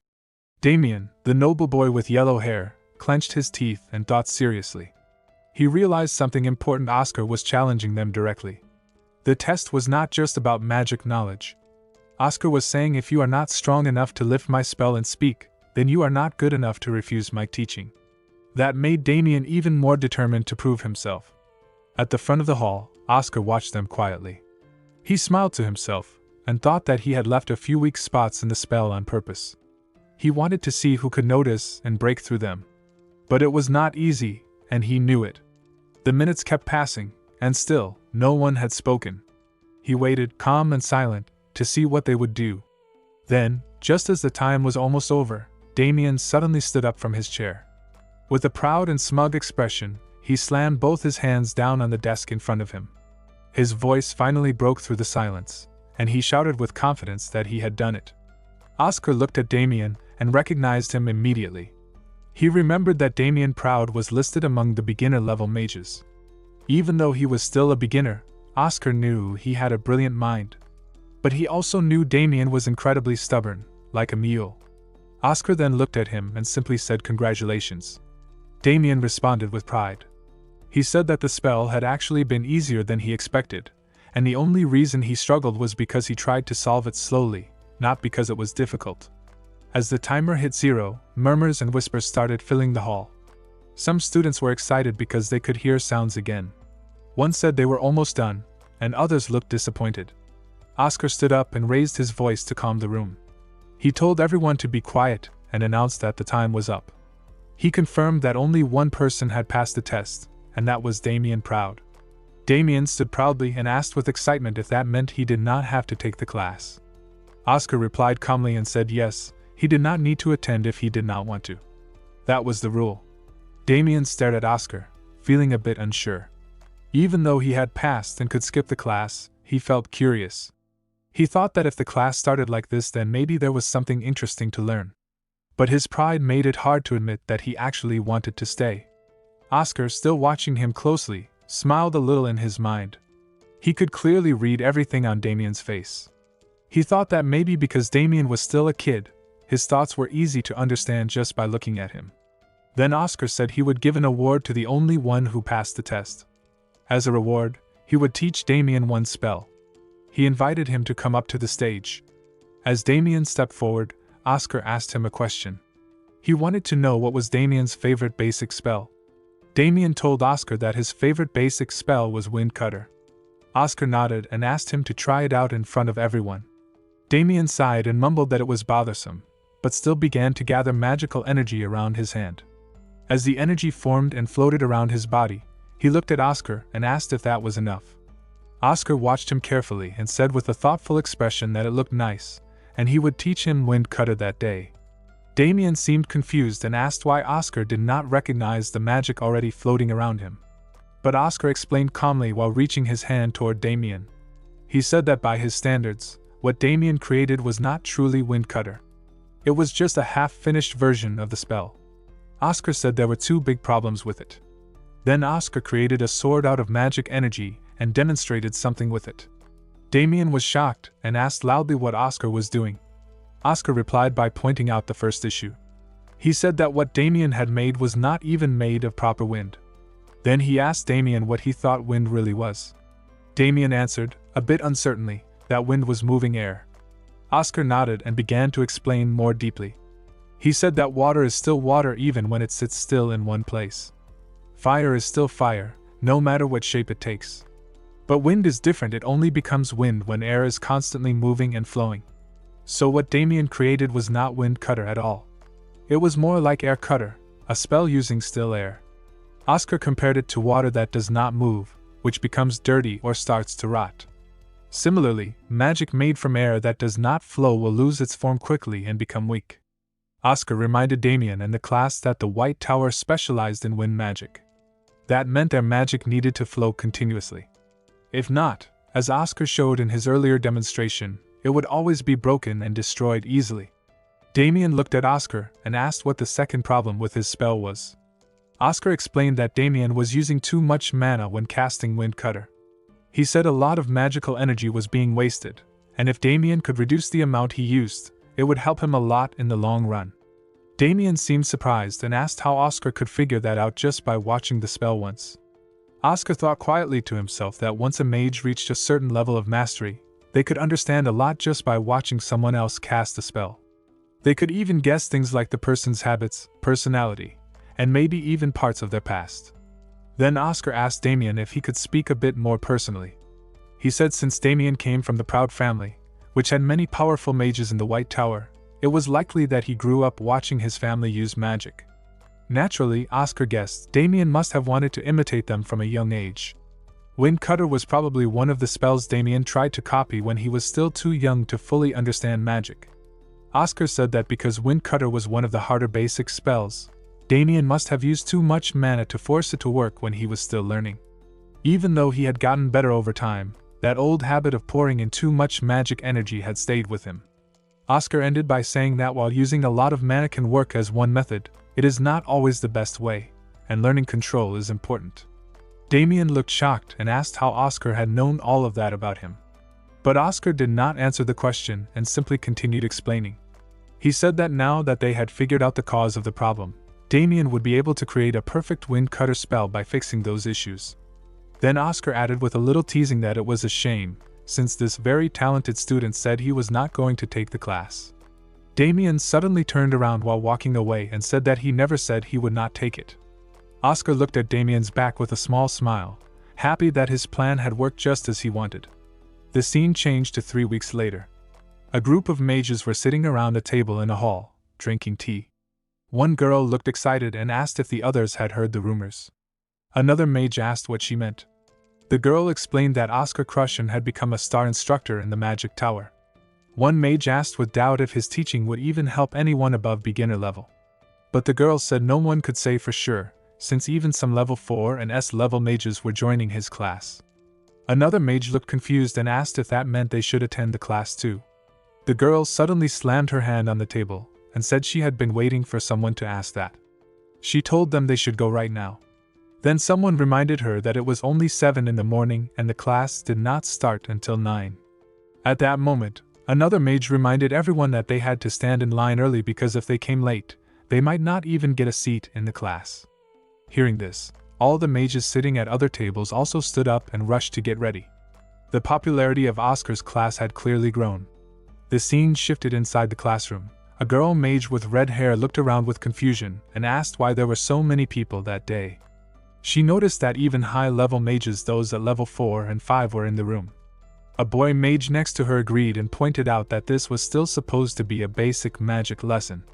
Then he suddenly saw someone unexpected and asked with disbelief if that was Elder Maxim sitting in the back. It felt more like a Magic Academy seminar than a simple beginner's class. Just then, Oscar walked into the room and opened the door with confidence. He greeted everyone with a cheerful good morning and told them that the spell they would be learning that day was very important.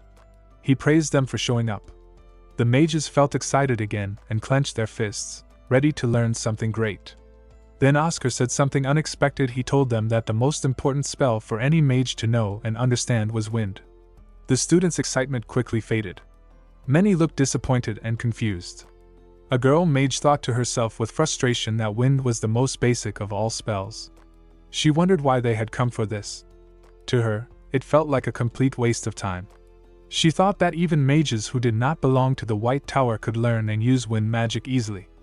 Elder Maxim raised his hand and spoke up. He said that he originally came just to observe the lesson, but he had become so curious that he had to ask something. He asked Oscar if he was seriously planning to only teach the wind spell after calling together so many mages. Oscar gave an immediate response with a calm nod and confirmed it. Then he politely asked Elder Maxim if he could demonstrate the wind spell for the class. Elder Maxim agreed and stood up. He cast the wind spell with great power, and as soon as he did, the entire hall shook from the strength of the wind he created. The gust was intense and fast, making it hard to believe it was just a basic spell. One of the students, surprised and frustrated, asked if that was really wind magic and not a stronger spell like gust or wind press. Oscar praised Elder Maxim's performance and said it was exactly what he expected from someone of his level. When Elder Maxim asked if that was enough, Oscar nodded and thanked him. Next, Oscar called out another student, Amy Raven. She answered with confusion and surprise, not expecting to be chosen.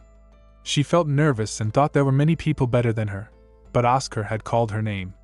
She stepped forward, shouted the name of the spell, and cast her version of wind magic. As Amy performed the spell, a gentle and warm breeze spread through the classroom. One of the other girls commented in amazement that it felt soft and warm, completely different from Elder Maxim's strong and violent wind. Oscar then asked the class if anyone could tell what the difference between the two wind spells was. One of the students replied that the main differences were the force, the range, and the temperature of the wind. One of the students replied that even the vibe of the wind spells felt different. Then a girl with brown hair added that it was because of the temperament of the mana.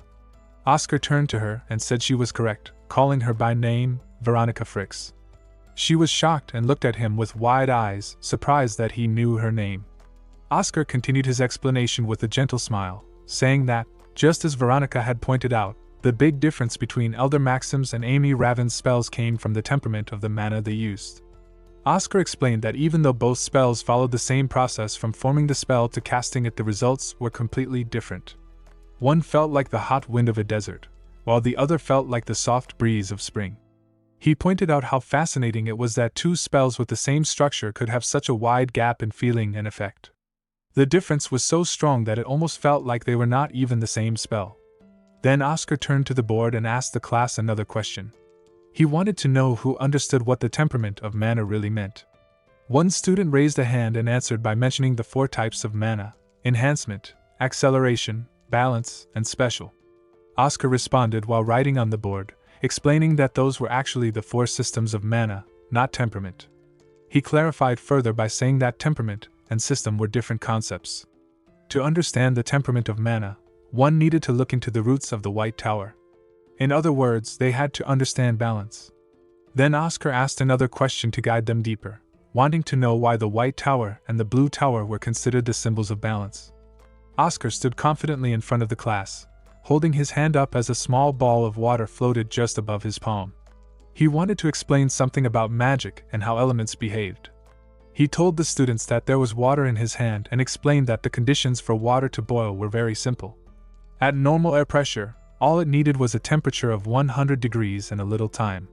He said it was not difficult. Then he continued, saying that creating hot wind was even easier than boiling water. According to him, hot wind blended more quickly with the environment around it.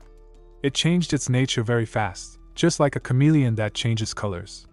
As Oscar began casting the spell to show how the hot wind worked, a girl sitting at the back of the classroom opened her eyes wide in surprise and shouted that it was hot. But something strange happened. The students sitting in the front rows suddenly felt very cold instead. They started shivering and said that it was cold around them. The whole class became confused because the effect of the spell seemed different for each part of the room. Oscar explained something very important about wind magic. He said that wind was the freest of all elements. It could be as powerful as the flames of the red tower, as fast as the lightning from the gold tower, or as flexible and shapeless as the water from the blue tower. But unlike water, which could not mix with oil, wind had no such limits. Wind could match and mix with anything in the world. Oscar explained that wind was the only element that could take on any kind of temperament, depending on the imagination of the mage. Because of this, he told everyone in the class that, as mages of the White Tower, they must always think carefully about how they viewed wind. He said the way they imagined wind as a force, a feeling, or an idea was the most important part of using wind magic. That was the key lesson for the day. Just as he finished speaking, something strange happened. One of the girl students looked over at Elder Maxim and noticed that something seemed wrong with him. She quietly called out to him, asking if he was okay. Elder Maxim looked dazed and tried to speak. He said the word, wind, in a quiet voice. Oscar noticed this right away and turned sharply, eyes wide with concern. Elder Maxim then muttered something again, trying to say the word wind and a phrase that sounded like to me. The girl grew more worried and asked again if he was all right. But before anyone could get close to him or help, Oscar suddenly shouted at them not to touch him. His voice was loud and serious. Oscar quickly walked toward Elder Maxim and told everyone in the room to move away. He warned them not to interrupt what was happening to the elder because it was something important.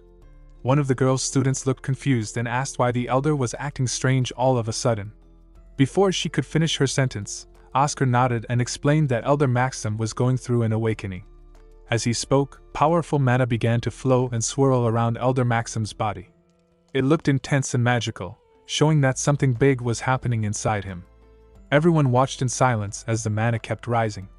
After a little while, the energy around the elder started to calm down, and he slowly returned to normal. Oscar approached him carefully and asked how he was feeling. Elder Maxim looked disappointed at first, and said that he still could not reach level 8, even after everything. But then his face lit up with excitement and gratitude. He suddenly hugged Oscar tightly and thanked him, saying that since Oscar was now the teacher, he should show his respect properly. Oscar chuckled at the elder's words and said he was happy to hear that.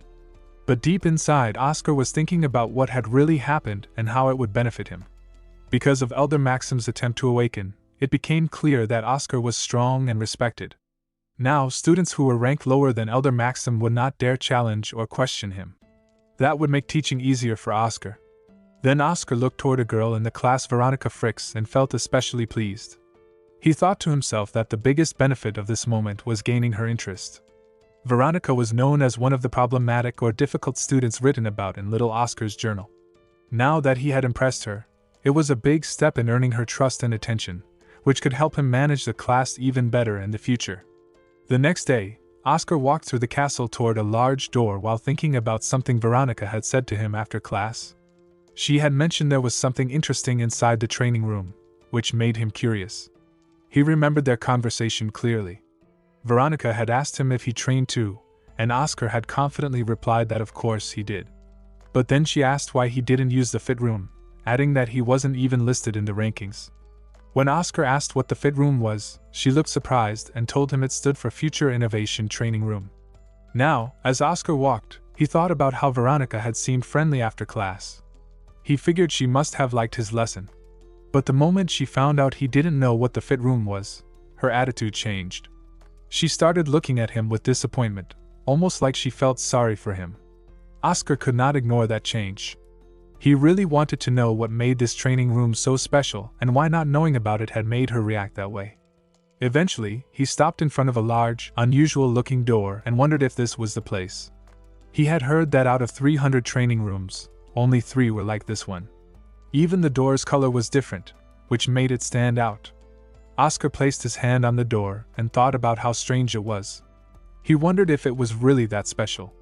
He also found it a bit silly that such important rooms did not have magic doors that opened on their own. To him, It felt outdated to need to touch the door just to open it. Oscar opened the large door and stepped inside the strange training room, looking around curiously. He mumbled to himself, wondering what was so different about this place. He did not feel anything special yet, maybe just a strange vibe. Suddenly, a voice echoed through the room from a hidden speaker. It introduced itself as Argo, the next generation training support system. Oscar gave a small smirk and thought to himself that this training room was powered by magic engineering. That made sense to him. He guessed that the Golden Tower, known for being rich and high-tech, must have poured a lot of money into this system. He figured those Golden Tower mages were probably behind this whole setup, using their wealth to build impressive things. Then the system continued speaking, explaining that it could create a personalized training course after registering the user's information. It asked if Oscar would like to register, but Oscar quickly refused. Right after that, the system announced that since he did not register, he would now train as an unregistered user. It told him to decide on the level of training he wanted. Oscar mumbled the word level with a bit of confusion, not sure what kind of levels the system meant. The system then explained that there were 100 levels in the training program, and he could pick any level that matched his abilities. Oscar simply said to start from level 1. The system accepted and gave him instructions for the first level. He had to pop 3 balls using either physical or magic attacks. But it warned him that if he used a wide area spell, the training would be cancelled. Oscar stared at the 3 fast-moving balls flying toward him, feeling a little confused at first. But he quickly focused and used his magic to pop all 3 with sharp accuracy. Right after, the system's voice echoed again, congratulating him for passing level 1. Oscar gave a firm smile and said to himself that it was not bad at all. He especially liked how the system prevented the use of wide area spells. That meant it encouraged control and precision, not just raw power. Feeling excited, Oscar decided to challenge himself further. The system asked what level he wanted next, and Oscar confidently replied with level 100. But before starting, the system issued a serious warning. It said that starting from level 80, the size of the balls would shrink a lot, they would move much faster, and they would even become hostile toward the user. The system also advised that pregnant people, elders, or children should avoid this level due to unknown dangers. Oscar simply said it was fine and told the system to continue. While scratching the back of his neck, he thought it was probably just over-exaggerating. He did not expect it to be that dangerous. But before he could even finish that thought, one of the balls shot past his head at an incredible speed, so fast that it appeared only as a blur. Oscar's eyes snapped open in shock. The system then gave Oscar the full instructions for level 100. It told him to use either physical or magic attacks to pop 1,000 balls. But there were 2 strict rules: if he used a wide area spell, the training would be cancelled, and if he got hit more than 10 times, it would also be cancelled.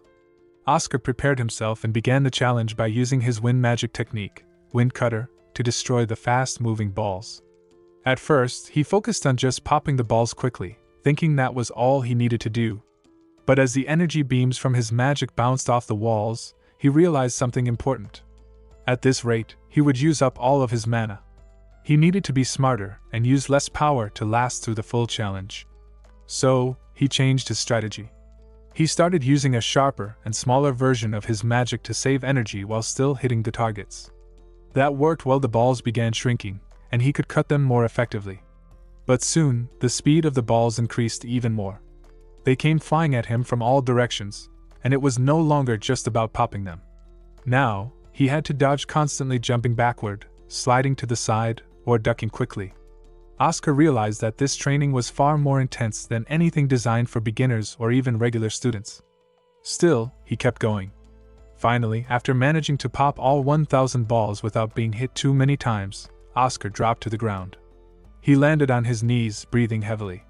His whole body was covered in sweat, and he looked completely exhausted from the extreme effort.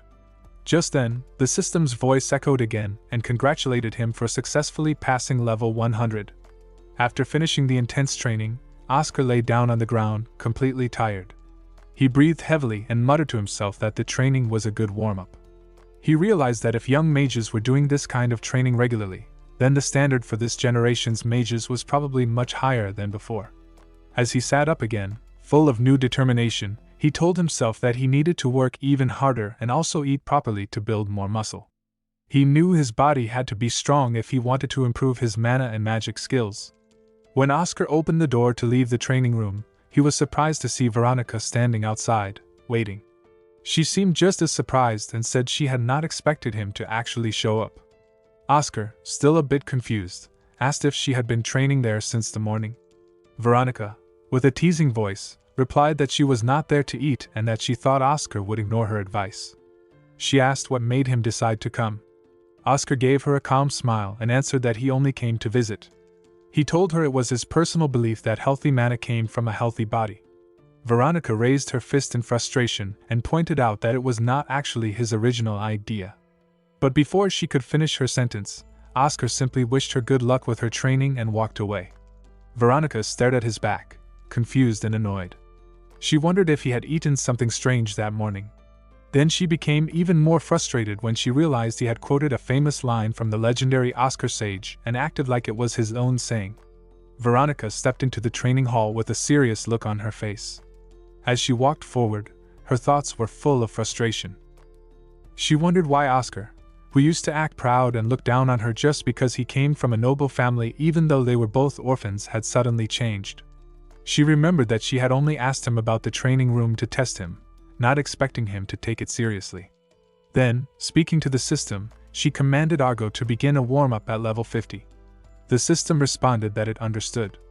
Veronica then asked if the rankings had changed, wondering if Killian was still in the top spot. The system answered that there had been a change. This shocked Veronica, and she asked to see the current rankings. Suddenly, a large glowing green screen appeared right in front of her, catching her by surprise.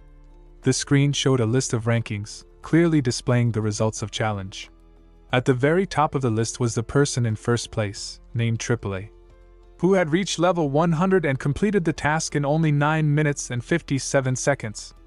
In second place was Killian Rockwood, who was also at level 100 and finished in 14 minutes and 2 seconds.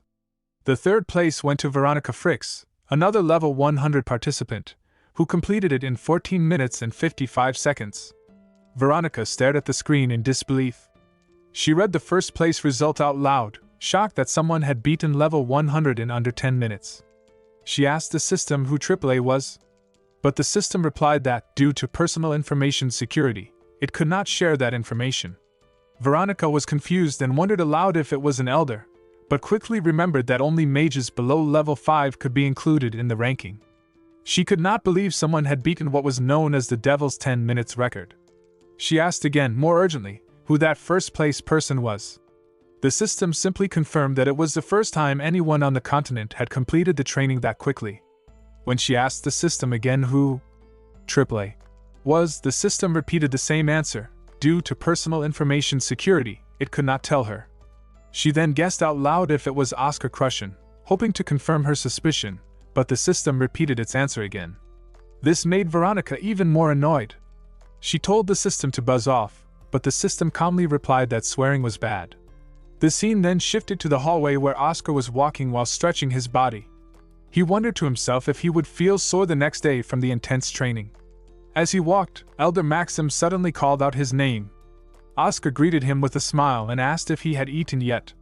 Elder Maxim said he had just finished eating and that Oscar had come at the perfect time because there was something important to discuss. Oscar listened carefully as Elder Maxim explained that Fidelina had told him the merchants in the market were not buying their potions. Oscar was shocked and asked why, already guessing something was wrong. Before he could finish his thought, Elder Maxim confirmed it. He believed the merchants were being careful because of the Azure Tower's influence. Elder Maxim reminded Oscar that he was the one leading potion production, so it was important that he knew about this issue. He added that they would begin looking into how to solve the problem. Oscar felt annoyed and frustrated as he walked toward the cafe, thinking to himself how pathetic the merchants were and wondering how he could get back at them. Then his attention shifted as he noticed the cafe line was unusually long that day. While waiting, he overheard two mages talking in front of him. One asked the other where he was going today, and the other replied that he was heading to the mail route between 1st and 5th Bell Road. The first mage responded, saying he was lucky to be going to the post office.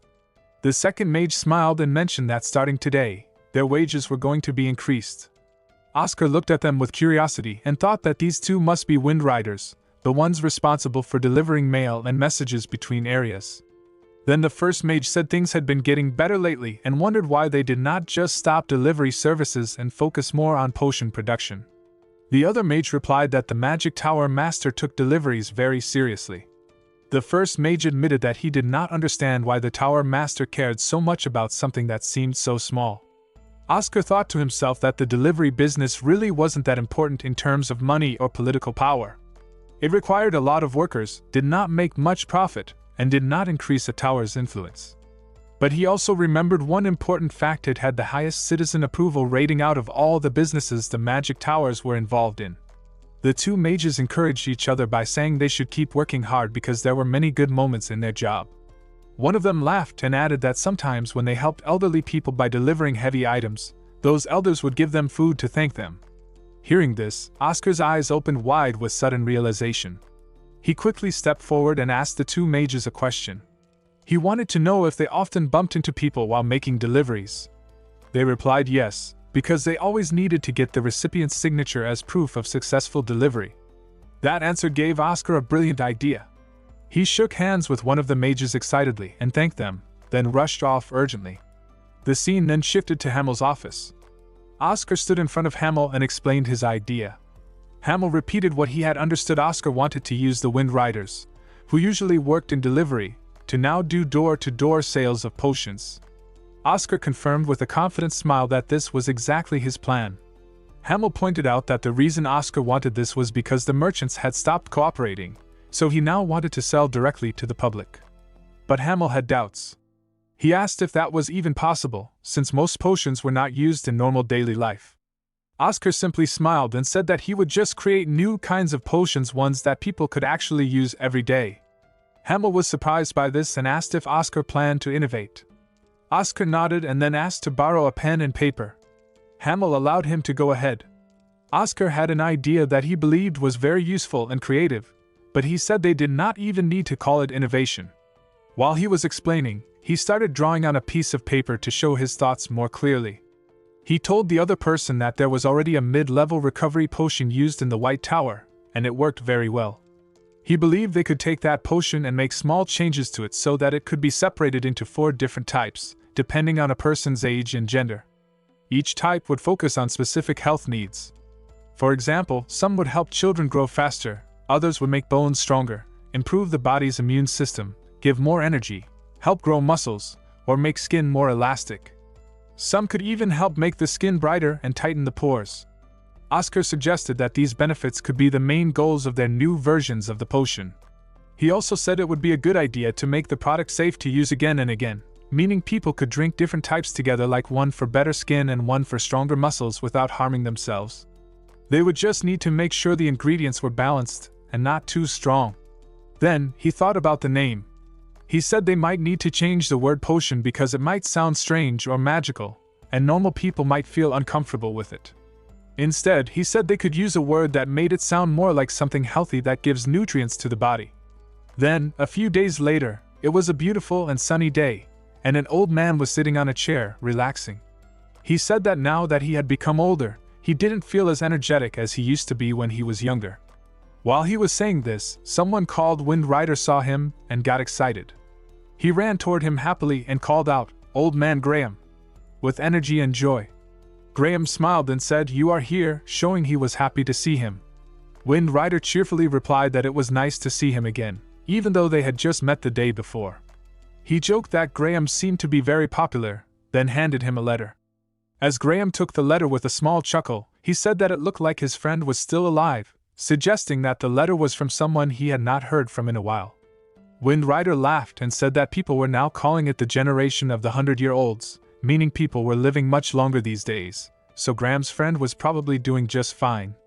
Graham found that amusing but responded with a little seriousness, saying that even though people were living longer, he himself, being 80 years old, could already feel that his body and mind were getting heavier and more tired. Wind Rider became a bit concerned and asked if Graham was hurt or feeling unwell.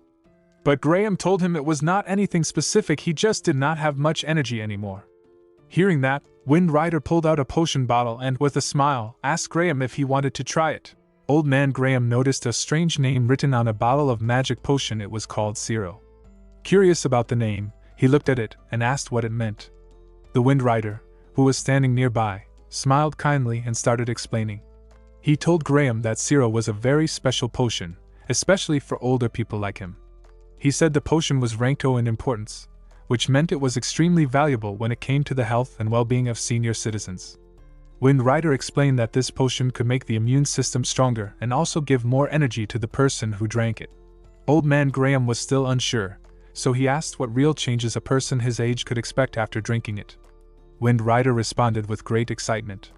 He said many good changes could happen, and that he truly hoped Graham would live for another 50 years. To make Graham believe him, Wind Rider shared a real example. He said that old man Millera, who lived on 2nd Street, had taken this same potion just last week. Millera had serious knee problems and could barely walk before, but now he was feeling so much better that he was planning to go on a hiking trip the very next day. Graham was very surprised. He asked, in disbelief, if that was true even though Millera had such weak knees. Wind Rider leaned closer and whispered in his ear that yes, it was absolutely true. Then he told Graham something even more amazing because the potion was created by Oscar Crushen, who was known as the extraordinary genius of the White Tower. When Graham heard the name Oscar, it sounded familiar to him, and he said that he thought he had heard that name before. Wind Rider reminded him that Oscar was the same mage who had created the cure for the deadly Cadena flu, which made Graham even more impressed. Finally, Graham cleared his throat and asked the most important question: how much did it cost? He guessed that since such a talented genius had made it, the price would probably be very high. Wind Rider told Graham that a person needed 1 bottle per week, and each bottle cost 30 bells. When Graham heard this, he became upset and refused to believe it would work. He shouted that this was not the first time he had been tricked by tonics. He had already tried products like Nutec Strong Tonic and Blue Tower Nutrition Bomb, and those had no effect at all. Because of that, he said he no longer trusted pharmacists or magic health products. Wind Rider quickly tried to calm him down and explained that the White Tower was not like those other places. He said he would not bring something so expensive without a good reason. Then he added that he had an offer to share. Graham, now curious, asked what kind of offer it was. Wind Rider explained that since Graham's address was registered in Surin, he qualified for a special event for Surin residents. He said the White Tower was trustworthy, and that the potion had passed hazardous substances testing. Then Wind Rider explained the full deal. There was a 1-year subscription offer available only for people living in Surin. The full price was 799 bells, but Surinians would get 50% off. If Graham agreed to the yearly subscription, he would receive 1 bottle every week, just like he needed. Wind Rider also said Graham could choose a monthly installment plan with no interest, making it easier to pay. Graham thought for a moment and realized he could probably afford the subscription if he drank and smoked a little less. Wind Rider added one more detail to make the offer better. He said that the first bottle would be completely free. That finally convinced Graham. He snatched the bottle out of Wind Rider's hand and shouted that he should have started by saying it was free. Later that night, Graham was lying on his bed when he suddenly noticed something surprising. His body felt lighter than usual, and he began wondering if it was because of the tonic he had drunk the day before. He was shocked that just 1 bottle could make such a difference. The next day, he even rode his bicycle, which he normally did not do, and felt clear improvements in his strength and energy. Feeling good, he went out and found his old friends sitting on chairs beside a fountain. When they saw him, one of them called out and greeted him happily. Another friend joked that he had thought Graham had passed away, since they had not seen him in a long time. Graham smiled and explained that he had simply been resting for a few days because his body had been aching. He added jokingly that he would not die before them. His friends invited him to join them, and they all sat together. Then they began to play chess, and to everyone's surprise, Graham won the game and shouted checkmate with excitement. One of his friends was shocked and asked if Graham had been practicing chess secretly, because he seemed so sharp and focused. Graham laughed and told them that he felt more focused than usual, almost like he was 10 years younger. Another friend teased him, saying that Graham must have eaten something really good while he was resting. He guessed that maybe Graham's children had given him a special elixir, and asked him to share the secret. Graham smiled and replied that it was not an elixir, but a tonic made by the White Tower. His friend looked doubtful and said that tonics were usually fake or useless, just empty promises. But Graham shook his head and said he truly believed this one was real and effective. Then he told them to listen carefully, ready to share more about the amazing tonic that had changed how he felt. The scene shifted to a quiet room where Oscar was sitting calmly on a chair, reading some important documents placed on the table in front of him. Suddenly, someone rushed in and shouted that there was trouble. Oscar remained calm and asked if the problem was that their potions had gone bad or rotten. The person who had entered was Rena White, and she looked very upset. Instead of answering, she showed him a newspaper and shouted that at this rate, the potions really were going to rot, not because they had gone bad, but because no one would buy them. Rena pointed to the headline of the newspaper, which Oscar then read aloud. It said, "Azure Dragon Warm Winter Sale Begins." According to the news, Moira Main from the Azure Tower had announced a special 50% discount on all their potions. The sale was meant to help poor people stay healthy during the bitter cold of winter. Oscar looked at the news with a calm expression and simply said that the Azure Tower was doing something cute. Rena, however, was furious. She covered her face with both hands and shouted in frustration. She did not think it was cute at all. She believed it was a clear strategy to push the White Tower out of the potion market. She pointed out that Azure Tower would not make any profit by selling potions at half price, so they must have a bigger plan behind this move. Oscar still did not seem worried. He replied that the Azure Tower's sale probably would not last more than 2 to 3 weeks, but Rena was still deeply concerned. She said that even if it lasted just a month, that was a long time in business, and by then, the White Tower might lose all their space in the potion market.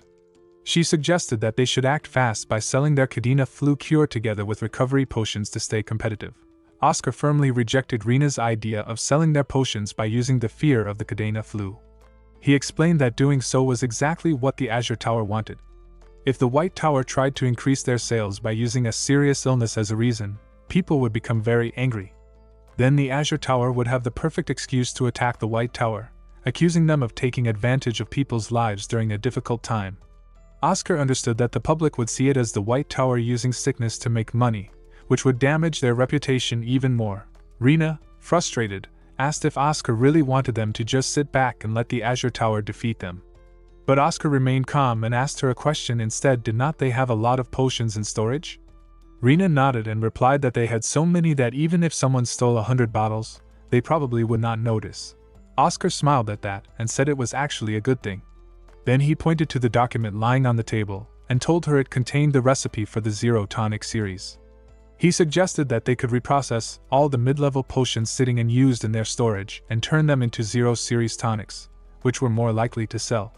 Rena was surprised and asked if he really meant to reprocess all of that stock.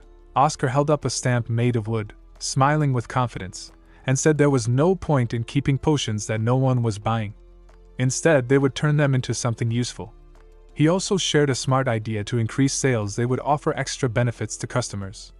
For example, if a family bought more than 2 products from the Zero series, they would get an additional discount. This way, families with children or elderly parents would be able to afford the potions more easily, and the barrier to purchasing would be much lower. Rena looked at Oscar and said that from now on, she would not trust any discount offers. She admitted that Oscar's business mind was a little scary. Oscar, still deep in thought, suggested another plan. He asked if they could pay the Information Guild to spread a rumor. Rena was confused and asked what kind of rumor he meant. Oscar gave her a mysterious hint. He said they could spread a rumor that Zero, one of the tonics, helped with virility. Rena still did not understand and asked if that would really help with selling more products. Oscar confidently told her to just wait and see, promising that they would soon witness a huge increase in sales. The scene then shifted to the Azure Tower, exactly 3 weeks later. Inside the tower, a young man stood in front of a board that displayed a sales graph. The graph clearly showed their products performing well, and the young man proudly crossed his arms and smiled. He believed their plan had worked perfectly, and that they had completely defeated the White Tower. He was certain the potion department head would be very pleased with the results. Just then, someone knocked on the door, and he allowed them to come in. An older man rushed in quickly and called out the young man's name, Moira Main. The older man was then introduced as the department head of Azure Tower's potion department. He asked Moira if he had seen the latest news headlines, but Moira replied with a smile that he had not looked yet. This made the department head furious. He shouted at Moira and told him to pick up the newspaper and read it immediately, clearly upset about something unexpected that had happened. Moira Main quickly picked up the newspaper from the table and began to read. As he looked at the article, his eyes widened in shock. The news was far worse than he expected. The department head shouted again, angrily asking if this was really the best Moira could do. He demanded to know why Moira had sacrificed all their profits just to get results like these. The headline on the newspaper read, "White Tower hits jackpot with their tonic business. Selling 10 million bottles in 1 month." The article explained that the White Tower's Zero Series tonics had become incredibly popular, especially as filial products items bought for parents or elderly family members as a sign of care. It also reported that Zero, a product for men, was especially in demand because of its unexpected benefit in increasing virility. This caused a shortage of supply. The article called it the most effective tonic of all, and praised the White Tower for continuously succeeding in the market. Moira was shocked. He thought to himself that these were not even potions, but tonics, and he had not seen them being sold anywhere in the market. He found it strange that he had not noticed their release. But then he saw another part of the newspaper article, which explained everything. It said that the White Tower had used a door-to-door sales system and a home subscription plan, allowing customers to order tonics from their homes easily. That's why the sales did not show up in normal market statistics. Moira became even more frustrated and angry. He realized that if the White Tower had used a direct sales system, then of course their sales would not appear in the usual market volume reports. The department head then asked him one more time if he had seen what the White Tower had said in public. According to the article, the White Tower had announced that they would keep their discounts going forever, and they even said they were deeply touched by the Azure Tower's discount campaign, turning it into a public thank you instead of a rivalry. Moira flipped the newspaper page and saw an official statement from Oscar Crushen himself. The statement read that after seeing the Azure Tower's generous sale, Oscar had felt deeply touched, so the White Tower promised to always keep their potions on sale through the Kokage discount program. Moira couldn't hold back his anger and shouted with rage. He said that this was clearly a scam, and that the White Tower had planned this low price from the beginning. He was furious that Oscar had twisted the story to make the White Tower look kind-hearted when in reality, they had just hidden their true pricing strategy. The department head responded coldly and asked how the public would know that the White Tower had planned the prices all along. He pointed out that the bottle Moira was talking about had never been sold before, so there was no proof. He accused Moira of sitting back, looking at positive sales graphs, and thinking that Azure Tower had already won. But in reality, he said, the public had now fallen in love with the White Tower's tonics, and even if Azure Tower tried to fight back, the market wouldn't ignore the White Tower anymore. While saying this, the department head drew a new line on the board, showing the White Tower's sales rising sharply upward. He explained that, based on the current trend, their sales would only keep going higher, and Moira would now be very busy trying to keep up. Confused and worried, Moira asked what that meant. The department head gave him a harsh warning. He said that because of the huge losses the Azure Tower had suffered from this marketing failure, even if Moira worked without pay for the rest of his life, it would still not be enough to make up for the damage. Moira's eyes widened in shock, realizing just how badly he had miscalculated everything and how serious the situation had become. The scene changed to the eastern part of the continent, in a land ruled by the Yen dynasty. A dangerous monster was attacking a village. One of the warriors, holding his sword tightly, shouted to his comrades to block the creature and not let it reach the village. He told them to quickly set up the 9 Dragons Cloud Wind Formation, a special defense technique. But before the formation could be completed, the monster suddenly attacked him, sending him flying through the air. Another man, who caught the falling warrior while gritting his teeth in frustration, asked what they were supposed to do in such a desperate situation. At that tense moment, they suddenly heard a calm but firm voice speaking to the monster. The voice told the creature that it had been found, and that it should return to its territory peacefully. All the warriors looked up in confusion, unsure who was speaking. They saw a young girl flying through the sky, wearing a cloak and ropes around her body. She landed gently on the ground using her magic power. Speaking directly to the monster, she warned it that if it refused to return peacefully, she would have to forcefully return it to the dirt. Then she used a powerful magic spell called Innate Magic, Restless Wind, which instantly sent the monster away. After defeating the creature, the girl quietly muttered to herself that strange things like this had been happening far too often lately. One of the men who had been fighting asked her if she was from the White Magic Tower. Ignoring that for the moment, she asked if he was Zhang Chun. The man respectfully apologized for not greeting her earlier and confirmed that he was indeed Zhang Chun, a warrior from the 9 Dragon sect. The girl then took off her robe hood, revealing her face, and introduced herself properly as Sha Mace, the Tower Master of the White Tower. She had a serious expression as she asked Zhang Chun if he had brought what she had requested from the 9 Dragons sect leader. Zhang Chun handed it to her and said it was the Empire's newsletter. He confirmed that the sect leader had noticed how the western side of the continent had been filled with news about the White Tower recently. As Sha held the newspaper in her hands, she suddenly felt nervous. She had been away for 2 months, and she was scared to read what had happened during that time. She feared the worst. What if the White Tower had gone bankrupt? What if it had been removed from the 4 main magic towers permanently? She was afraid that if such terrible news was true, she would never have the courage to face her master again, not even in death. Still, she slowly opened the newspaper and began to read. Her eyes widened in shock as she saw the headline "The White Tower, who is continuously writing success stories." She quickly read the entire article, and the more she read, the more surprised she became. She turned to Zhang Chun with disbelief and asked if this was a fictional story, like a novel. Zhang Chun was confused and asked what she meant. She wondered if he had made it all up just to stop her from worrying too much. Zhang Chun immediately denied it and said the article was completely real. Shasha's thoughts were racing. She was especially shocked that the delivery business she had started was actually doing very well. She admitted to herself that she did not begin that business for success in the first place. Her real reason had been something else, a personal goal that she had kept in mind. Still, she could not believe how far things had come in just 2 months. After folding the newspaper, she told Zhang Chun that she would be leaving now, and she asked him to charge the commission fee to the Imperial Bank account. Zhang Chun respectfully bowed and agreed.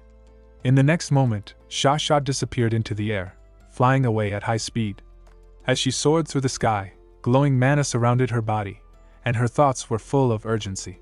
She wondered just what was going on at the White Tower right now, and knew that she had to return immediately to see for herself.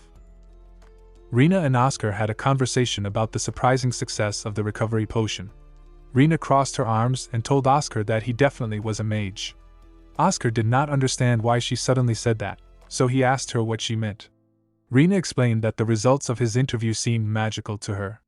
She was amazed that just one interview could cause such a strong reaction and even shake the influence of the powerful Azure Tower.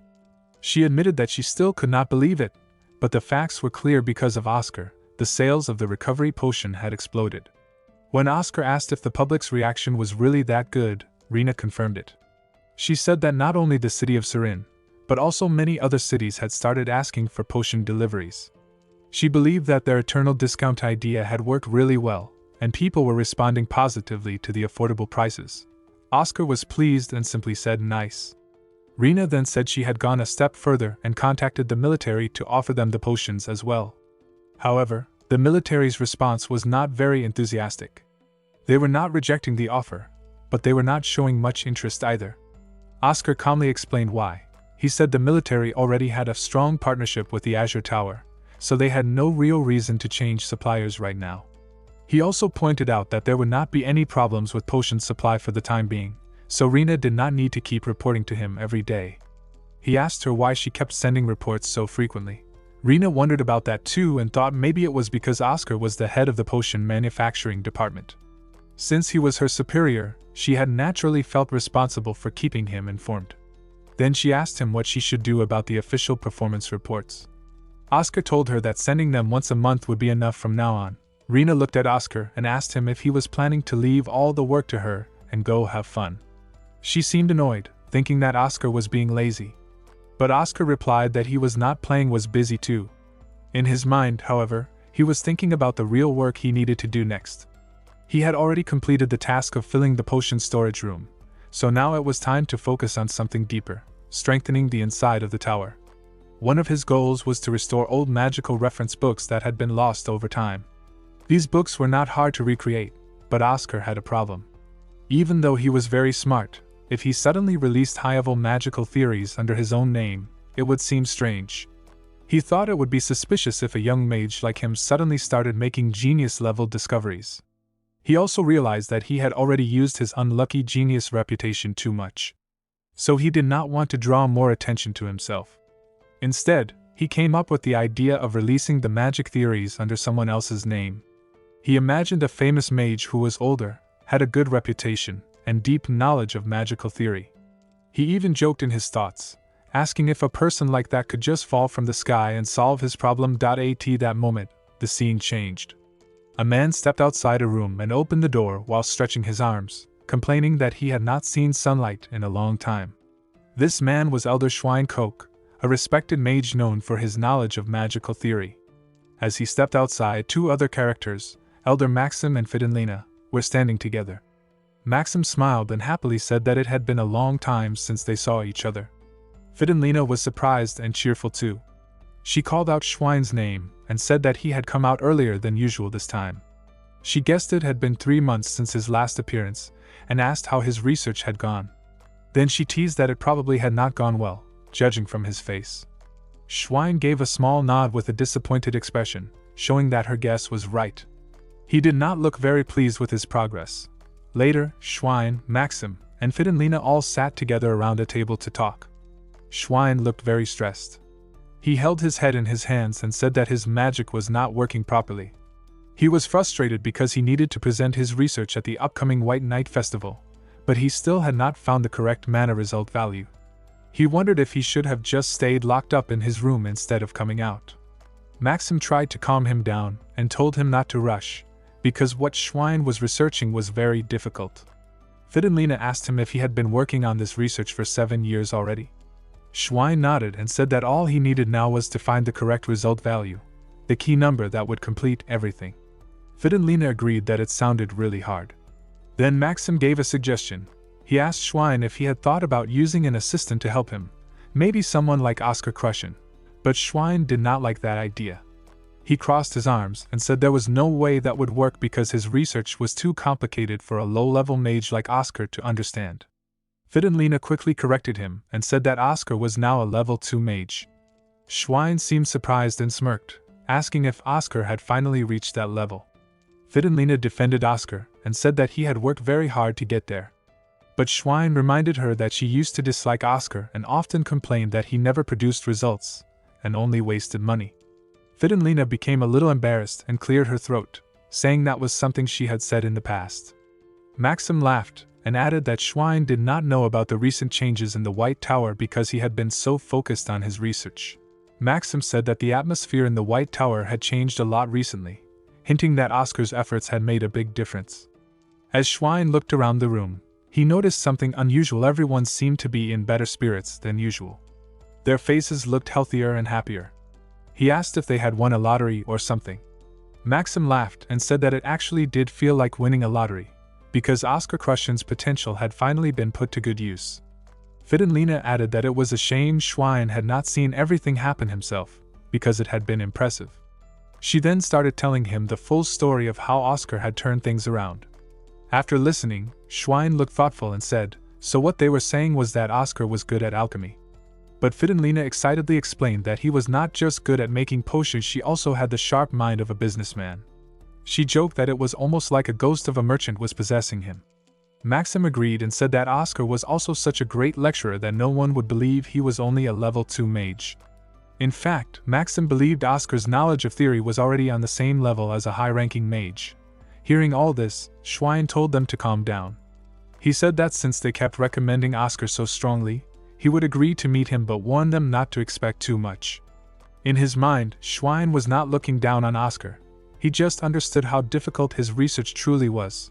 He thought of it like this: even if two people looked at the same thing, the view from the first floor and the view from the rooftop were completely different. That meant the level of insight depended on how high someone had climbed in their magical understanding. No matter how talented Oscar was, he was still just a level 2 mage, and that meant his perspective had limits. Also, Schwein reminded himself that the research he was doing was not ordinary. It was about restoring the original magic of the most legendary mage of all time, the Archmage Oscar Sage, who was called the genius of all geniuses and the mage of all mages. The scene then shifted to a hall where Oscar stood, looking confused. He asked if there was really going to be a sudden test. Schwein nodded and confirmed it, placing his hand on his chest as he introduced himself. He explained to Oscar that since Oscar had lost his memory, it made sense to introduce himself properly. Schwein told him that his name was Schwein Koch, and he was one of the elders of the White Tower. He specialized in theoretical magic and had been working on recovering lost magic. Schwein admitted that he had been doing research for the past 7 years, but he now realized that he would not be able to complete it alone within the time he had left. As Oscar listened to him, he thought to himself with excitement that Schwein was exactly the kind of person he had been looking for, someone with strong magical knowledge, a high status, a solid reputation, and enough age to make everything seem natural. Schwein was the perfect match for Oscar's plan to present advanced theories through someone else. While Schwein continued speaking, he apologized to Oscar for making him take a test even though he was the one asking for help. Oscar smiled and said that it actually made perfect sense. If someone was looking for a research assistant, it would be strange not to check their skills first. Schwein was impressed by Oscar's mature response and said that 50 minutes should be enough time for the test. Oscar confidently told Schwein that he would do his best. Inside, he felt very excited. He believed that as long as Elder Schwein was around, no one would question the research of a level 2 mage. This was the perfect opportunity he had been waiting for. As he began writing the test, he quickly realized that the questions were very easy for him. He thought that even a theory mage of level 5 or 6 could easily solve them. Based on the difficulty of the test, Oscar understood that Schwein was not looking for someone to create new theories, but someone who could help him catch small errors in his work.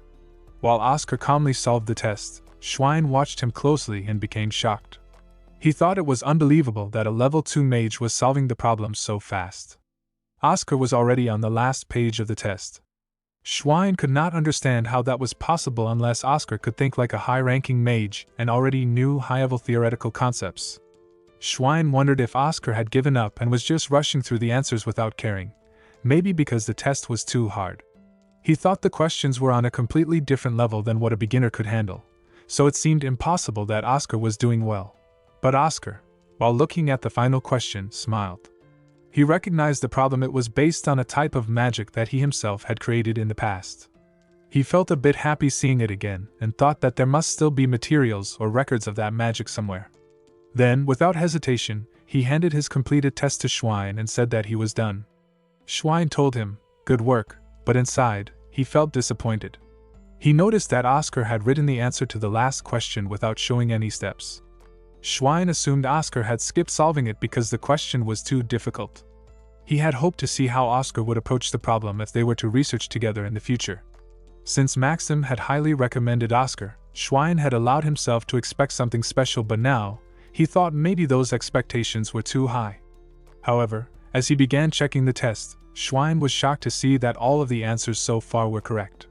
He became even more surprised when he realized Oscar had done all the calculations mentally without writing anything down. Schwein's eyes widened in disbelief. Normally, this kind of test would require the skills of an academy professor or higher, and yet Oscar, who was only a level 2 mage, had solved them perfectly in his head. Schwein could not believe how incredible Oscar's math and thinking abilities were. Still unsure, Schwein asked Oscar if he really believed the answer he gave to the final question was correct. Oscar seemed a little confused at first but then confidently said yes. Schwein asked him which of the 4 mana values he had chosen. Oscar calmly replied that he had written down all of them. He explained that he had used a fluid mana value instead of a unified one. He asked if that was the wrong approach. Then he clearly explained his reasoning based on how the formula was structured. Using a single, unchanging mana value would create errors. That's why he had solved the question using a flexible mana value that could adjust during the process. After checking Oscar's test, Schwein asked him if he could use the mana values Oscar had written to test the magic right away. Oscar agreed. Later, Schwein began testing the spell using those values, and to his shock, it worked. The room filled with a glowing mana that took the shape of a long, swirling snake. Schwein stared in disbelief as the magic activated correctly. He asked aloud how this could even be possible. All the values were completely accurate. Overwhelmed with joy, he shouted that Oscar would not just be a supporting researcher anymore. Instead, he would name Oscar as the co-author of the research paper. Oscar humbly thanked him and then asked if this magic was the one Schwein had been researching. Schwein smiled and said yes. He explained that the last question on the test was based on a legendary spell called Ouroboros, which was originally created by the previous generation's magic tower master Oscar Sage. Hearing this, Oscar Crushen had a serious moment of thought. He wondered why Schwein had gone through the trouble of recovering this magic in the first place. It had even taken Schwein 7 years. Oscar knew the truth behind the spell. Ouroboros was a type of magic that allowed a mage to cast a spell once, and then keep generating mana endlessly, especially for wind-type magic. In theory, it created infinite mana, which went against the natural law of conservation of mana. The spell was named Ouroboros because that symbol represented never-ending cycles and eternity. Even though it sounded powerful and impressive, Oscar considered the spell a failure by his standards. He remembered why he originally made it. During the old war against demons, humanity had conquered land and sea, but not the sky. To win the war, they had started the Blue Sky Project, which was meant to create flying weapons like aircraft. Oscar designed the Ouroboros spell to be the mana engine for those aircraft. The magic worked well on paper, but in reality, it did not produce enough energy to actually power a flying machine. That's why the project was eventually cancelled. Oscar thought that if you did not need massive energy, there were better and more efficient magic types to use. So he believed spending 7 whole years to recover and complete this magic was unnecessary. Oscar's deep thoughts were suddenly interrupted by Schwein's voice. Schwein excitedly said that he wanted to tell Shasha right away, because the foundation for the delivery business had finally been prepared. He believed Shasha would be very happy to hear that. Oscar was shocked and asked in disbelief if the real reason the previous tower master had created the delivery service was because of this magic. Schwein confirmed that it was. Oscar became frustrated and thought to himself how unreasonable this was. He blamed Shasha in his mind, wondering how she could make Schwein recover such a complicated and outdated magic without even having a proper purpose for using it. Schwein, still smiling, told Oscar that he was the one who had fulfilled a long-time dream shared by both the Tower Master and himself. He said they had finally taken their first step in 7 years toward opening a path through the sky. Oscar asked if Schwein was trying to restart the same challenge that had failed in the past. Schwein nodded and explained that now, Ouroboros would serve as the engine to power their sky project. Oscar responded quickly, saying that according to past records, it was impossible to fly a real aircraft using only the wind power generated by the Ouroboros spell. Schwein admitted that was true. Ouroboros alone could never power a working aircraft. However, he said that things were different now compared to how they were 23 years ago. Oscar, confused, asked what had changed. Schwein pointed at a nearby magic bulb and said that this was the difference. At that moment, Oscar realized what Schwein meant: magic engineering. Oscar noticed a strange magical object that looked like a glowing bulb. He guessed it was related to magic engineering. Schwein agreed and began explaining the history behind it. He said that during the time when Oscar Sage started the Blue Sky Project, he also created a special kind of magic called innate magic.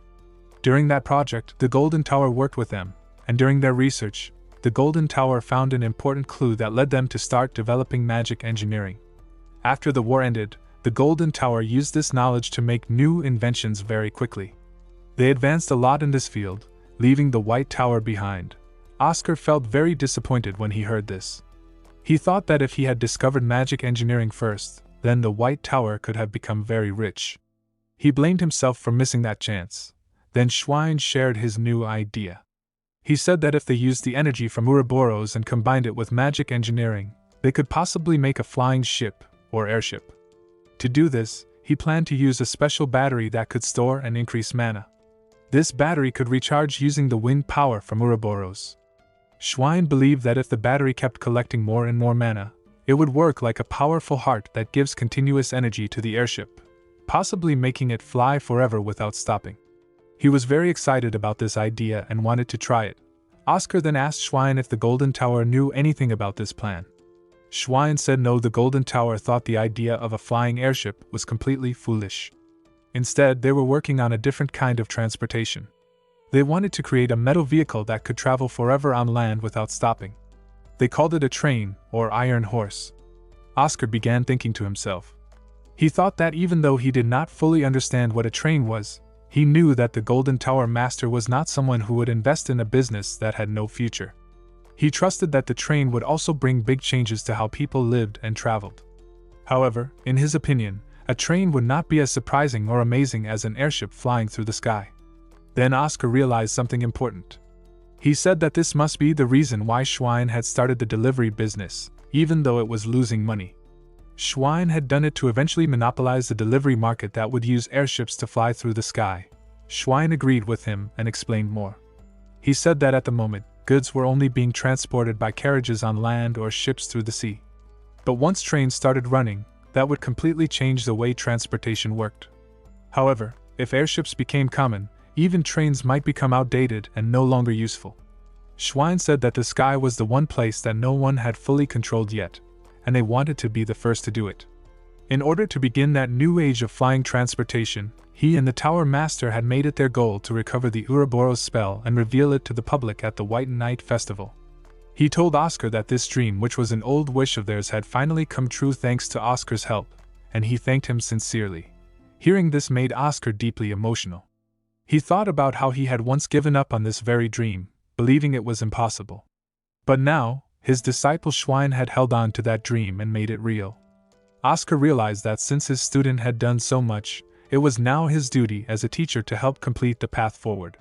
With renewed spirit, Oscar said that if they were going to do this, they should go even further. He suggested that they should reveal the prototype of the airship at the White Night Festival. When he saw Schwein's confused and surprised face, Oscar smiled and asked, "What if we make that our goal?" Schwein agreed and said it would definitely be more impressive for people to see the real thing with their own eyes rather than just hearing about an idea. Oscar nodded in agreement. Schwein then said he would share some important documents with Oscar. He went over to a bookshelf, picked up some papers, and handed them to him. He told Oscar to read them carefully. Oscar asked what the papers were about. As he looked through the documents, he was surprised and thought to himself that he had never seen these kinds of formulas before. Schwein explained that the documents contained research materials for making a magic-engineered battery a key part of their airship project. Oscar, eager to understand the information better, asked if he could sit down and study the documents properly. Schwein told him, of course. Oscar sat down and began reading through the research carefully. As he studied it, he noticed that it even included formulas related to the Ouroboros technique. He was impressed by how detailed and well-organized the research was. Schwein had clearly checked every possible case and prepared everything thoroughly. Then Schwein asked Oscar what he thought of the materials. Oscar, clearly excited, said that it was excellent work and asked if they could begin the research right away. Schwein was happy to hear that and said that was indeed the plan. However, before starting, he told Oscar that there was something he needed to say first. Oscar asked what it was and added that if Schwein was going to talk about keeping everything secret, he already understood and would not tell anyone. But Schwein replied that it was not about secrecy, he simply wanted to apologize first. Oscar felt confused and asked why. Inside, he became nervous and wondered if Schwein had somehow found out about something secret, perhaps about the recovery of Magiki. But Schwein did not mention anything like that. Instead, he said that he felt guilty for dragging Oscar into something extremely dangerous. Schwein explained that once they announced their research and plans for the airship, the Golden Tower would definitely try to stop them by any means, even if it meant violence or bloodshed. Oscar felt relieved to hear that this was all Schwein meant. He had been scared that it was something worse. Smiling, Oscar told Schwein it was fine. But Schwein, looking serious, said that Oscar was taking this situation too lightly. He warned him again that things could become very serious. Oscar agreed that the Golden Tower might try to sue them many times with false reasons, and they might even try to assassinate both of them in secret. Schwein was shocked and asked if Oscar was really okay with that. Oscar nodded and answered with determination. He said that yes, he was scared the Golden Tower was powerful, and he feared for his life. But if he kept making excuses because of fear, he would never be able to move forward. He was even more afraid of becoming someone who was too scared to try, who ran away forever and never grew stronger, just an empty shell of a person. Oscar then explained how weak the White Tower had become. They had lost the potion market to the Azure Tower, lost their exclusive military contract to the Red Tower, and even had to worry about the Golden Tower's opinion before doing any magical research. All of this had left them powerless and humiliated. But now, he believed that this new research project could finally give the White Tower the strength to stand up and fight back. With a smile, he said that as long as he believed in that future, he was willing to face any danger that came their way. Schwein laughed. He said that he felt strangely upset because Oscar had taken all the dramatic and powerful lines, the ones that made someone sound really cool. Oscar smiled and replied that Schwein did not need to say such things to sound cool, because he was already cool enough. Schwein laughed again and said he was surprised. He had not realized until now that Oscar had such a fun and humorous side. Then, With a serious and friendly look, Schwein reached out his hand and said that they should work well together from now on. Oscar shook his hand, agreeing to the partnership with a smile. The scene then shifted to one day later. In a large hall, Oscar and Schwein were sitting on the ground, working on their research together. Schwein looked at the magical formulas and said that the Euler equation, which they had added to the technique, seemed to be reducing the magic output. Oscar agreed and replied with a thoughtful expression. He said that yes, the output dropped, but if they removed that part, the stability of the magic system decreased a lot, especially when combining it with magic engineering.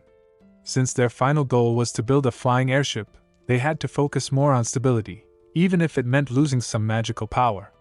Schwein agreed with that logic and said they should continue testing and improving it. Then the scene changed again to 4 days later. The two were still sitting on the floor of the hall, working tirelessly. Schwein looked frustrated and said that it was really hard to make changes to a technique that was already well made. Even changing one small part could cause errors in the entire system. Despite Schwein's frustration, Oscar stayed calm and confident. He thought to himself that they were doing fine, and that progress, even if slow, was still progress. Schwein looked over some documents and said that things were going well, but he had a new idea to improve safety. He suggested that, even though it would make the structure more complicated, they should consider changing the magic formation into a parallel system instead of the current one.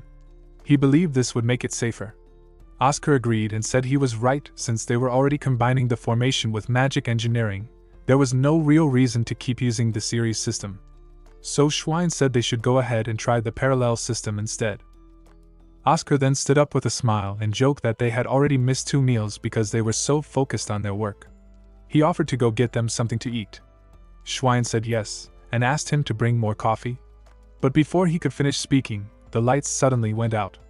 Schwein became frustrated and said, "Another blackout?" Oscar replied that there had been a lot of blackouts recently. He told Schwein they should take a break and rest for a while.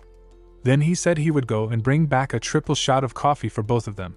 The scene then shifted to 6 days into the research. By this time, they had spent many hours working together.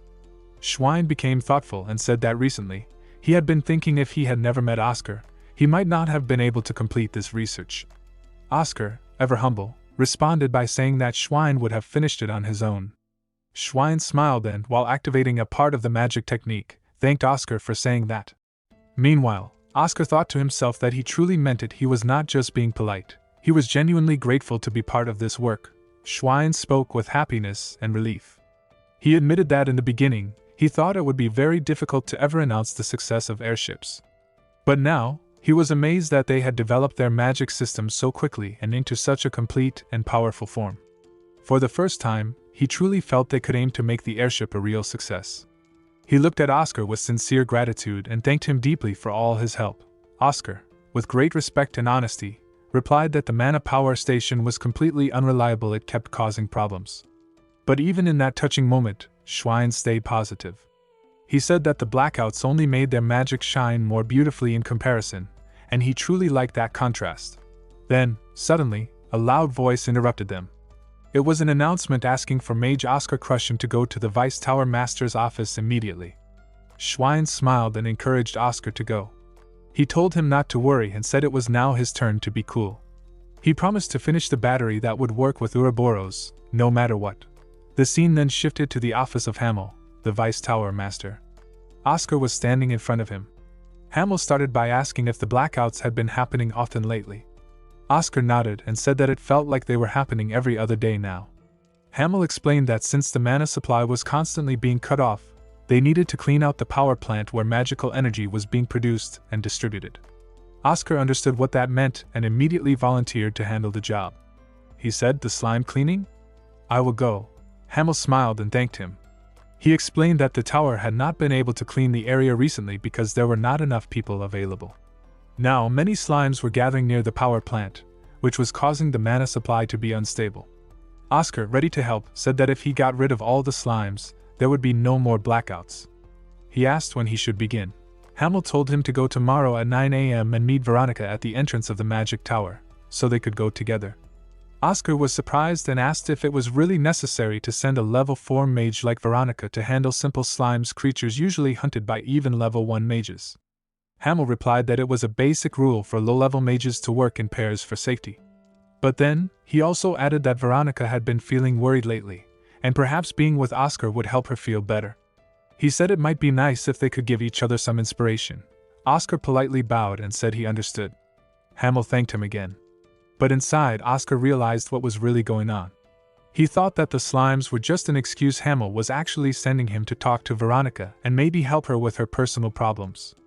Oscar knew that Hamel looked kind and gentle, but he was actually very clever and thoughtful. The next morning, Oscar arrived at the tower entrance. Veronica stood there with her arms crossed and asked him why he was late. Oscar greeted her with a calm smile and said good morning, reminding her that he was actually 5 minutes early. But Veronica, already sitting inside the carriage, told him to shut up and get in. She said they were leaving right away, clearly acting strict but maybe also a little embarrassed. The carriage then started to move, beginning their journey toward the Manhwa power plant, where the slime cleaning mission awaited. Veronica looked serious and gave Oscar a warning. She told him in advance that the place they were going to was not a lecture hall. Oscar calmly replied that yes, he knew they were going to the Manhwa power plant. But Veronica corrected him. She explained that what she really meant was that she was in charge of this mission. Even if Oscar was more skilled in mana theory, she had more real-world experience. She wanted to make it clear that outside the classroom, she was the one leading the team. Oscar understood what she was trying to say and asked if she meant that he should not act like a teacher outside the lecture hall. Veronica confirmed that exactly she did not want to be treated like a student on this mission. Oscar nodded and agreed to respect her lead. After that, the carriage went quiet. A while later, Oscar noticed that Veronica looked tired, so he gently asked if she had not slept well. Veronica responded coldly and told him to be quiet if he already knew. She said she needed to rest a little. Oscar asked again, trying to understand, and wondered if she was worried about something. But Veronica reminded him that this was not a lecture hall. She did not want him to keep acting like a teacher or counselor. Oscar smiled softly and explained that he was not trying to act like a teacher. He only wanted to help if she was struggling with something. He told her that if someone has a path in front of them, it's okay to take it, meaning she did not have to handle everything alone. Veronica looked at him with frustration, not saying anything. As Oscar looked at her quietly, he thought deeply about who she really was. He remembered reading old Oscar's journal, which had mentioned Veronica Fricks many times. The old journal described her as a mage with incredible talent. Oscar became curious, what kind of talent did she have for someone like the Tower Master to praise her so much? He thought that this moment might be a valuable opportunity to get to know her better and find out for himself. Oscar and Veronica were sitting together in a carriage. Oscar smiled at her and asked if telling him what was bothering her would make her feel more comfortable. Veronica looked at him and thought deeply. She realized that the reason she had not been able to sleep lately was because of her frustration with a certain person, probably referring to Oscar or perhaps Elder Maxim. She had always admired Elder Maxim's powerful wind magic and wanted to master it herself. But no matter how much she practiced, she could not copy that wind. This made her angry and restless, so she kept training without rest or sleep. In her mind, the difficult questions Oscar had been asking her were not lessons but more like a form of payment for all the sleepless nights she had endured. Veronica then asked Oscar what he had meant by his earlier words. Oscar, trying to hold back his laughter, told her that if she had been doing fine before but suddenly felt stuck, it was probably because of his last lesson when he had taught about the temperament, or personality of mana. Veronica admitted that she had been trying to create wind like Elder Maxim's, but no matter how hard she tried, she could not achieve the same feeling or strength. Oscar told her that it made sense because that type of wind simply did not suit her. Veronica defended herself and told Oscar that he did not truly understand her. She had always dreamed of creating a strong wind like Maxim's and had worked hard toward that goal. But Oscar responded calmly, saying that sometimes people on the outside could see things more clearly than the person involved. He gave her an example by asking what kind of wind she thought he would use, suggesting that different types of wind match different people depending on their personality and natural mana, not just on what they wanted. Veronica told Oscar that if he had a wind, it would be arrogant and annoying. Oscar laughed and replied that she was wrong. His wind was actually known for being warm and cozy. Veronica rolled her eyes and said she had never heard such a thing. Oscar thought to himself that he was talking about his wind from the past. He admitted that he also found it strange, because he did not think of himself as warm. Veronica agreed with him and said again that he was not warm at all. Oscar then asked Veronica if she wanted a strong and hot wind. Veronica silently confirmed that she did. But Oscar explained that the temperament, or personality, of mana was not something someone could just choose because they wanted it. Instead, a mage needed to discover the type of mana that was most similar to themselves. Veronica did not quite understand and asked what he meant. She pointed out that by that logic, Oscar's mana should not be cozy but annoying, since that's how she saw his personality. Oscar laughed and agreed, saying maybe that was true. Before the conversation could continue further, the coachman interrupted and told them that they had arrived. The carriage stopped in front of their destination, the Mana Power Station. As they stepped out, Oscar stretched his body and looked at the building. The station appeared to be in very bad condition. He commented that with the power station looking this broken down, it made sense why the mana in the area kept getting disrupted. Veronica walked toward the station and placed her hand on the glass surface.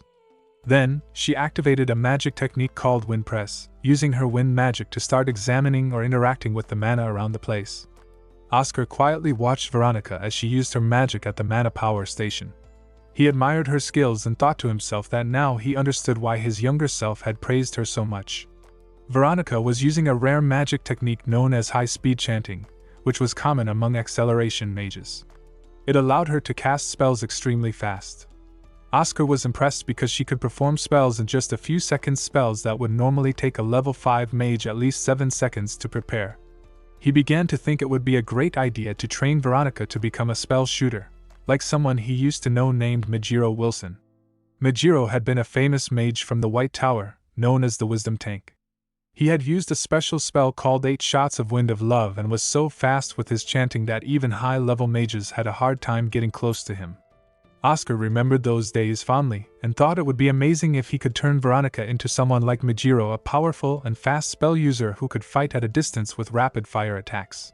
While Oscar was lost in these thoughts, Veronica called out to him. She turned her head and asked if she was the only one working, hinting that Oscar seemed to be just standing around. Oscar snapped out of his thoughts and told her he understood and stepped forward to help. Veronica pointed ahead and warned him that there were many green, jelly-like slimes gathered right at the entrance of the station. She told him to be careful. Oscar found this strange and thought to himself that it was unusual for all the slimes to be gathered only near the entrance. As he moved closer to check, he stepped between the slimes and tried to observe the situation. But then Veronica shouted urgently, telling him to stop worrying about what was inside the station and to focus on what was happening outside first. Oscar noticed something odd about the way the green slime monsters were behaving. He asked Veronica if she did not find it strange. Veronica, a little confused, asked what he meant. Oscar pointed out that all the slimes were moving toward the entrance, as if they were trying to escape from something inside the Mana Power Station. Veronica did not seem too concerned. She replied that slimes did not have intelligence, and just moved however they wanted. But Oscar explained that because slimes lacked intelligence, they followed their instincts more strongly than intelligent creatures. And their strongest instinct was the instinct to survive. So if the slimes were all running away from the power station, it could mean something dangerous was inside. Veronica responded sarcastically, asking if he meant there was some scary monster deeper inside the building. She then suggested that they go check it out. Oscar agreed and told her they should hurry. But Veronica, always proud and stubborn, reminded him not to order her around outside of the lecture hall. The scene then shifted to the inside of the power room. There, the two mages saw something surprising, a large glowing ball of mana. Veronica asked what it was. Oscar explained that it was the cocoon of a white silkworm. This was not a normal silkworm that ate mulberry leaves. It was a rare and special kind of moth called the silkworm of the skies. Instead of eating leaves, it consumed mana. That's why it had come to this power station. It was full of mana, which made it the perfect feeding ground for such a creature. Veronica stared at the large glowing object and asked Oscar, confused, if it was really a moth. She also asked if it had not been born yet. Oscar corrected her by saying it had already been born and was now going through metamorphosis. Veronica then realized something important. She said that the mana problem was not being caused by the slimes, as they first thought. So, she asked if things would return to normal if they just got rid of the creature inside the cocoon. Oscar replied that he had both good news and bad news to share. Veronica asked to hear the good news first. Oscar told her that a white silkworm during metamorphosis was not very dangerous. If they brought an elder maxim, someone very powerful, He could take care of it in 5 seconds. Hearing this, Veronica relaxed a little. She said it did not sound like such a big deal and admitted that it had scared her. Then she asked what the bad news was. Oscar explained that once a white silkworm finished its metamorphosis, it would become extremely hungry. At that point, it would start to eat every living being around it, using up mana and attacking anything nearby. Veronica still did not look too worried. She said that they could simply bring Elder Maxim before that happened. But Oscar was not finished. Before he could explain further, a strange noise echoed through the power room. Veronica heard it and asked what the sound was. Oscar quickly guessed what was happening. He said that based on how the slimes had run away in fear, the metamorphosis was almost complete. The sound they heard was the creature breaking out of the silk cocoon from the inside. The silkworm finally completed its transformation. Veronica looked at it with wide eyes and was shocked by its size. She asked why it was so big and assumed that since it was a silkworm moth, it would not be able to fly. Oscar nodded at first, agreeing that silkworm moths usually do not fly, but then he told her that this one was different. This particular moth could fly. Inside the glowing mana ball, the large silkworm moth appeared in full form. Frightened by how disgusting and creepy it looked, Veronica covered her eyes and shouted that they should run away. But Oscar quickly refused. Veronica, surprised, asked him why not, since the creature was so gross. Oscar explained that if they tried to escape, the moth would fly straight to the nearby city and begin attacking people. It was extremely hungry after metamorphosis, and it would feed on any living beings it could find. That's why they had to stop it here, no matter how scary it looked. Veronica took a deep breath and stepped in front of Oscar, pushing him behind her. She told him to move back and let her handle it. Oscar was surprised and impressed by her bravery. He thought to himself that she was trying to protect him from a level 4 silkworm moth, which was no small threat. While watching her prepare for battle, Oscar quietly cast a message spell. He hoped the horseman who had brought them was still nearby so he could receive the magical signal and go call for reinforcements. Meanwhile, Veronica formed a magic circle and glared at the moth. She talked to it angrily, saying it was just a bug and had no right to make her feel afraid or small. She said it was making her angry. She then used 3 magic techniques: Wind Press, Gust Hand, and Jet Booster. After powering up, she shouted confidently that she was coming for it, and then she rushed forward and began to punch the silkworm moth directly. Oscar suddenly grabbed her by the collar and pushed her backward. She crashed onto the ground and shouted in shock, asking what he was doing. Oscar then extended his hand, and glowing mana started spinning around his palm. He explained calmly that if she had touched the white silkworm's feces, it would have melted her instantly. She had nearly died without realizing it. He believed that the silkworm had left that opening on purpose, pretending to be vulnerable. Even though it was just an insect, it had very high intelligence and acted with strategy. This was not a mindless monster, it was a clever and dangerous creature.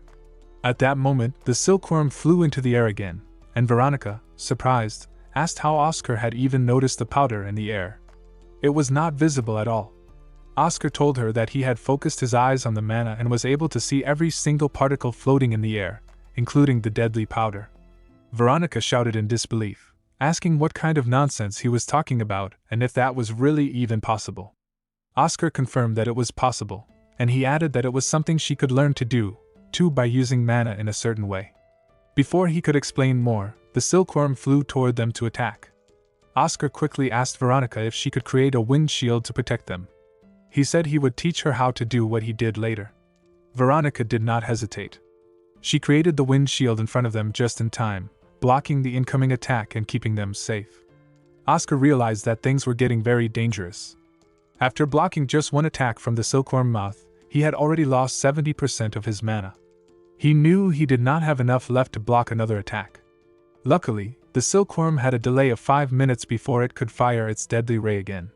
Oscar turned to Veronica and told her that they had to defeat the creature within those 5 minutes. Veronica tried to respond but said something strange. Oscar did not understand and asked what she meant. Then he saw her looking down at her leg, panicked. She shouted that her legs were not moving. She had a wound on her thigh, and it seemed serious. Oscar quickly realized that when he had blocked the ray earlier, a small fragment of it must have broken through the wind shield and hit her. Even though she was hurt, Veronica yelled at Oscar to go on without her. She said she could still hold the moth off, and by some time, even in her injured condition. She warned him that if he did not leave now, both of them would end up dead. But as Oscar looked closely at her, he could see the truth: she was lying. The air around her was trembling with fear. She was trying to be brave but was actually terrified. Instead of leaving, Oscar gently placed his hand on her head. Veronica looked at him with wide eyes and asked what he was doing. Oscar calmly told her there was no need to be afraid, and that he would never leave without her. Veronica tried to act tough and replied that she was not scared, but her shaken voice and expression said otherwise. Oscar comforted Veronica by telling her it was okay. He said that mages of the White Tower never left their comrades behind. To show he meant it, he placed his hand on the ground and activated a magic technique called Accelerate. As the spell took effect, he thought to himself that he only had about 28% of his mana left. Then, using the acceleration spell, Oscar moved forward at incredible speed, so fast that his body became a blur. Veronica, still injured on the ground, saw him charging in and shouted after him with deep concern. She called him a crazy fool and asked how he planned to fight the dangerous creature like that. She reminded him again that she had told him to run away. She was clearly scared for his life and yelled that if he died and said something dramatic again, she would come after him herself. Oscar ignored the danger and pulled out a magic gun he had brought with him. He was thankful that he had remembered to carry it. With a confident smirk, he looked at the silkworm moth and spoke to it, saying that it was still calm but it would not be for long. Then he told it goodbye and fired the magic gun. Oscar was in the middle of a fight with a dangerous creature called the silkworm. He fired his magic gun at it, and the beam went through one of its wings, causing the silkworm to scream in pain. But something unexpected happened. Oscar's shoulder got dislocated even though he had only fired once. He was surprised and confused. He thought it was strange that he did not even hit the silkworm's head properly, and yet the creature's powerful ray attack had already recharged so quickly. While watching the silkworm fly toward a hole in the ceiling, he suddenly realized something. The silkworm had planned to escape from the very beginning. Oscar became frustrated because he did not have enough mana left to chase after it. Then, he noticed a silk thread that was still connected to the silkworm's body. He immediately thought of a plan. He jumped into the air, grabbed onto the thread, and shouted that he had caught it. From below, Veronica saw what he did and shouted at him with concern. She could not believe he had done something so reckless and dangerous. But before anyone could stop him, the silkworm flew outside the tower, and because Oscar was holding the thread, he was dragged along and pulled into the air. Now, he was flying behind the silkworm, hanging in the sky with nothing to hold onto except the thread. As the silkworm flew higher, it made a thin, strange sound. Oscar, who was being thrown around in the air, started to feel dizzy and sick from all the wild movement. While swinging in the air, he saw the silkworm open its mouth wide. It was about to eat him. Even in that scary moment, Oscar did not panic. He shouted that the silkworm had a really bad temper. Then, with a confident smile, he pointed his magic gun at it again and said that insects like this did not understand why people had two hands. It was so they could attack again with the second one. He let go of the silk thread and aimed his magic gun once more. He fired a second magic beam directly at the silkworm and shouted that although the silkworm had many attacks, it only had one head and now he had one. The beam hit its target, and the silkworm was finally killed. Oscar started falling from the sky, smiling even though he was exhausted and out of strength. As he dropped through the air, he called out to Veronica with a smile, saying that he had no mana left and asking her to save him. Veronica quickly reacted by casting powerful magic spells. She used a technique that included air cushion and gust hand to form a giant soft magical hand in the air. She called out to Oscar and told him that she had cast the spells to catch him. Oscar landed safely on the large magical hand, which bounced him gently like a cushion. Veronica rushed over to him, concerned and worried. She looked at Oscar's unconscious face and asked if he was still alive. She leaned closer, full of fear, and said that he could not really be gone, begging him to open his eyes. Suddenly, Oscar opened his eyes. Veronica was so shocked and overwhelmed with emotion that she shouted and immediately punched him in the face, saying that he had scared her badly. At that moment, Elder Maxim arrived at the scene and called out their names, asking if they were safe.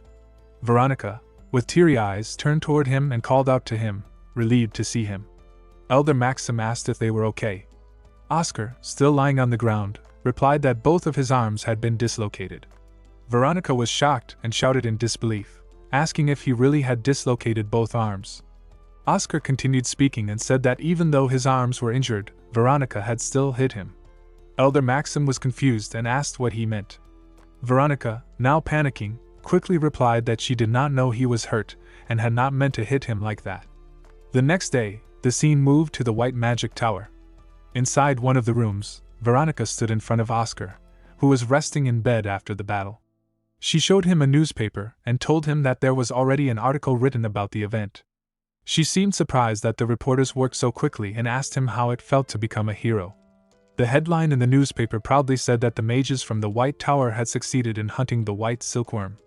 The article described the mission as something that would normally take a long time, but thanks to the mages it was completed quickly. Oscar looked at the newspaper and replied that while he used to enjoy this kind of attention in the past, he did not really like it anymore. Veronica opened her eyes wide and reminded him that they might even receive personal donations because of the article. But Oscar, holding the newspaper, said that he was the type of person who preferred to take good care of the people close to him rather than chasing fame or money. Veronica commented that he had less ambition than she had expected, and Oscar jokingly told her that she could have more of it if she wanted. Just then, the door suddenly burst open. Their friend Frank entered the room, looking worried, and asked if Oscar was okay. Oscar looked at him in surprise and asked if Frank had finished his isolated training. Frank nodded proudly and said that his period of seclusion had ended and he had returned as soon as he heard the news about the battle. Oscar smiled teasingly and commented that now he understood why Frank smelled so bad, hinting that Frank had been away without bathing. Frank was confused and asked what Oscar meant. Oscar quietly observed Frank and noticed that something about him had changed. He thought that Frank's gaze had become deeper and sharper, showing growth. Oscar believed Frank could now be called a proper level 4 mage. Meanwhile, Frank, still confused about what had happened during his absence, asked what exactly had gone on. He also turned to Veronica and asked why she was there. He casually called her Becky, which annoyed her. Veronica reminded him that she had told him not to act overly familiar with her. Frank did not understand why and said that they were close, but Veronica snapped and shouted that they were not close at all. She seemed very frustrated and explained that because Frank kept going around telling people they were close, she had to deal with rumors and unwanted attention around the academy.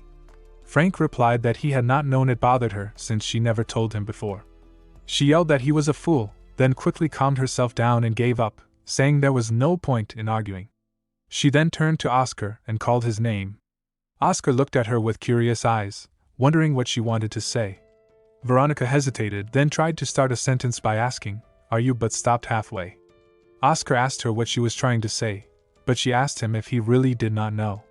When he nodded that he did not, she simply gave up and told him to forget it. Just then, Elder Maxim entered the room with a warm smile. He greeted Veronica and Frank, happy to see them both there. Frank smiled and greeted the elder back, saying it had been a long time. Elder Maxim informed them that the Vice Tower Master was looking for both of them. Frank asked why he was being called, and Elder Maxim explained that it was because of his training. As for Veronica, it was probably because of her achievements during the mission. He told them to behave well and go together. Frank nodded with a cheerful smile and walked ahead, while Veronica stood behind looking frustrated. As Veronica passed her on her way out, he told her to wait for him, but she did not seem too happy about it. After they left, Elder Maxim stayed behind with Oscar and asked how his body was feeling and if his arms had healed. Oscar answered that he was fine now. Elder Maxim smiled with relief and handed Oscar a small box. He said that since Oscar was feeling better, he could now receive something important. Oscar looked at the box and asked what it was, a bit confused. Elder Maxim explained that it contained the white silkworm's core. He also told Oscar that it had been decided he could take ownership of the silkworm's silk threads too. Oscar was surprised and asked if he really meant both the core and the silk threads. He knew that the core of a magical creature like the white silkworm could be worth hundreds of thousands of bells. Elder Maxim replied that the Vice Tower Master had insisted it was only fair for Oscar to receive it, and both he and Fidelina had agreed as well. Oscar then asked what about Veronica, had anyone asked her?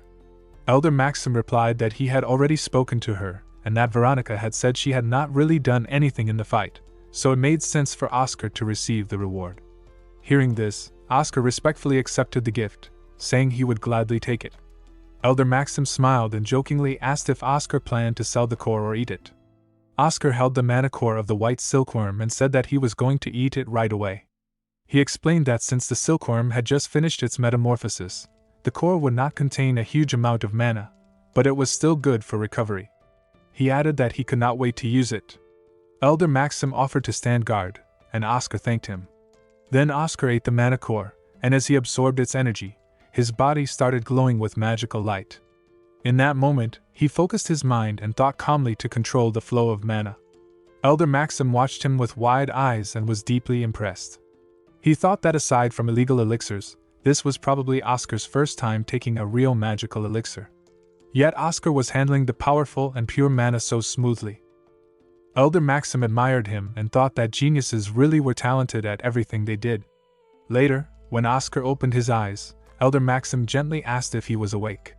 Oscar nodded with a smile and thanked him for staying with him so late into the night. Elder Maxim then happily told him that he had officially reached level 3 as a mage and congratulated him. Oscar also reported that his shoulders had fully healed and that he even felt stronger than before. Elder Maxim laughed and told him to rest well, then said goodbye and left. Oscar nodded politely and thanked him again, wishing him a good night. After Elder Maxim left, Oscar looked out through the glass window into the night. He did not feel tired at all. Instead, he felt focused and full of ideas. He picked up his magic gun and thought about making a new spell or design that could reduce the strong recoil from firing it. With his strength restored and his mind full of motivation, Oscar was already thinking ahead to his next magical improvement. Meanwhile, at the mana power plant, the scene shifted to a quiet but serious atmosphere. A man carrying a bag walked into the restricted area of the plant. One of the mages who was working there quickly noticed him and walked over, asking who he was. The mage warned that this area was off limits because they were still checking for any dangerous remains caused by the white silkworm. The man did not seem worried. He gave a short laugh and handed over a card to the mage. He introduced himself as Nebula Grime, a member of the Royal Special Investigative Headquarters. The mage looked at the card with wide eyes, surprised by the man's high status. He asked what someone from such an important place was doing here. Nebula smiled calmly and explained that he had been sent to investigate because it was very unusual for a white silkworm to hatch so close to the city core. He asked if the mage would cooperate with him in the investigation. Nebula Grime arrived at the mana power plant and asked a mage if he would cooperate with the investigation. The mage nodded and shook hands with Nebula, saying that he would cooperate, especially since Nebula was from the royal family. Nebula thanked him and said he would now begin reading the traces of mana left at the scene. As he walked toward the battle station, he mentioned that it seemed like a level 2 and a level 4 mage were involved in the incident. He had heard that 2 mages from the White Tower were responsible for hunting the creature. The mage explained that one of those mages had since advanced to level 3 and confirmed that they had originally come just to clean up slimes, but had ended up encountering the silkworm. Nebula felt relieved to hear that, and reached the exact place where the battle had occurred. The mage confirmed that this was where the silkworm had undergone its metamorphosis.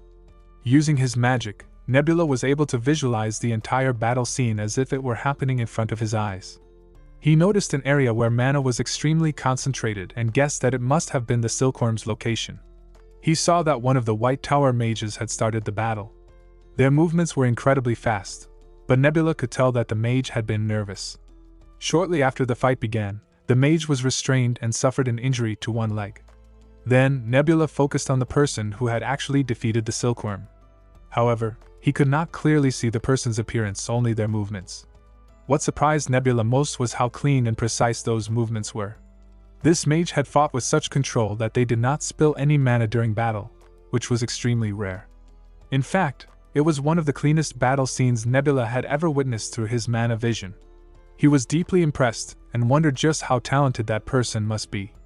After examining the battlefield, Nebula took a step forward and picked up a shell from the ground. He immediately realized that it was an empty bullet shell and began thinking about what it meant. He noticed that a mage had used a weapon, a gun, and not just a regular one, but a modified version. He also saw that the trail of mana footsteps ended at that point.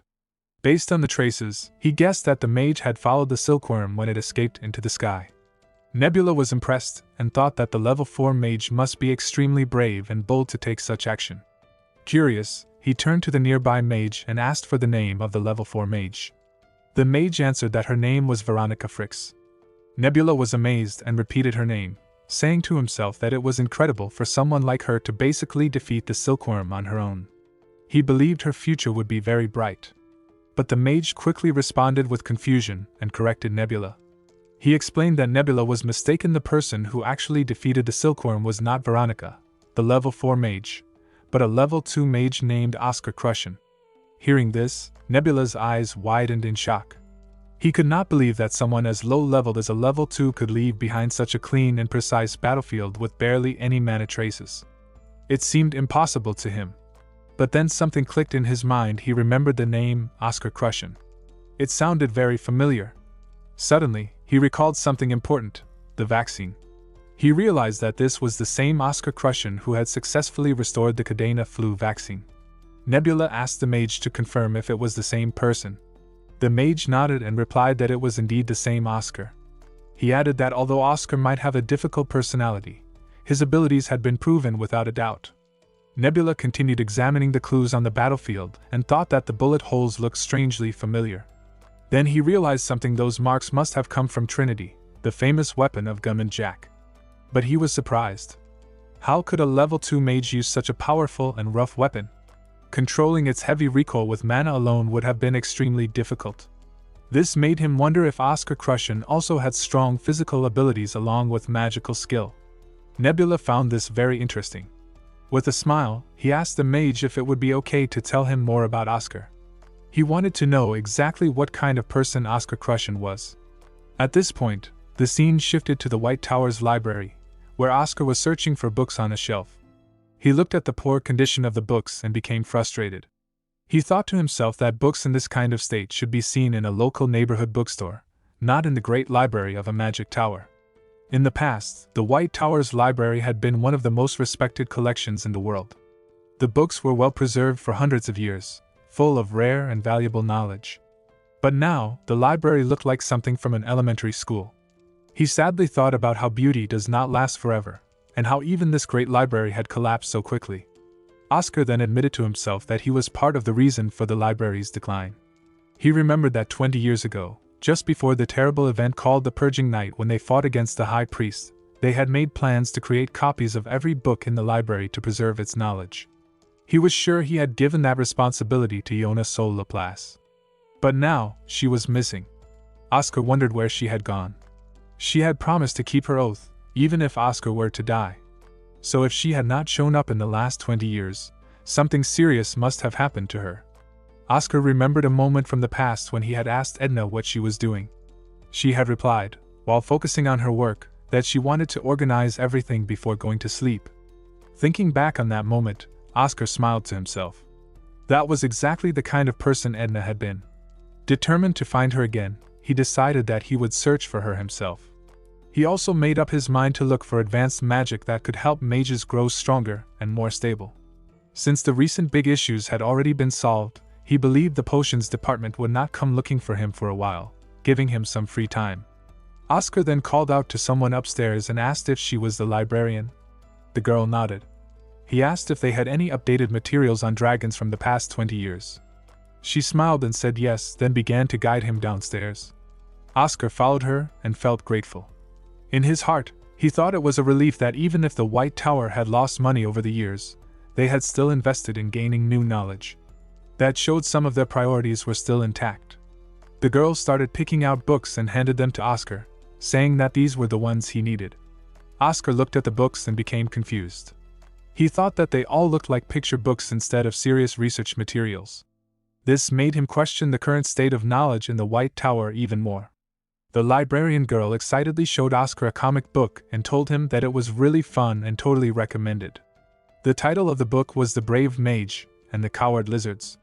Oscar looked confused and wondered what totally recommended even meant.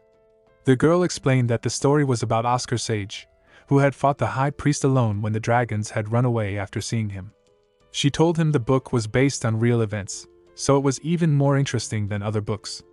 Oscar asked if there were any real study materials or serious resources on dragons besides these comic-style books. The girl shook her head and said there were not any in this library. To find proper information, he would have to go to the capital's main library. Oscar felt disappointed. He remembered how, in the past, there had been so many books about dragons that people could almost trip over them while walking through the library.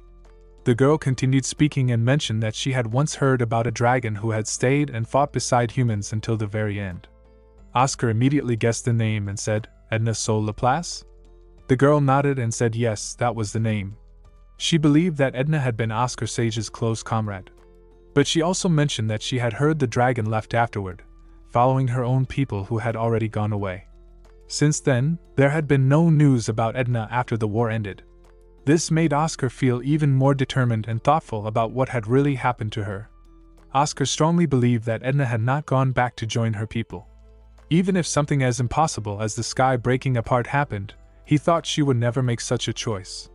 In the past, she had been the most disappointed in the dragons who had run away from battle. She would never abandon her beliefs.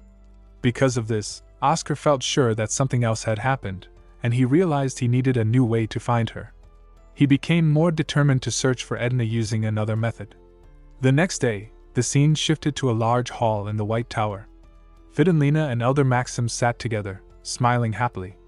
Fidenlina proudly shared that all the payment requests from their mages for doing work outside the tower had finally been approved. This meant they were no longer in a financial crisis. Elder Maxim felt emotional hearing that, because not long ago, they had been so poor that they even considered selling their belongings to keep the White Tower running. They both laughed, feeling relieved that things were starting to improve. Hamel joined them and said with a smile that they needed to be more careful in the future to avoid such problems again. He asked how the younger mages were doing these days.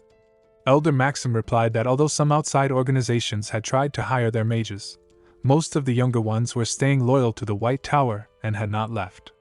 Hamel said he really wanted to reward their loyalty, but admitted that things would not truly improve until they could recover the advanced magic that had been lost. He also regretted not learning more seriously when he was younger, thinking maybe he could have helped more now. But Fidenlina comforted him. She told him not to be too hard on himself because there is a natural limit to how much advanced magic any one person can learn. Elder Maxim explained that in the past, only the Magic Tower Master had the authority to access and study all advanced magic. Fidenlina added that the real problem was that by the time Shasha became the new Tower Master, only 6 advanced spells remained. This showed how much magical knowledge had been lost over the years. Hamel, while sipping his tea, recalled that just 20 years ago, they had 64 different types of advanced magic, all of them considered rare and powerful. He then asked if Captain Chester still had no plans to return. Elder Maxim answered that Chester would not come back until he had completed his final mission, which had kept him away for a long time. Hamel said that if Chester were to return, it would help them teach more advanced magic to the young mages. He felt it was truly unfortunate, and admitted that this problem was too big to fix right away. He suggested they take their time and deal with it step by step.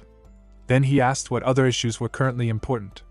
Fidenlina's expression turned serious as she brought up a new threat: a murderer known as the Mage Hunter who had been active in the northern region. She suggested placing a limit on outdoor activities after 10 p.m. to keep their mages safe.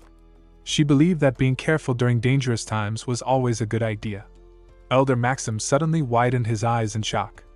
He remembered something important and said that Oscar had left, saying he was going to Baron. Fidenlina was alarmed by this news and shouted for someone to contact Oscar and tell him to return to the tower immediately.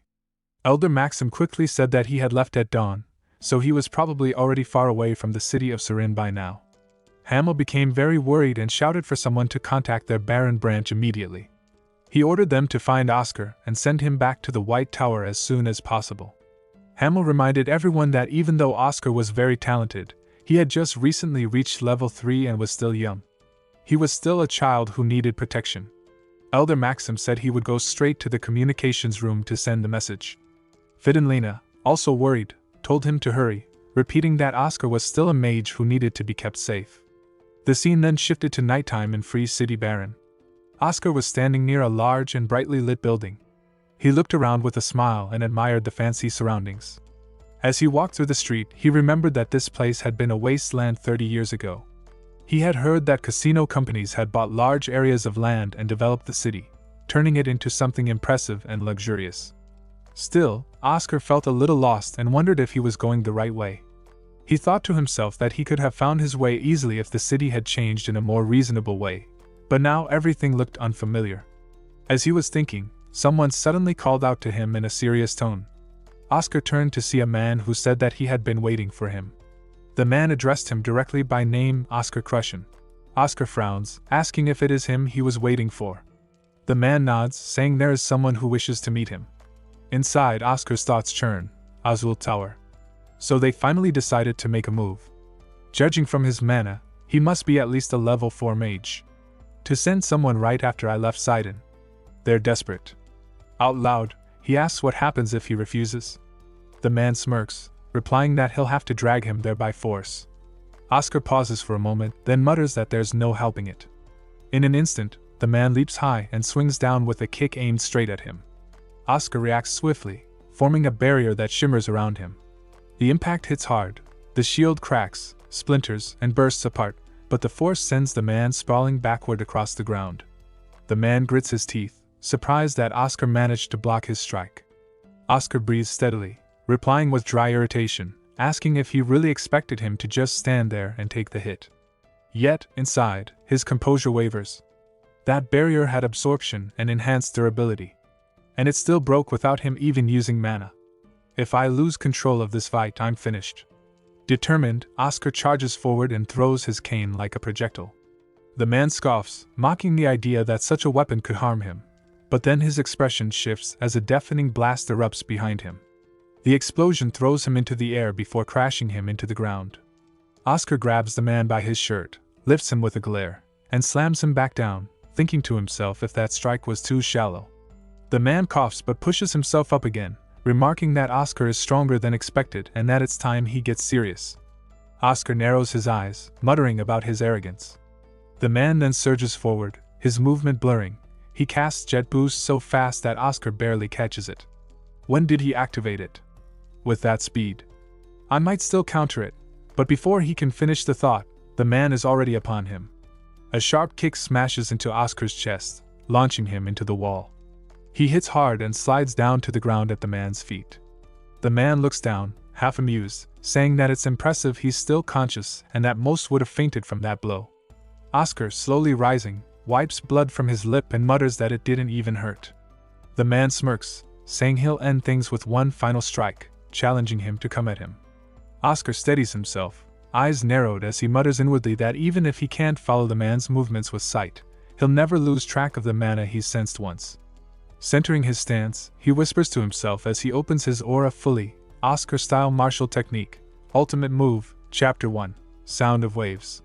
Mana ripples around him, swirling like flowing water gathering strength at the shore. He thrusts his fist forward, the motion fluid yet powerful, though to the man it seems he's only punching empty air. The man scoffs, calling it disappointing, but the smirk fades the next instant when his body twists violently as if struck by a raging current. Invisible force slams him back, the wind roaring like a storm, and he's hurled into a wall with brutal impact before collapsing into a garbage pile, coughing blood. Oscar calmly approaches, his expression cold, and warns him not to move unless he wants his organs to burst apart. The man groans, clutching his chest, and gasps out, asking what kind of principle that technique uses. Oscar replies evenly that it's resonance. The great wave of wind creates a frequency that aligns with the opponent's bodily rhythm, amplifying the vibration until it tears them apart from within. He explains that, in essence, when two entities vibrate at the same frequency, their energies amplify one another, and once that wave hits the internal organs, the result is catastrophic. In the poetic phrasing of the Yin Destiny style, it's like striking a mountain to kill a crow. The man winces, wheezing that it's hard to grasp and wonders when Oscar became this strong. Oscar gives a faint, detached smirk, saying that makes it sound like they've fought before. The man lets out a weak laugh through the pain and murmurs that they have, several times. Oscar frowns and asks where, and the man points toward the White Tower Gymnasium as if it were obvious, leaving him puzzled until he forces the thought out loud, why bring up the White Tower now, then snaps himself back and asks the crucial question, who wants to see him, and the man answers Hemogillenvites, the White Tower's wise tower master. Hearing the name, Oscar bristles as the man explains that a killer known as the Mage Hunter is prowling the north, and the tower sent him to drag Oscar back for his own safety. Oscar explodes that he should have said so from the start, and the man replies that he did, reminding him he warned him he would use force if necessary. Oscar repeats with thin fury that the man threatened to haul him away by force if he refused, and the man calmly repeats that the wise tower master ordered martial force to bring him back. Oscar clenches his hair, annoyed at the man's terrible way of speaking and struck by an odd sense of déjà vu about how familiar the awkwardness is.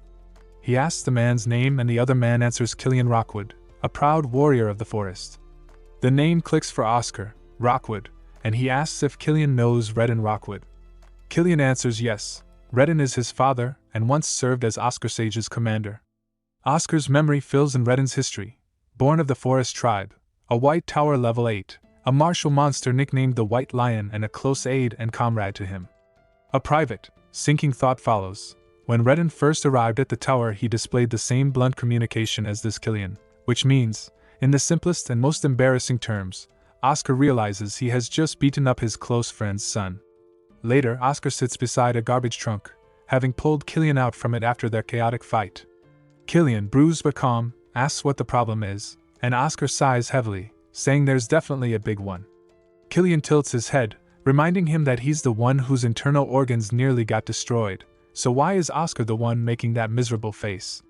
Oscar mutters that he has his reasons and asks if it hurts much. Killian admits it does, but insists that for a warrior of the forest, pain is nothing. The real problem is that he had a commission to fulfill, but in his current condition, he can't complete it. Oscar apologizes, but Killian waves it off, saying he didn't mention it to hear an apology. He wants Oscar to take over the commission. Oscar raises a brow, reminding him that his only job was to escort him back to Sidon. Killian sighs, explaining that the cancellation fee for this new task is enormous, and if he backs out, he'll go broke.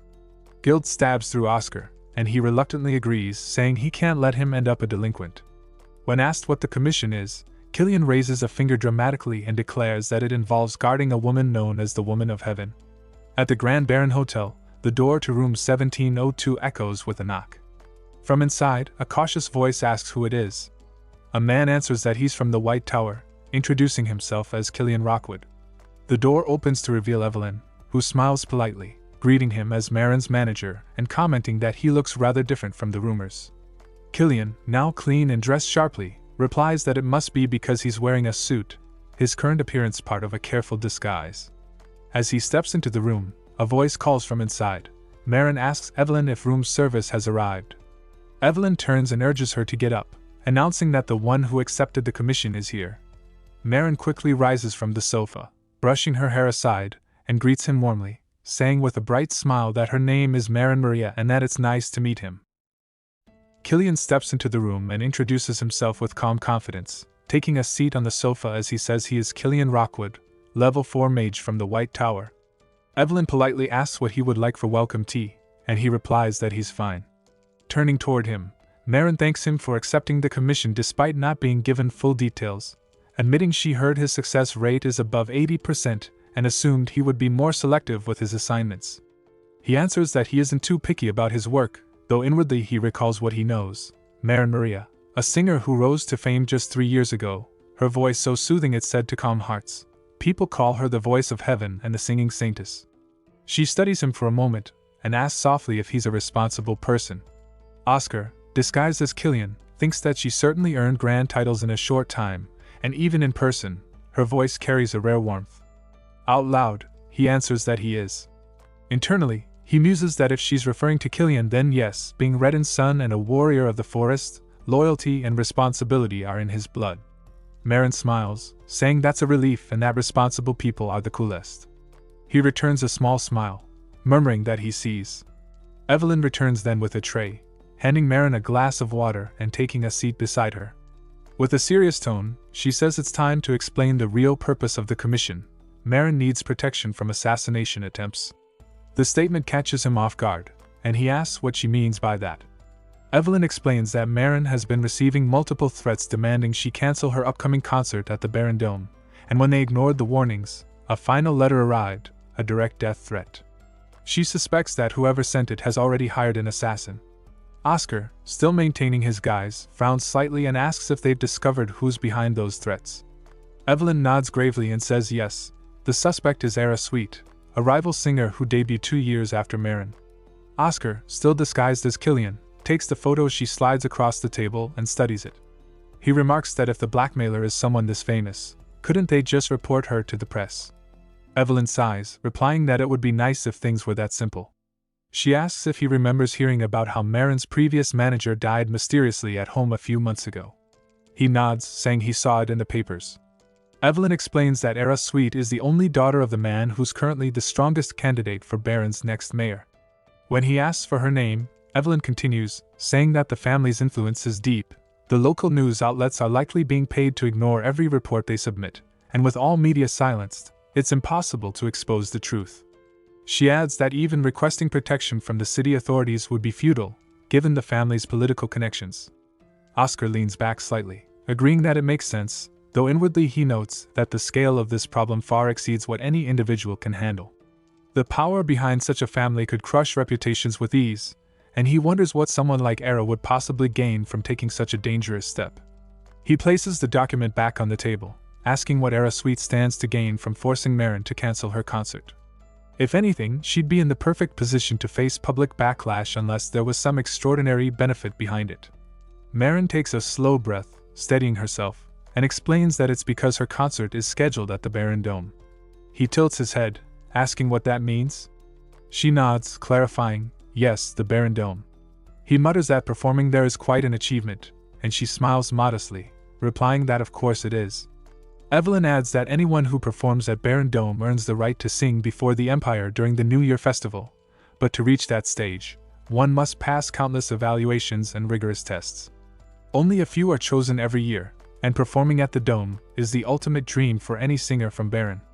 The concert, she explains, isn't just another event, it's the turning point of Marin's career. Oscar nods in understanding, his tone thoughtful as he asks how many people have been informed about this situation other than him. Marin blinks, confused by the question, and asks what he means. Oscar, still posing as Killian, explains that he needs to know who else is aware of the situation so he can plan a proper strategy. Marin admits quietly that only he knows. She tried to contact mercenaries for help, but none accepted her commission. He takes a slow sip of water, mind racing. A family with that kind of political reach would easily afford a level 4 assassin or higher. I don't even know how many there could be. And on top of that, I'd have to protect the client along with a crowd of 100,000 people, all on my own. Setting the cup down, he asks bluntly how much the cancellation fee would be. Marin blinks again, surprised, asking what he means by cancellation fee. He sighs, saying she heard right. The fee if they simply call the whole thing off. His thoughts flicker darkly. Even for me, this is too much. The scale is absurd. It's safer for her, and my sanity, if we just cancel this. But before he can finish, Marin's expression twists in disbelief. She suddenly explodes, shouting furiously what about her, if he wants her to throw away the one goal she's chased for 3 years.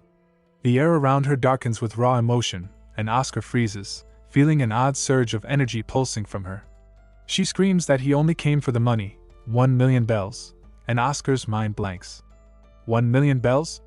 No wonder Killian said he'd go broke if he backed out. Marin clutches her hair in frustration, yelling at him, asking if this is what he calls being responsible. He tries to calm her, saying her name softly and insisting she's just upset, but she ignores him, ripping off her pink wig and shouting why wouldn't she be. The sight stuns him. The wig drops to the floor, and beneath it he sees pointed ears, shimmering faintly under the light. He stammers in disbelief, blurting out the word mermaid.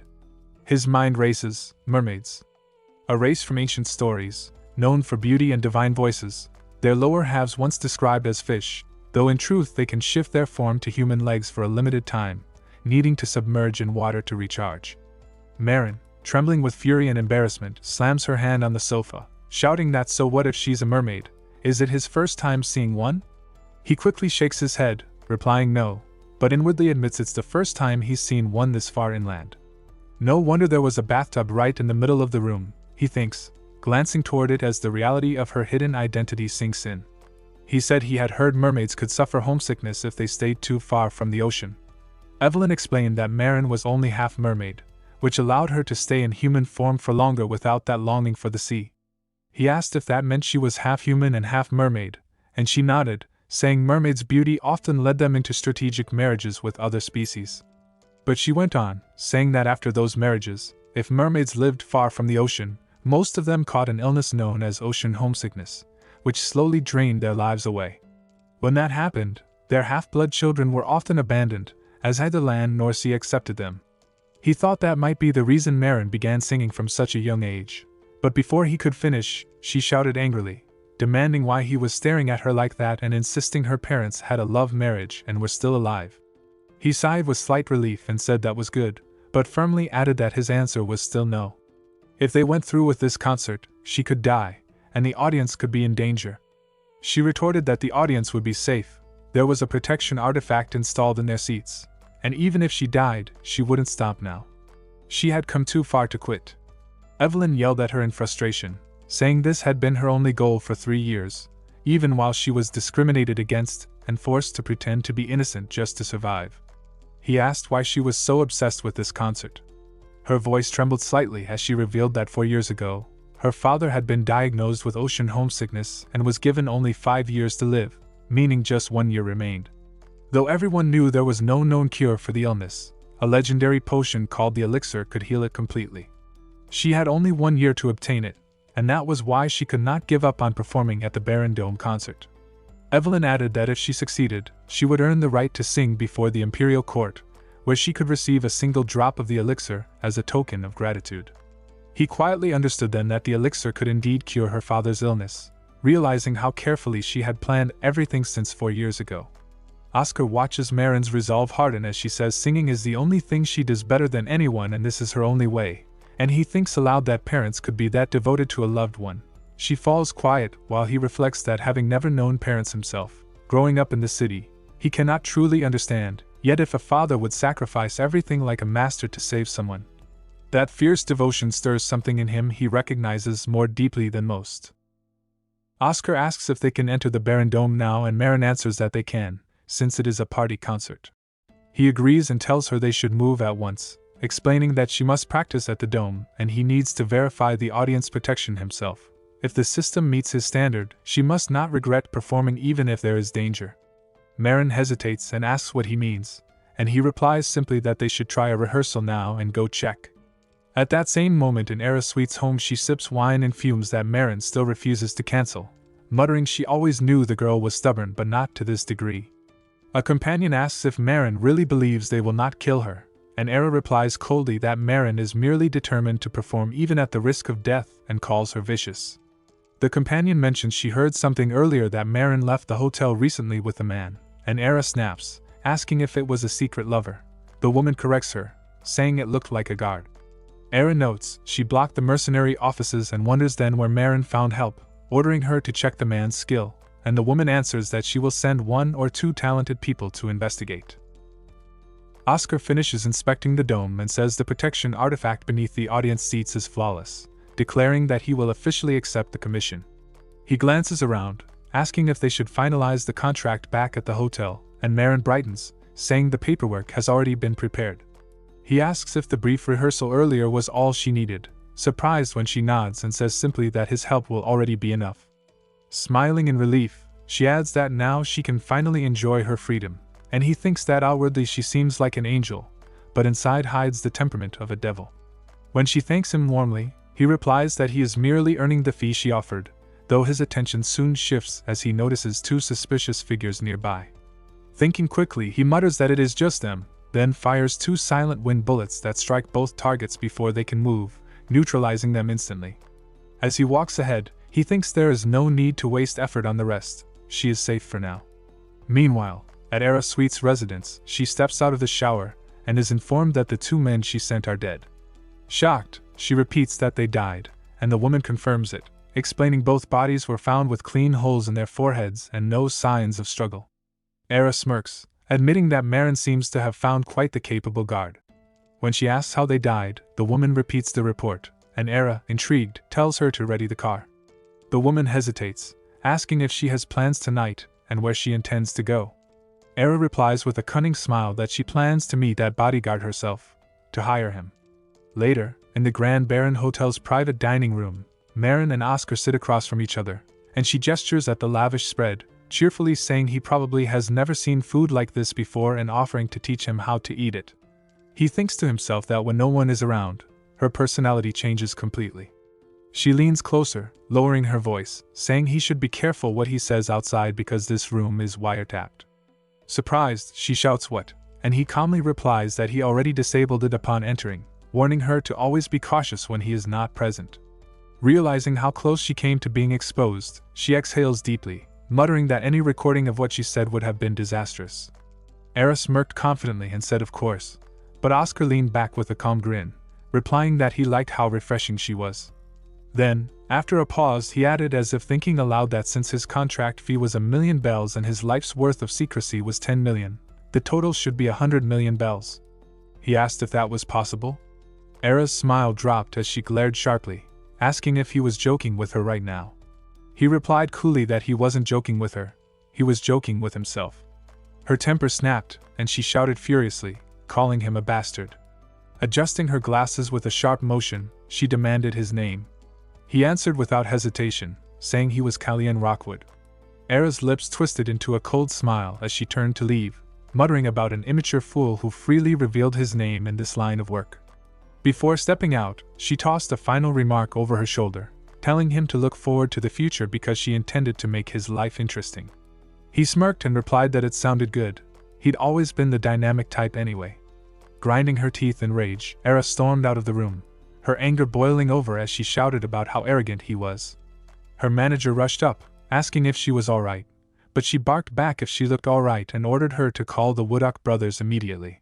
The manager nodded, but before she could move, a low voice came from the hallway saying there was no need for that.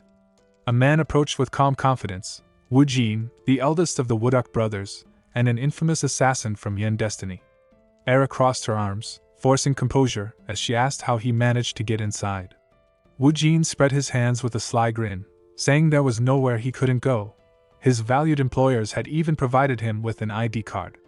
Narrowing her eyes, she asked where DONGHUA was, and he answered casually that he had already departed for the headquarters. She tells him the plan has changed, and he looks puzzled, asking how, since they were only supposed to kill the manager once the concert began and stop the singer from performing. She calmly adds that there's one more target. As they step into the elevator, she explains that Marin's bodyguard, Kalyan, and Rock will kill him as painfully as possible. He scoffs, saying the poor man must have earned the wrath of the Baron's prince. She asks when the mission begins, and he replies that he'll join the production team tomorrow, waiting inside the Baron Dome, while DONGHUA will enter later with the lighting team. She tells him to handle the method however he wants as long as the outcome is certain, adding that he can contact her if he needs anything. He grins, saying he loves how refreshing she is. Inside, she seethes in silence, cursing Marin, Maria, Kalyan, vowing to make them pay for daring to look down on her. But she doesn't realize Oscar has been listening to every word. Sitting on a dining chair, he muses that it was smart of him to slip a trace of mana into their talk earlier, impressed by how clearly he can hear her now. Still, he wonders why Wu Jin didn't notice anything. Maybe he isn't as skilled as he seemed. With a smirk, he stands, telling everyone to head back and rest since the concert is tomorrow. Later, Marin confronts him, asking why he accepted the offer. He blinks, caught off guard, and she says she thought he joined only for the 10 million bells. He snaps back, asking if she really thinks money was his motive. She bluntly answers yes, saying he couldn't back out because he lacked the cancellation fee. He admits inwardly that she's right, though her words irritate him.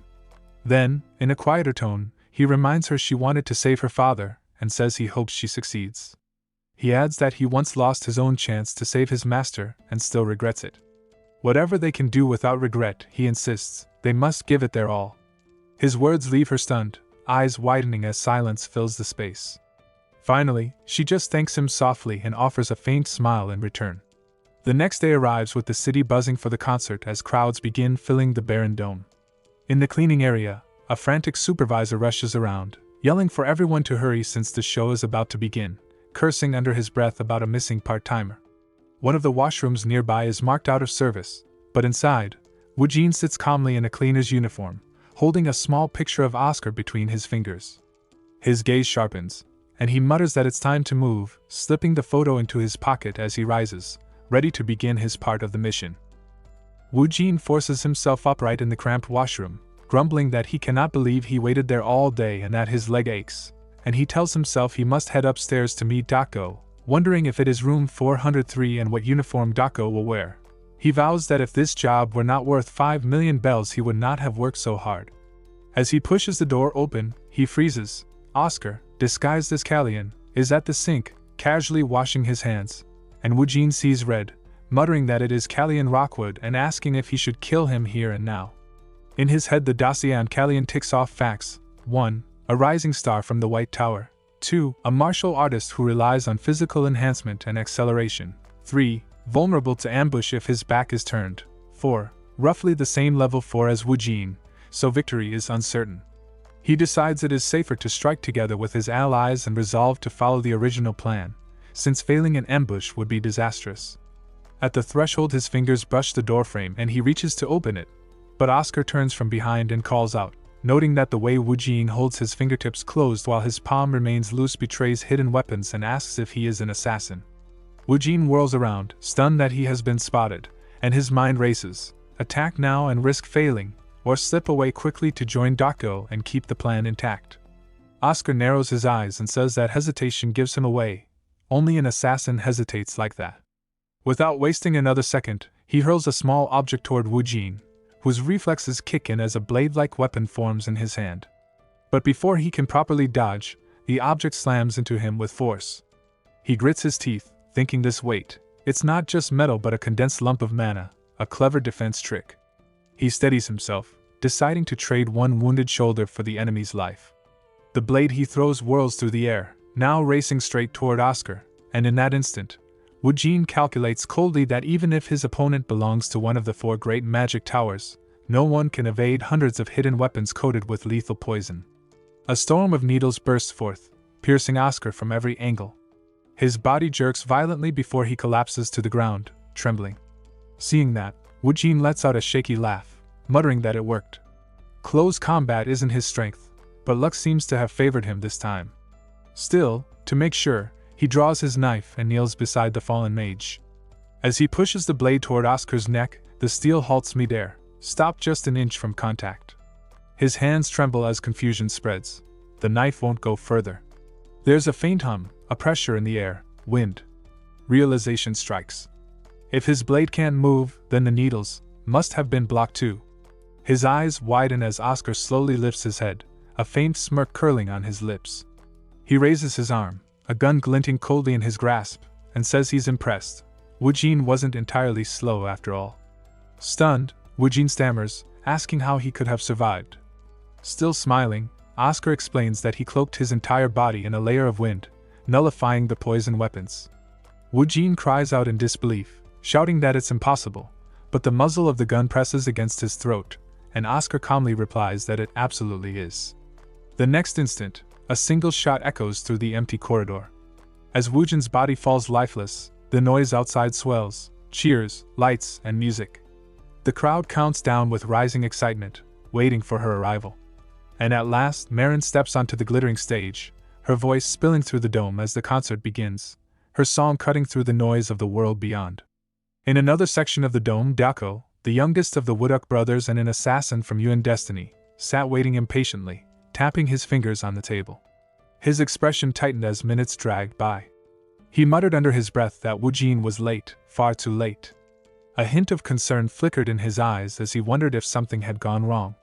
Just then, the sound of approaching footsteps reached his ears. He straightened immediately, recognizing the rhythm. Those were his brother's steps. Relief crossed his face, followed by a scowl as he wondered what could have delayed him. But as the steps grew nearer, they didn't stop, they passed right by. He frowned, confused, listening to them fade down the hallway. That idiot, he thought, I told him the room number is 401 countless times. With irritation building, DONGHUA stood and pulled open the door, calling out that he was inside. But when the figure turned toward him, it wasn't his brother, it was Oscar. Calmly meeting his gaze, Oscar said that so this was where he had been hiding. DONGHUA's expression hardened, fury cutting through his confusion as he snapped that Oscar dared to imitate his brother's footsteps. Oscar replied coolly that when facing an assassin, he had to at least match their tricks. DONGHUA's tone darkened as he demanded to know how his brother had died. Oscar, unbothered, said he had blown his head apart. DONGHUA exhaled, almost relieved, saying at least there had been no pain. He admitted quietly that he had long known this day would come, though it still left a bitter taste. It was supposed to be their final commission together. Oscar raised a brow, noting how calm he seemed for someone who had just lost a sibling. Dyako said coldly that assassins couldn't afford sentiment, it was part of the profession. When Oscar asked if by last commission he meant retirement, Dyako shook his head, saying of course not. They were too young for that. He revealed that he had been scouted by one of the best in the business, a company unrivaled in their line of work. Oscar's smirk returned as he said that in that case, this would be a duel between the top assassin and the top mage, the best their industries had to offer. Dyako clicked his tongue, eyes narrowing as he retorted that the White Tower was far from the best. Oscar said calmly that things would be different this year. Across Dyako's body, a surge of purple energy began to rise, crackling in the air like a toxic flame. He laughed darkly, saying that Oscar clearly had no idea. Being among the industry's best meant reaching at least this level. The energy gathered thickly around his arm, swirling in tight coils. Oscar noted with steady eyes that instead of relying on hidden weapons, Dyako used poison chi directly. Dyako grinned and said hidden weapons were tools for those who lacked mastery of poison chi. When combined, however, they created something far deadlier. In a flash, he hurled a glowing orb filled with his poisonous energy toward Oscar, who swiftly dodged aside. The orb struck the wall, sizzling on contact. Oscar, curious, asked what would happen if a person were struck by it. Turning toward the wall, he saw the poison spread rapidly, its energy pulsing with violet mana before rebounding toward him like a homing strike. He ducked low as it shot past, but Dyako sneered that even the slightest scrape from his poison would infect its target. It was already too late. Oscar, unruffled, said he knew that much. He could sense its toxicity from a glance. Dyako, puzzled, asked why he was so calm if he knew he was exposed. Oscar straightened and replied that it didn't matter to him. Dyako's brows furrowed, suspicion flickering in his gaze as he asked if Oscar was immune to all poisons. Oscar said no, his tone steady as he explained that he had encased his entire body in mana, sealing off all external air. Dyako was startled, realizing the implication, then asked if he could even breathe like that. Oscar smiled faintly, saying he generated clean oxygen inside his body, which solved that issue. Dyako's disbelief deepened as he muttered whether such a thing was even possible. Oscar simply replied that reaching the industry's top demanded that level of skill. A tense grin crept over Dyako's face as he gathered more of his venomous chi into a swirling orb, laughing that killing his brother must not have been a fluke after all. He said Oscar seemed far too confident. Blue light flickered across Oscar's eyes as his focus sharpened, thinking he could now clearly see the formation of 4 condensed poison orbs charged with mana, each locked precisely onto him. Dyako shouted furiously for Oscar to try dodging this and unleashed all the mana-charged poison orbs at once, each one crackling with lethal violet light. The air trembled as the barrage streaked toward Oscar, but he activated his acceleration skill and burst forward, breaking through the attacks in one seamless motion. In an instant, he closed the distance between them, appearing right before Dyako's eyes. Dyako, startled, gasped that he actually dodged them. He hadn't expected it at all. But before he could finish his words, Oscar was already at his neck, gun raised. The tension hung for only a heartbeat before Oscar pulled the trigger. The bullet shot out and struck Dyako's chin, but instead of piercing through, it sizzled and melted instantly, dissolving into smoke. Dyako laughed with a mad grin, saying that was a bit dangerous. Oscar frowned in confusion, thinking that for him to melt a bullet with poison chi alone was a remarkable feat. Then Dyako lunged forward, grabbing Oscar by the collar, his grip seething with poison energy as he snarled that he finally understood. This was the very attack that had killed his idiot brother, wasn't it? Dyako kicked Oscar hard in the abdomen, sending him flying across the room with a heavy thud. The impact rattled through his body as he crashed into the floor, blood trickling from his mouth. Dyako leapt after him with a smirk, taunting that it must have hurt, but none of the audience beyond the walls noticed a thing, their cheers from the concert masking the sound of battle. Gasping, Oscar extended his trembling hand forward. Dyako mocked him, saying his arms were broken yet he still dared to move, asking if it didn't hurt. He told him to stay down, that the match was already over. But Oscar, struggling to lift his head, muttered that it wasn't over yet, and pulled the trigger. Dyako burst out laughing, watching the bullet melt before it could reach him, the metal liquefying along with the entire gun in Oscar's hand. The poison chi fused with mana was strong enough to corrode even steel. Dyako grinned, telling him once more that it was useless and to say his goodbyes. Just then, a thunderous roar echoed across the dome. It was the concert. Fireworks burst in the sky as Marin stood on stage, singing powerfully and shouting for the crowd to make some noise. Thousands of voices rose in excitement. Oscar, barely conscious, smiled faintly and muttered that she remembered. Then, focusing his mana, he began channeling the overwhelming sound around him, binding it with wind until it swirled into a roaring vortex. Daco staggered back, shouting in disbelief, demanding to know what kind of trick this was. But Oscar, his voice calm, declared that no matter how much he struggled, it was already over. The waves of sound fused into a devastating technique, Noise Hive, and the sheer force of it struck Daco, his body trembling violently as blood poured from his eyes and mouth.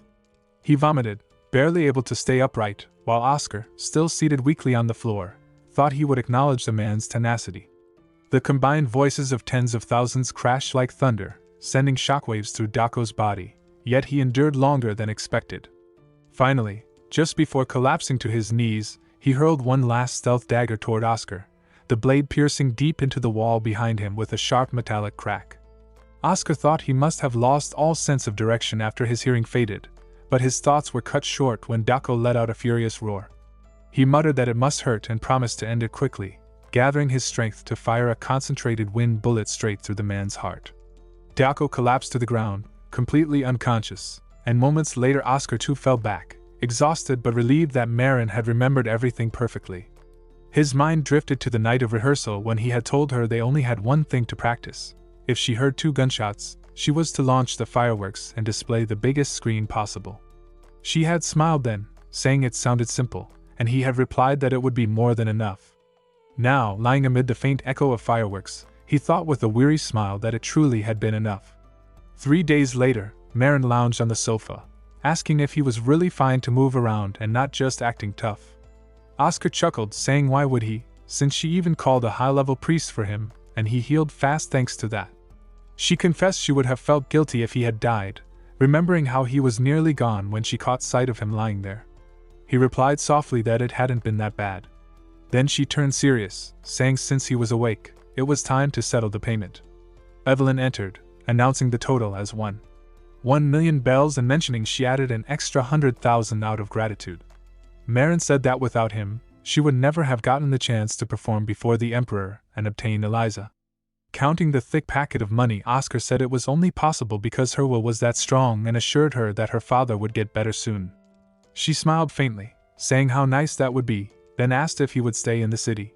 He said he would, as he still had business to handle. She warned him to be careful, teasing that sweet-tempered viper, must be furious by now, and who knew what she might do next. Oscar smiles and tells her she should be the one to watch her step, but she laughs and teases that his confidence is wild and still demands his real name before he leaves, which stings him for a moment. He coughs and asks what she means, and she says she recognized the colored contact lenses from the start, so she already knew he was pretending to be someone else, which makes him ask why she hired him anyway. And she admits his face when he heard her plead to save her father looked like something familiar, reckless and honest, so she took a chance. She flashes a playful victory sign and calls his courage reckless, and he scoffs softly, saying she truly lives without worry. She presses once more for his name. He falters and then says plainly that he is Oscar. She brightens, saying she thinks she has heard that name before, and Evelyn supplies the missing detail, naming him the White Tower genius who made the antidote for the Cadena flu. Marin says she saw him in a newspaper and that while he was called a genius, he seems oddly ordinary in person. He replies that she looks plain off stage too, and she protests that her stage face is anything but normal. He answers that on stage she is the greatest star, and she reaches down from the sofa to offer her hand in thanks, calling him the best bodyguard she has ever had. He takes her hand and accepts the thanks, and for a quiet moment the room feels warm. Meanwhile, at the Baron's hotel, a man bursts through a door, breathless and asking his senior whether she wants good news or bad first. She, reading a paper, asks for the good news, and he reports that Wu Jing, the elder brother of the new man they had hired, is dead, which she hears with grim satisfaction because the brother had been a problem. Then he delivers the bad news, that the new recruit also died. And her face turns furious at the bitter twist.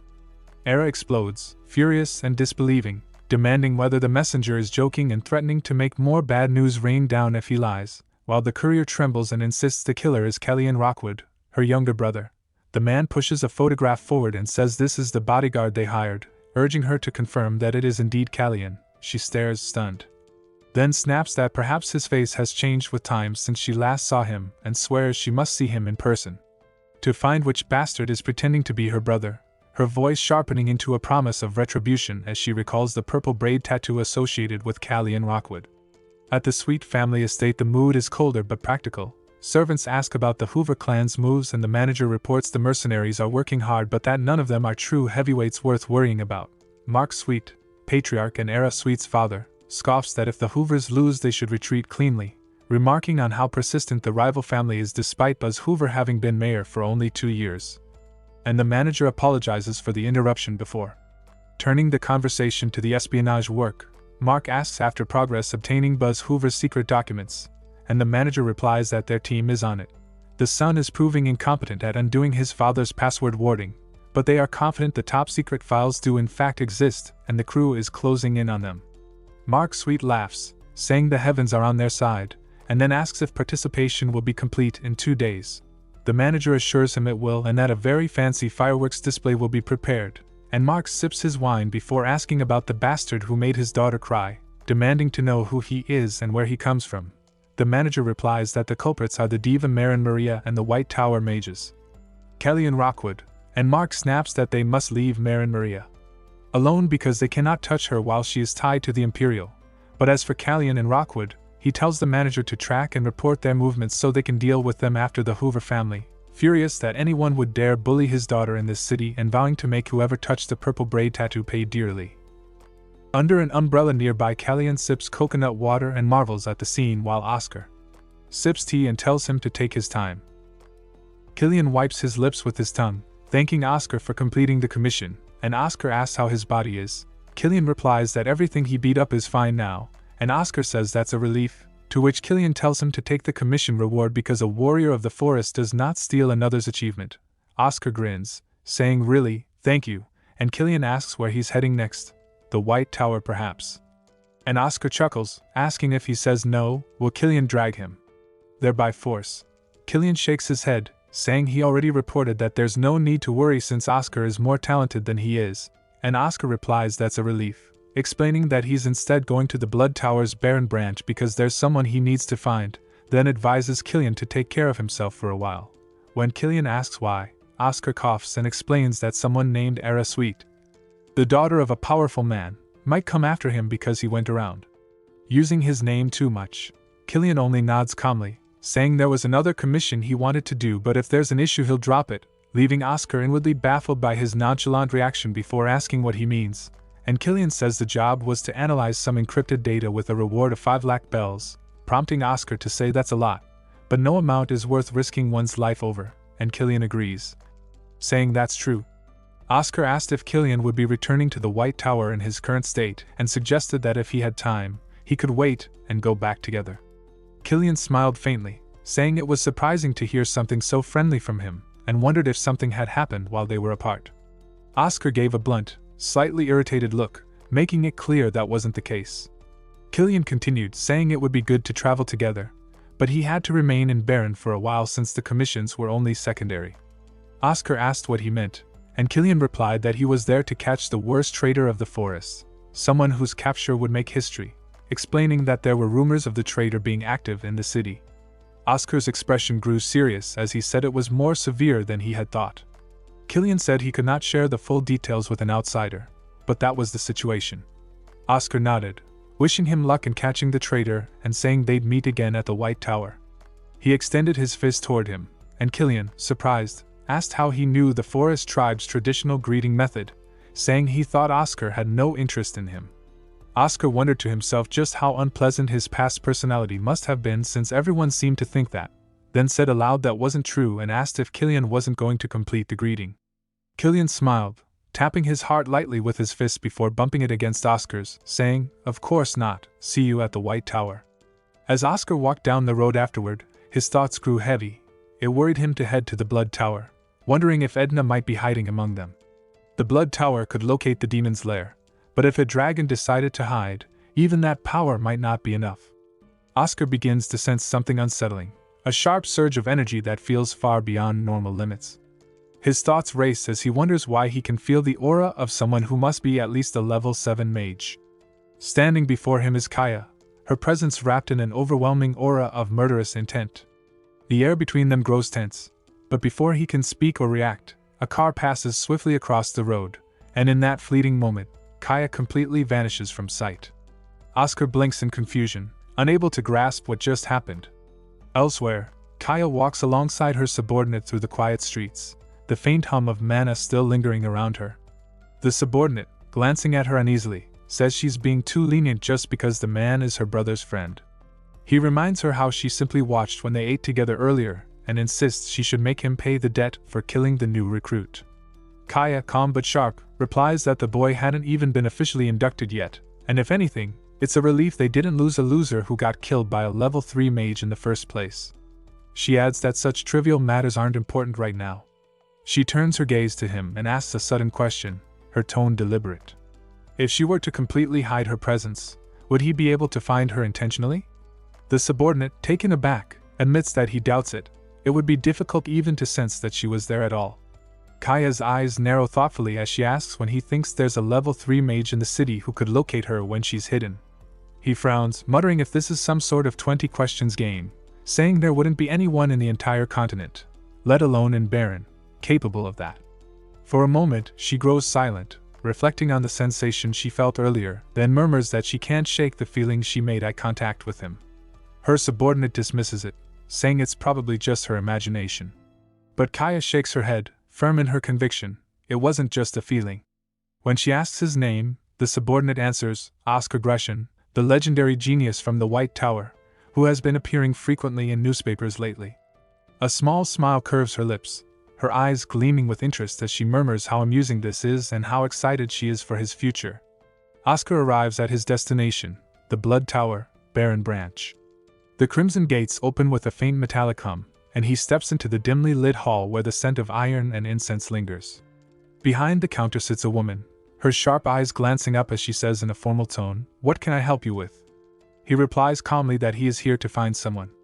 Without hesitation, she raises a finger toward a narrow corridor, her expression indifferent as she asks if he brought the blood of the person he seeks. He nods slightly and answers yes. Then she instructs him to enter the room ahead and place the blood inside the prepared glass bottle. He opens the door she indicated and steps inside. The small room is silent except for the faint hum of arcane energy flowing through the walls. Thinking to himself, he decides to check Edna's blood information. He takes a sterilized needle and carefully pricks his own finger, letting a drop fall into the bottle. As he works, his thoughts sharpen. Even if it's artificial dragon blood made from my own, if I alter its component and structure using Edna's blood data, it might not retain the dragon blood's full effect, but it should still allow them to locate her. He sets the glass bottle gently onto the display stand, murmuring a quiet thanks as he prepares to leave. Before he can reach the door, the receptionist's voice rings sharply from behind. "Sir, wait. You can't just leave. You need to choose your plan and pay in advance." She slides a paper across the counter toward him, filled with a neat grid of prices and ranks. Oscar pauses, visibly taken aback, his tone turning bewildered as he repeats, "Pardon? I have to pay." She responds matter-of-factly, "Of course." He frowns, a thought flashing through his mind. 26 years ago, I used this place 100 times without ever paying. Since when did they start charging? She tilts her head and presents the full menu, listing a variety of options, basic range tracking, extended search, and others. After scanning it, he finally says, "I'll take the content ultra-wide range tracking, the special one." Then he mutters under his breath, "This used to be free, but I guess things have changed." The woman, maintaining her polite tone, replies, "Pardon, but I think you're mistaken. The Blood Tower's tracking service has never been free." Oscar says he once heard that the special plan used to be free before the era of the White Tower Master. At his words, the woman's tone shifts, her expression darkening as she narrows her eyes and asks sharply if he is from the White Tower. He immediately denies it, claiming they have no connection, though the lie hangs heavily between them. She exhales in visible relief, saying there is a new directive requiring them to charge 30% more to White Tower mages. Curious, he asks why only the White Tower faces such a penalty. She folds her arms and explains in a bitter tone that the former Tower Master, Oscar Sage, once used the special plan 108 times for free, exploiting his position's privileges. Because of that, the Blood Tower's finances nearly collapsed, and even now the elders grind their teeth whenever his name is mentioned. Her words sting, and Oscar stands frozen as she goes on, explaining that after the war ended, the Blood Tower would have vanished from history if the royal family hadn't stepped in to pay his debts. She adds that there was once a time when the Magic Tower masters and imperial royals enjoyed free services here, but that privilege was abolished entirely, thanks to him, she mutters with disdain, as if repeating a name that still tastes sour. He murmurs inwardly, so it really was because of me. Breaking the tense silence, he asks the price for the special plan. She replies calmly, 1.5 million bells. He blinks, stunned, then shouts in disbelief, "What? Can I pay it in installments?" Her expression doesn't change as she answers, "Of course not." He sighs and bargains, saying he can pay 1.1 million now and the remaining 400,000 within a few days. Would that work? She replies firmly, "If you fail to pay the rest, you won't receive any tracking results, nor will you be refunded." He nods, resigned, and says that's fine. After he transfers the amount, she hands him the parchment, saying if he agrees, he must sign the contract. The results, she adds, will take at least a day, or up to 3 days at most. He signs quickly, thanking her with forced cheer before stepping out, leaving the shop with a faint smile. Later, Oscar bursts through the door of Kallian's office, slamming it behind him. Startled, Kallian opens it, asking what brings him there. Gasping for breath, he straightens and says urgently that he needs him to explain the commission he mentioned earlier.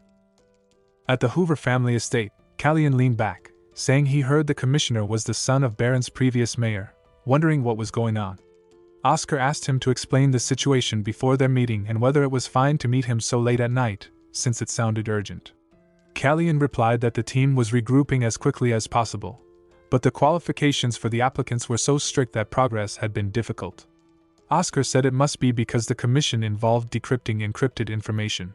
Kallian nodded, saying to explain that, he first needed to describe the background.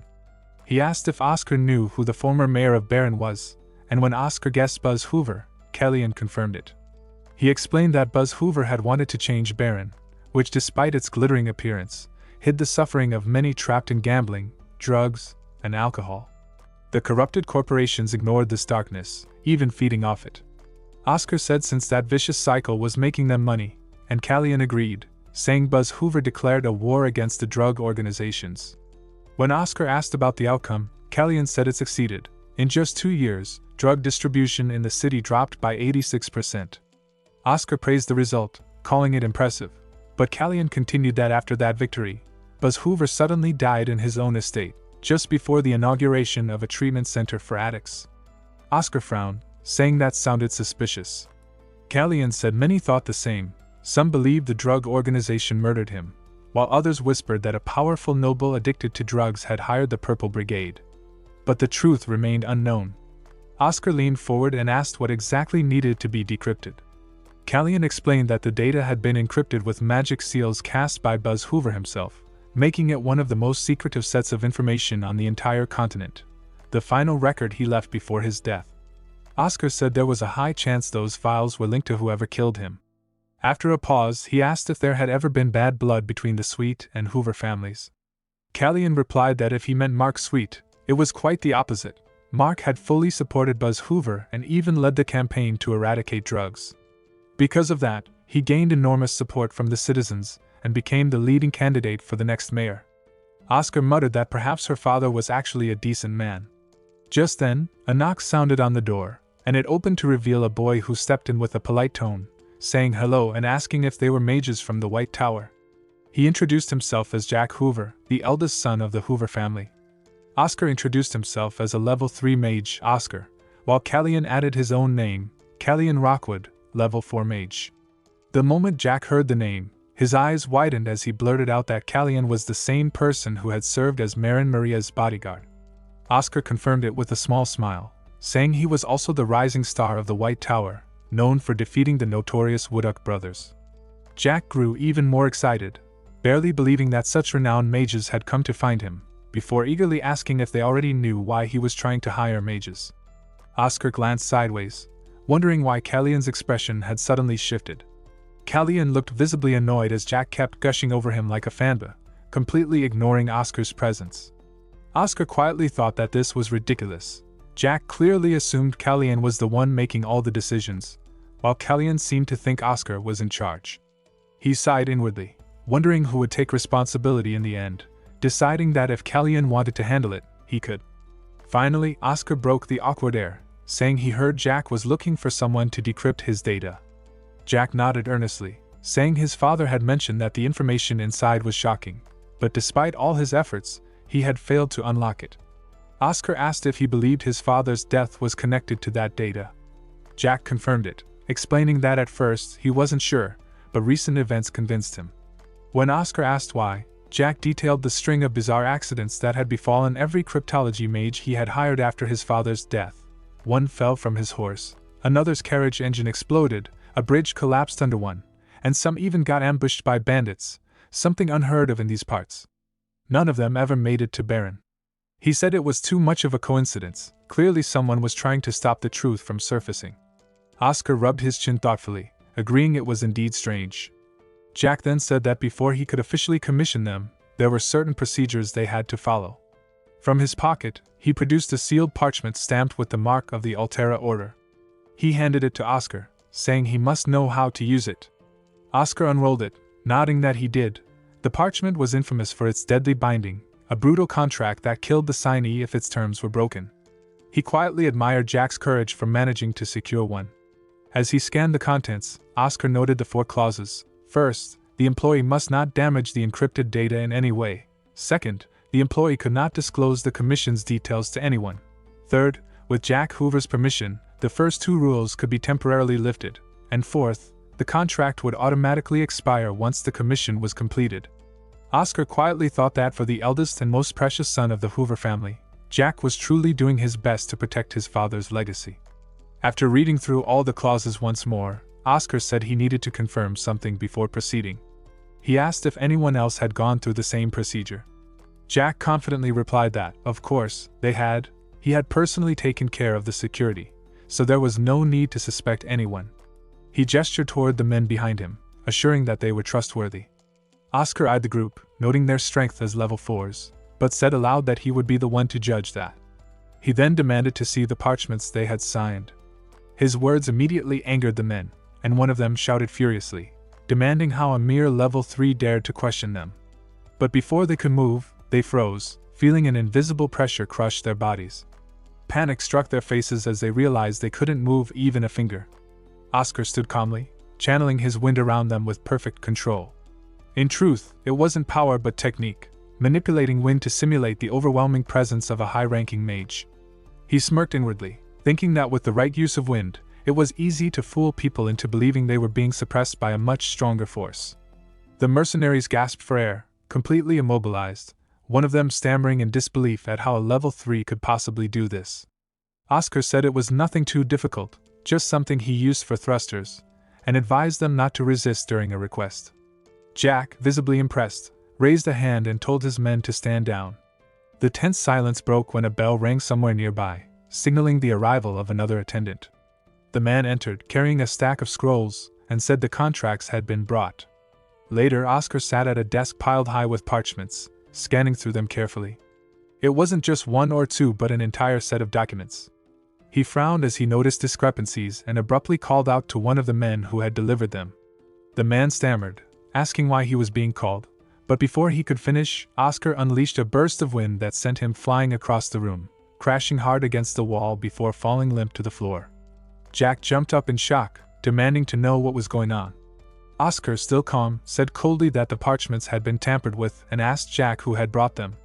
Jack's expression darkened as he answered that it was the attendant responsible for handling the contracts. Oscar orders to confine the attendant, tearing the parchment in half as he remarks that they are fake, mere ordinary sheets without the sacred essence of the Helter Order's divine power, which cannot be torn so easily. He realizes the 2 men were never bound by the pact and must have already leaked the information. The armored man shouts in disbelief, but before he can react, Kalyan leaps forward, disarming him with a swift strike that knocks the sword from his grip, then delivers a sharp kick to his head, sending him crashing to the ground. The man trembles, pleading that he knows little, but Kalyan, pressing a foot against his head, demands to know who he works for. The man hesitates, claiming ignorance and admitting he was only hiding without a contract. Kalyan tells him he must know what was handed over since he was involved in it. Under pressure, the man relents, saying he will talk, and begins explaining the number of mercenaries hired and their levels, insisting that's all he knows. Oscar, analyzing the situation, concludes that the real culprit will soon come to seize the encrypted data, using forces far stronger than the mercenaries present. Jack, visibly shaken, stammers in disbelief, but Oscar firmly says that giving up would be too easy and states his terms: 5 lakh for decrypting the data and another 5 lakh for protection, totaling 1 million bells. Jack, after a brief pause, agrees enthusiastically, saying he likes the deal and wants to proceed right away. Oscar smiles, assuring him he won't regret the decision. Later, they descend into an underground hideout, where Oscar, impressed, remarks that it's a good place, admitting with a grin that he has one too. Jack, pleased, says he likes hearing that and presses a hidden brick on the wall, causing the entire section of bricks to shift open like a gate. He admits this is his first time showing it to anyone.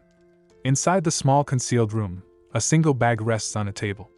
Jack explains that it was found in his father's personal safe. As Oscar examines it, he senses the magical complexity and notes 3 distinct spells woven into it: triple encryption, resistance, and explosion. He warns that if forced open, the bag itself would not explode, but the content would remain unharmed, and he commends Jack for wisely choosing to leave it untouched. Jack stares at the bag in disbelief, saying he never imagined it could be that dangerous, then asks if Oscar can decrypt it.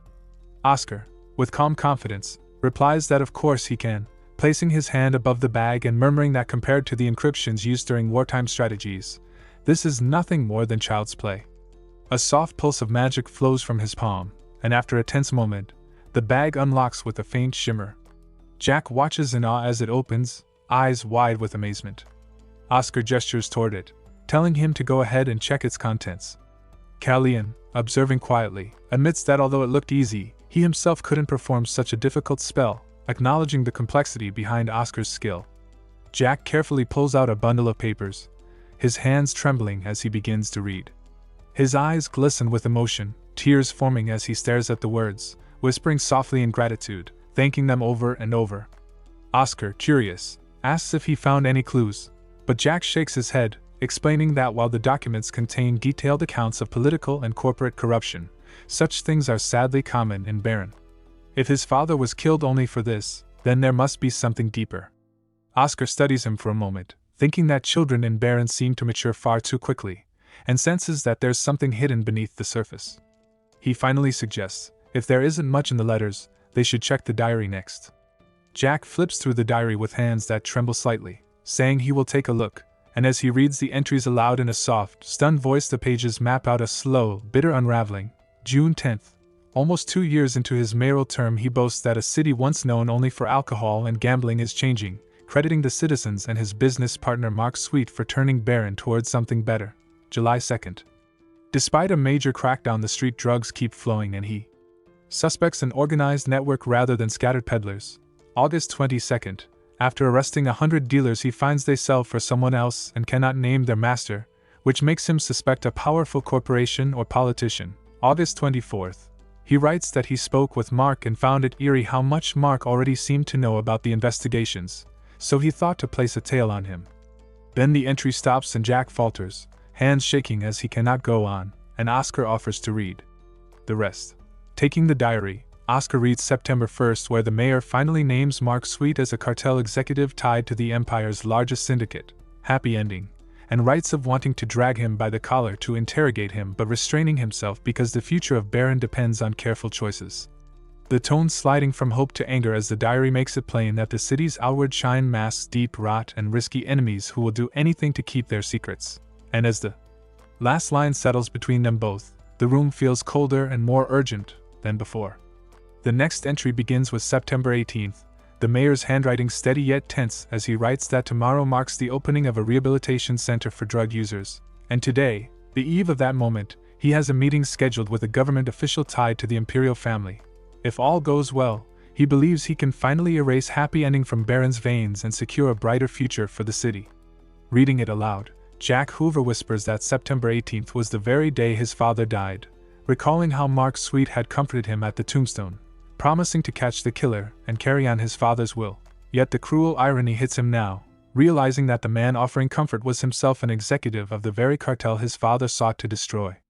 Tears fill Jack's eyes as he breaks down, asking how such betrayal could exist. Oscar Grunchen steps forward, speaking firmly that the sinner will pay for his crime, but Jack shakes his head, muttering that it's impossible in a city so corrupted. Oscar tells him not to lose hope, swearing he will make sure justice is served, and when Jack looks up through his tears asking if he truly means it, Oscar replies with quiet confidence that mages of the Great Towers do not stand idle for nothing. Callie and Rockwood, still analyzing the gravity of what they've uncovered, says the situation is far worse than expected. If their suspicions are true, Baron might already be in the grasp of the drug cartel. Oscar nods gravely, explaining that this is no longer just about Baron, a city of 9 lakh residents that welcomes 30 million tourists each year, with the number rising steadily. If Mark Sweet wins the mayoral election and uses that influence to spread addiction among visitors, they will return to their hometowns as addicts, causing the drug to infest the entire nation. Callian asks if the diary might be their only weapon to stop this, and Oscar answers that it is, the real concern now being when Mark Sweet will make his move. Callie and Rockwood said that since Mark Sweet is aiming for the next mayoral term, he would never allow this truth to reach the citizens and would likely choose a moment when everyone's attention is diverted, a time when chaos or celebration masks his move. Oscar Grunchen frowned, asking if such a city-wide distraction could even exist. Jack Hoover, catching on, replied that there indeed was a grand celebration downtown that very day, a festival for the citizens with elaborate fireworks planned. The realization hit both Callian and Oscar like a spark. Callian immediately said it had to be today. Oscar agreed, saying they needed to start preparing countermeasures at once. Callian then urged that they should evacuate Jack, warning that the scale of what was coming was far too great for a direct confrontation and that they would need support from outside forces. Oscar, half grinning at his companion's practicality, said he was glad to see him making realistic judgments, and Callian dryly replied that he was human too. But before they could act, Jack shouted in defiance that he would not run away. He clenched his trembling hands, his voice shaking as he said that if he fled now, he would lose any chance to avenge his father's death. He declared that even if the two of them thought it was too dangerous, he would cancel the contract and face the enemy alone. Seeing his whole body tremble with emotion and fear, Oscar sighed, muttering that such resolve was admirable but upsetting. Callian then stepped closer, saying they would not abandon him, and that they had given their word. Oscar added that Jack had placed his trust in them, and now it was their turn to stand by him.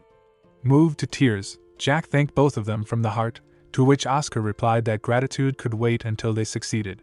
He told him that what mattered now was focus and preparation. He then asked whether there was any communication device in the estate, hoping to reach for outside help. Jack nodded but explained that all communication lines had been severed. They could not reach anyone beyond the city. He had realized too late that this was all part of Mark Sweet's calculation, a trap that had been laid long before they even arrived. Oscar asked if they had a call crystal ball, and Jack replied that his father liked antiques, so they did have one. When Oscar asked for it, Jack led him to a room, saying he had found it pretty, so his father gifted it to him. As he held up the crystal, Killian found it cute but made a teasing remark, only for Oscar to shove him aside, saying it was good enough for use. Wrapping his hand around it, he said it still worked, and Killian, amazed, asked when he learned to use such a relic, saying he had only ever read about it. Oscar replied that he figured it out of boredom. The crystal glowed brightly before dimming again, and Oscar sighed with relief, calling it cutting-edge technology from decades ago. Killian asked if a message was sent, and when Oscar confirmed, he hoped the elders wouldn't be late. Oscar asked who he meant, and Killian explained they should arrive soon. Meanwhile, at the Call Crystal Ball Management Department, the department head yawned loudly as a new recruit asked what exactly their department did. The head, half asleep, asked what he meant, and the recruit said he hadn't been properly inducted yet, thinking it had already been 3 days since he started, yet all his superior did was yawn. He wondered how this counted as work, no matter how stable a government job was. The head yawned again and said he hadn't taught him yet, asking with lazy amusement if he even knew what kind of department this was. The new recruit fidgets as he asks about the department's history, calling it an honor that so many once worked here, and the head, still half asleep and fond of sharp retorts, mocks his flattery before explaining that when the crystal ball glows a number appears and their job is to transcribe it and decode the hidden sentence it represents. The recruit worries the system is cumbersome and asks if the handheld crystal truly connects the whole world and whether such long sequences are necessary. And the head, settling back with a weary patience, reminds him that these strings are codes used in wartime to stitch numbers into urgent messages and that this office reports directly to the imperial family, though they have gone 18 years without a real contract and their work has dwindled. Just then the recruit cries that the crystal behind the head is shining and both jolt forward, the recruit breathless, as he reads out 17132. Baron, and 2563245512, happy ending. The head snapping awake to bark that these fragments are unacceptable and ordering the recruit to write them down while he begins to cross-reference ancient tomes. Books slide open and ink-stained pages rustle as the head pieces together the meaning, grimly announcing that the city of Baron is at risk of being taken over by the Empire's largest drug cartel. Happy ending, that they plan to spread the drug across the nation. And that tonight is the crucial moment, leaving the recruit stunned and the two of them staring at the glowing crystal as the weight of the warning settles over the room. The head, sweating and tense, barked that the Bureau of National Security needed to be contacted immediately, and far away, at the Hover estate near the forest, two hooded men waited silently among the trees. One asked about the security cameras, and the other replied that they had been disabled. Umar, a Level 4 Mercenary Alliance general leader, calmly reminded them they had only 5 hours to obtain the encrypted data, but Samuel, another Level 4 mercenary leader, arrived and, seeing no active cameras, demanded why they were waiting. Umar urged patience, insisting on following the plan, but Samuel, irritated, claimed they would move independently, while Jackson, also a Level 4 leader, declared that his team would act on its own too. As Samuel's and Jackson's teams started moving, Umar's frustration grew. Even with 152 mercenaries gathered from 10 different leaders, the lack of cohesion meant organizational power was meaningless, and the strong egos of the Level 4 leaders made coordination impossible. Suddenly, a voice from behind shouted, questioning who had dared to disable the cameras and move first. Another man suggested disciplining the offenders, but Umar, unfazed, reminded them this was expected. The employer's daughter, Era Sweet, had placed a bounty of 3 lakh bells on the Mage Callion, so such reckless behavior was predictable. Hearing this, the men cheered, ready to move, but as they advanced, a sudden scream pierced the air. One man fell, clutching his leg, screaming his ankle had been hit, and Umar yelled a warning, realizing it was a trap. Panic spread as another man, trembling, pointed out that Jackson, the leader of his mercenary team, was dead, his body lying motionless on the ground, and the forest seemed to close in around the stunned, fearful mercenaries. Umar could not comprehend the chaos unfolding around him as one of his men yelled in panic, asking which bastard had moved, only for another mine to explode nearby. Another comrade tried to advise caution, saying if you step on one, do not lift your foot, but the man hadn't realized that he, too, was blasted away moments later. Confusion escalated as they realized the mines were not triggered by footsteps. A swirling blue light danced through the forest, striking each of Umar's comrades one by one. Umar shouted for them to run toward the estate and escape the forest immediately, while others scrambled for cover, hoping to conceal their positions, yet explosions continued to tear through the ranks, leaving everyone terrified, screaming for their lives. Perched high on a tree, Callion's red eye glowed intensely as he observed, commenting on their frantic movements, a clear signal that he intended to eliminate them. He leapt from the tree, slicing through the necks of the mercenaries one by one with deadly precision. One surviving man pressed his hand to his mouth to stifle panicked breaths, shivering violently as he prayed for the massacre to end. After a tense minute, silence fell, and he convinced himself that Callion had moved on. But just as he prepared to escape, Callion emerged from behind another tree, ascending silently in front of him. The terrified man raised his gun and fired desperately, shouting profanities, but not a single bullet found its mark. Callion was shielded by a barrier, untouchable. With a disdainful comment about disliking the smell of gunpowder in the sacred forest, Callion dispatched the man with a swift, final strike, finishing his lethal game without mercy. From his vantage point atop the hut, Oscar sat surveying the chaos below, mentally noting how much mana this operation was consuming. In order to discern enemies hidden in the forest, he had applied thermal image sensing magic to his eyes and combined it with ultra-distance sniper shots and wind bullets designed specifically for sniping, commonly called wind sniping. Each shot was effective, but drained a significant amount of mana. Despite the cost, he had neutralized 67 enemies, which he considered a solid result. As fireworks illuminated the night sky, he activated his mana-based bird's eye view, scanning the battlefield with precise focus. He observed Callion positioned on one side, while 2 allied mercenaries safeguarded Jack and the estate, and the remaining mercenaries maintained defensive positions around the property. Yet his attention was drawn to roughly 50 other enemies fleeing the scene. He wondered if the battle had ended, but soon realized the fleeing enemies were redirecting toward Kallian and the estate, despite the forest ambush and the exhaustion they must have been experiencing. Their speed and determination defied logic. Within the forest, Kallian had already halted any further pursuit on foot, the lingering smell of gunpowder having driven most enemies away. 2 of his own team approached him, reporting their success, and Kallian acknowledged their efforts, confirming they were safe. One of them proudly stated that the 4 of them had driven away 150 enemies, a feat monumental enough to be etched in the annals of history. Kallian froze mid-motion, his senses screaming that something was off. He raised his voice, warning, "Wait, prepare for the fight." The enemies were approaching, and from the front, a wave of mercenaries came charging toward him, their faces twisted with rage, movements unnaturally precise. Kallian could not understand. No sane person would return after what they had endured. Are they high? He thought, gripping his weapons tighter as he struck the first attacker. One of them lunged and bit Kallian's leg, and he countered with a swift strike to the man's head, every movement recalling the cruel technique the traitor had once used on their tribe chief. These men were no longer ordinary human beings. One of them screamed, "Please help," and Kallian realized something deeply disturbing was happening. From behind, a familiar voice cut through the chaos. "Long time no see." Kallian pivoted sharply, eyes locking on Kaya, standing calm and composed amid the turmoil. Kallian asked, "Kaya Rockwood, what are you doing here?" She smiled, a trace of amusement in her eyes. "It's been around 4 years, hasn't it?" He stammered, "What, are you the traitor here?" Her laughter was light, almost teasing. "Oh, my traitor, that stings." Kallian narrowed his eyes. "Is it true?" She tilted her head. "What?" Kallian's voice thundered, "That you assaulted the king's tattoo from the forest temple and made the chief who tried to stop you lose his mind. Did you really do that? I must hear it from you myself." Memories of the Kaya once knew flashed vividly. Kaya had been strong, sharp, and fiercely principled, rising to become the youngest warrior chief at 18, a figure who embodied the ideal of a world worth preserving. But now, standing before him, her actions contradicted every memory. So why?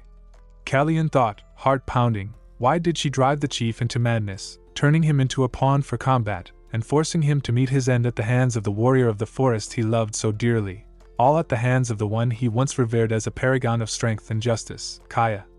Kallian's mind raced. "Please deny it. Tell me everything is a misunderstanding," he pleaded silently. "If you do, even if it takes some time, one day I will be able to forgive you." But Kaya met his gaze calmly and said, "Yeah, that's the truth." "So what?" Kallian froze, stunned, disbelief and fury coiling in his chest. "No excuses," he shouted. Kaya smiled faintly. "No, I have no reason to make any." His teeth clenched, his voice rising. "The chief you made lose their mind had to meet a dishonorable death by the hands of those he loved most, in a place that wasn't even a battlefield." Kaya's response was cool, almost teasing. "Oh my, what a shame." Kallian ground his teeth and finally said, "Okay, let's fight." She tilted her head. "Oh, there is no way you cannot feel the gap between us." He said, "It does not matter. A warrior of the forest does not back up." Kaya shook her head. "Idiot brother, sometimes you should back off and run. That's the wise way of living in this world." Kallian's gaze hardened. "Father and the chief have taught me the life of a warrior, not of ice life." She smirked, exhaling slowly. "Well, you are a forest idiot. Idiots will be okay even if you do not go to your friend right now." He answered firmly, "Oscar is strong, he will not lose to mere puppets." With that, Kallian leaped into the air, ready to strike at Kaya. Meanwhile, one of the Kallian team members was dodging enemies who moved like zombies, pursuing them relentlessly. One man stumbled, falling to the ground, shouting, "Please, please help." He paused, weighing his options. "Wait, what if I use him as a sacrifice? I could run." But a memory of the boy showing a picture of his little brother flashed through his mind. "After this mission I promised to go on a trip with him." He cursed under his breath, "Shit," and sprinted to save his partner. From the corner of his eye, a zombie-like enemy lunged at him, and he thought, "Yes, this is why I should never act out of character." Oscar's eyes swept over the chaos, and then a massive blast shook the forest, throwing both men safely toward a tree. They collapsed there, panting, utterly bewildered at how they had survived. It was Oscar who had saved them. He knelt slightly, voice calm but firm. Are you both safe? The men's voices cracked as they almost cried. Oscar, why is it only now that you are here? The other added, I was scared to death. Oscar exhaled, relief washing over him. It's good that you are safe. What are those things? One of the men swallowed hard. I don't think so. They feel pain. They are like zombies. Even with knives embedded, even when their limbs were broken, they kept moving like monsters. Oscar's mind raced. We are not dealing with normal humans. What happened to them? The man shook his head. I'm not sure what's going on. All I know is that Kalyan called the woman leading them Kaya Rockwood. That struck Oscar like lightning. Kaya Rockwood? Redden's daughter, and with the last name Rockwood, along with Kaya, she must be the same person. More zombies were closing in.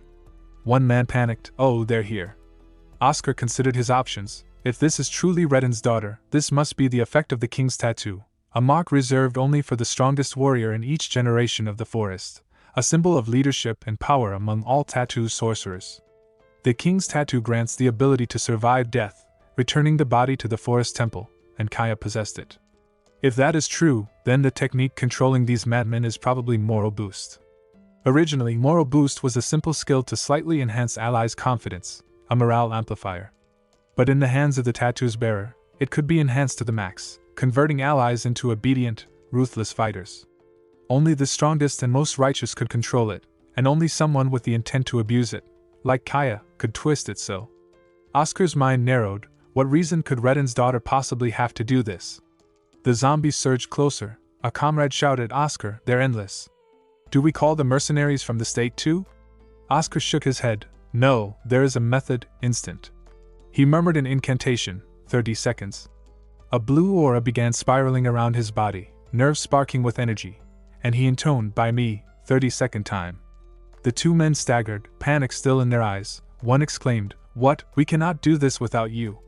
The other added, There are more and more coming. Despite their fear, they gritted their teeth, shouting, Shit, just try our best, and lunged forward to fight, doing their best to fend off the relentless horde. Both cried out, Oscar, hurry! As the final seconds of the 30-second spell ticked away, Oscar's eyes snapped open, focused and sharp. He extended his hands, invoking Lonely Garden. A massive, blinding light erupted from Oscar's body, his form seeming to tower like a looming doom over the forest floor, and the zombies crumpled to the ground as if struck by an invisible force. Oscar's voice rang out, It's done. The two comrades stared, dumbfounded, unable to comprehend the sudden turn. One gasped, Did it feel like you couldn't breathe for a second? The other stammered, What just did you do? Oscar explained calmly, I temporarily made a space where mana did not exist, cutting the mana thread connecting those people to the caster. Both men froze, mind spinning. What does that even mean? Oscar added, The two of you returned to the state. One of them hesitated, Pardon, you are not coming with us? Oscar shook his head, No, yes, I have to bring someone with me, then I will return. The forest was alive with chaos, glowing from the magical attacks flying in every direction, as Kaya and Kalyan clashed midair, their movements swift and precise. Kaya teased, Your mobility has gotten better, and you've fixed a lot of your old habits, as Kalyan's hands glowed red, summoning Wolf's Song, attempting to pierce it toward her. Kaya intercepted with a touch, saying, Yeah, you've definitely improved, but you're still too honest. You need to fool your enemy. Wolf Claw deactivated, and Kalyan shouted, A warrior of the forest does not use such nasty tricks. Kaya laughed, That's why I call you a dumb, though she felt her mobility boost being cut off. She swore she would never turn it off, but before she could think further, a voice called to Kalyan, Bend down. From the front, a wind bullet shot straight toward Kaya, and Kalyan bent just in time. Kaya blocked it with her hand, muttering, A bullet made of wind, White Tower, is it the same bastard who cut off my mobile booster?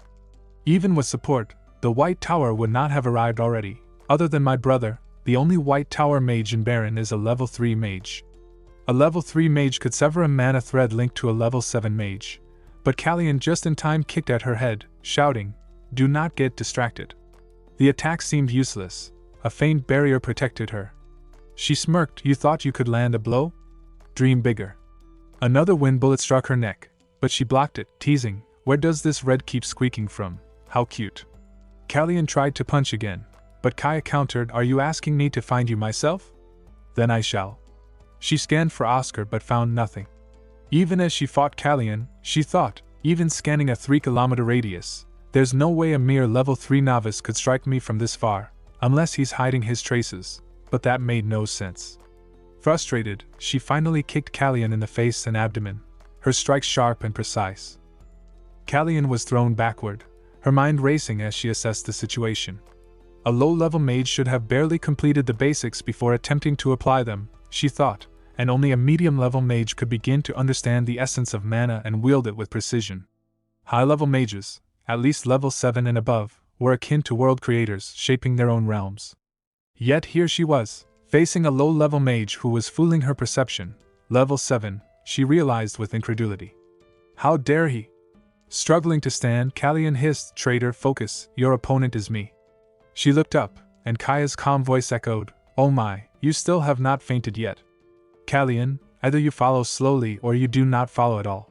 With a surge of red energy swirling around her palm, Kaya unleashed a devastating punch. The impact erupted in a massive burst, sending Kallian reeling in agony, blood streaming onto the ground. Kaya's gaze shifted briefly, calculating, as if tracking the source of a distant strike. "Right, level 3 kid, your only mistake is not running away," she muttered silently. High above, in the trees, Oscar observed everything. He muttered under his breath, "Darn that trouble. Kallian needs to wake up soon. My eyes hurt so much, but it will take her some time to reach here." Positioned a full kilometer away, he scowled at the sluggish movements of the royal family forces. What are they doing without urgency?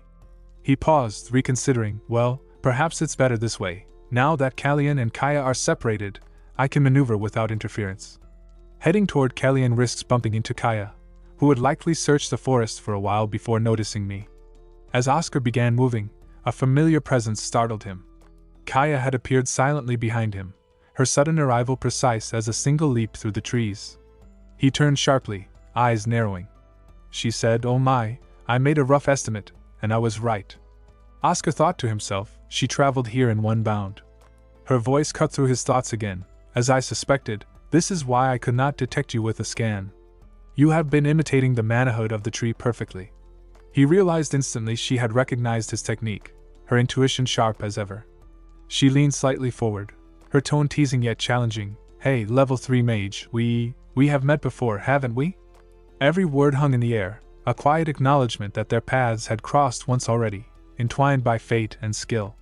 Oscar braced himself. This encounter was about to escalate, the forest around them alive with tension, the delicate dance of strategy and power just beginning to unfold.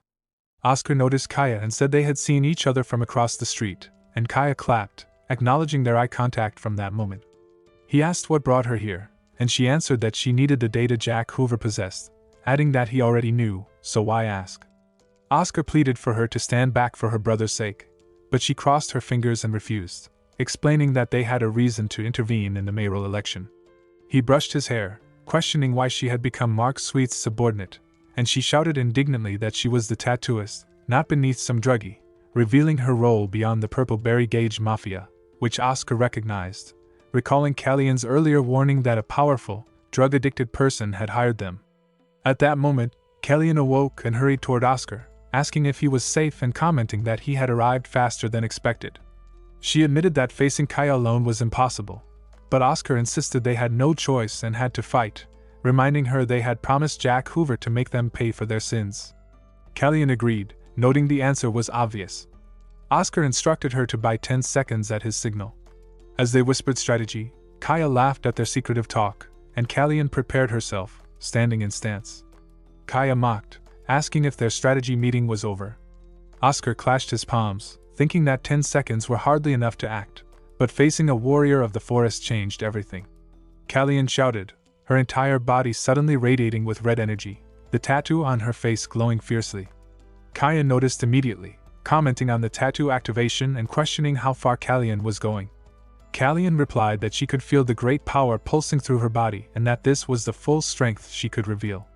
Her expression hardened as she commanded, "Come," and without hesitation, the two collided, moving with lightning speed in a blur of attacks and dodges, their fight so fast that no onlooker could follow. Kaya laughed, calling it little fun, daring Kallian to surprise her and push beyond her limits. Kallian clenched her teeth, attempting to strike, but suddenly stopped mid-air, exhausted. Kaya smirked, realizing she had used her mana to the limit, and thought about the annoyance of her persistence. Kallian fell completely to the ground, fainted, and Kaya reflected that even across generations, the family's strength remained, noting that Kallian was out of the fight and now it was time to face the genius. She advanced toward Oscar, but he was nowhere in sight. Just then, he appeared behind her, chanting a spell, Lonely Garden. Kaya's eyes widened as she found herself encased in a dome that blocked air and mana. She marveled silently at the technique, thinking that if she were not capable of surviving 10 minutes without air, this could have been lethal, and she admired the beauty of the spell, curious what the mage would eventually become. She growled, challenging him, saying that alone, he could not perfectly restrict her and that no matter how talented, the difference in level would limit him. She declared she would end it, ready to confront the reality of the battle. Kaya extended her hand, but immediately felt something strange, realizing her tattoo magic was not activating. She thought that a normal level 7 could easily face her at her current level, yet this was a warrior of the forest. Oscar, recalling his experience as a former tower master of the White Tower, understood all the secrets of the warrior tattoo magic. He knew it was a school of magic created and taught by the 5th Tower Master, with information carefully recorded in the White Tower, accessible only to those who became Tower Masters. Unlike typical magic, tattoo magic relies on mana injected into the tattoos on the skin, allowing him to control it by removing their mana entirely, a fact he was grateful to have studied. Yet, the practical weapon of a warrior of the forest remained their extraordinary martial arts, meaning fighting without mana was no issue for her. Kaya's smile darkened, sensing danger, and she leaped toward him. Oscar knew he could not limit her movement at his current level, so he unleashed the Oscar Star martial technique, ultimate move with Chapter 1, summoning the sounds of waves as water formed around the dome encasing her. Kaya initially thought it was an illusion, since her protective magic was deactivated, but soon realized the dome had burst. She smirked, laughing at the afterimage meant to mislead her, wondering if her excitement or the real threat drove her exhilaration.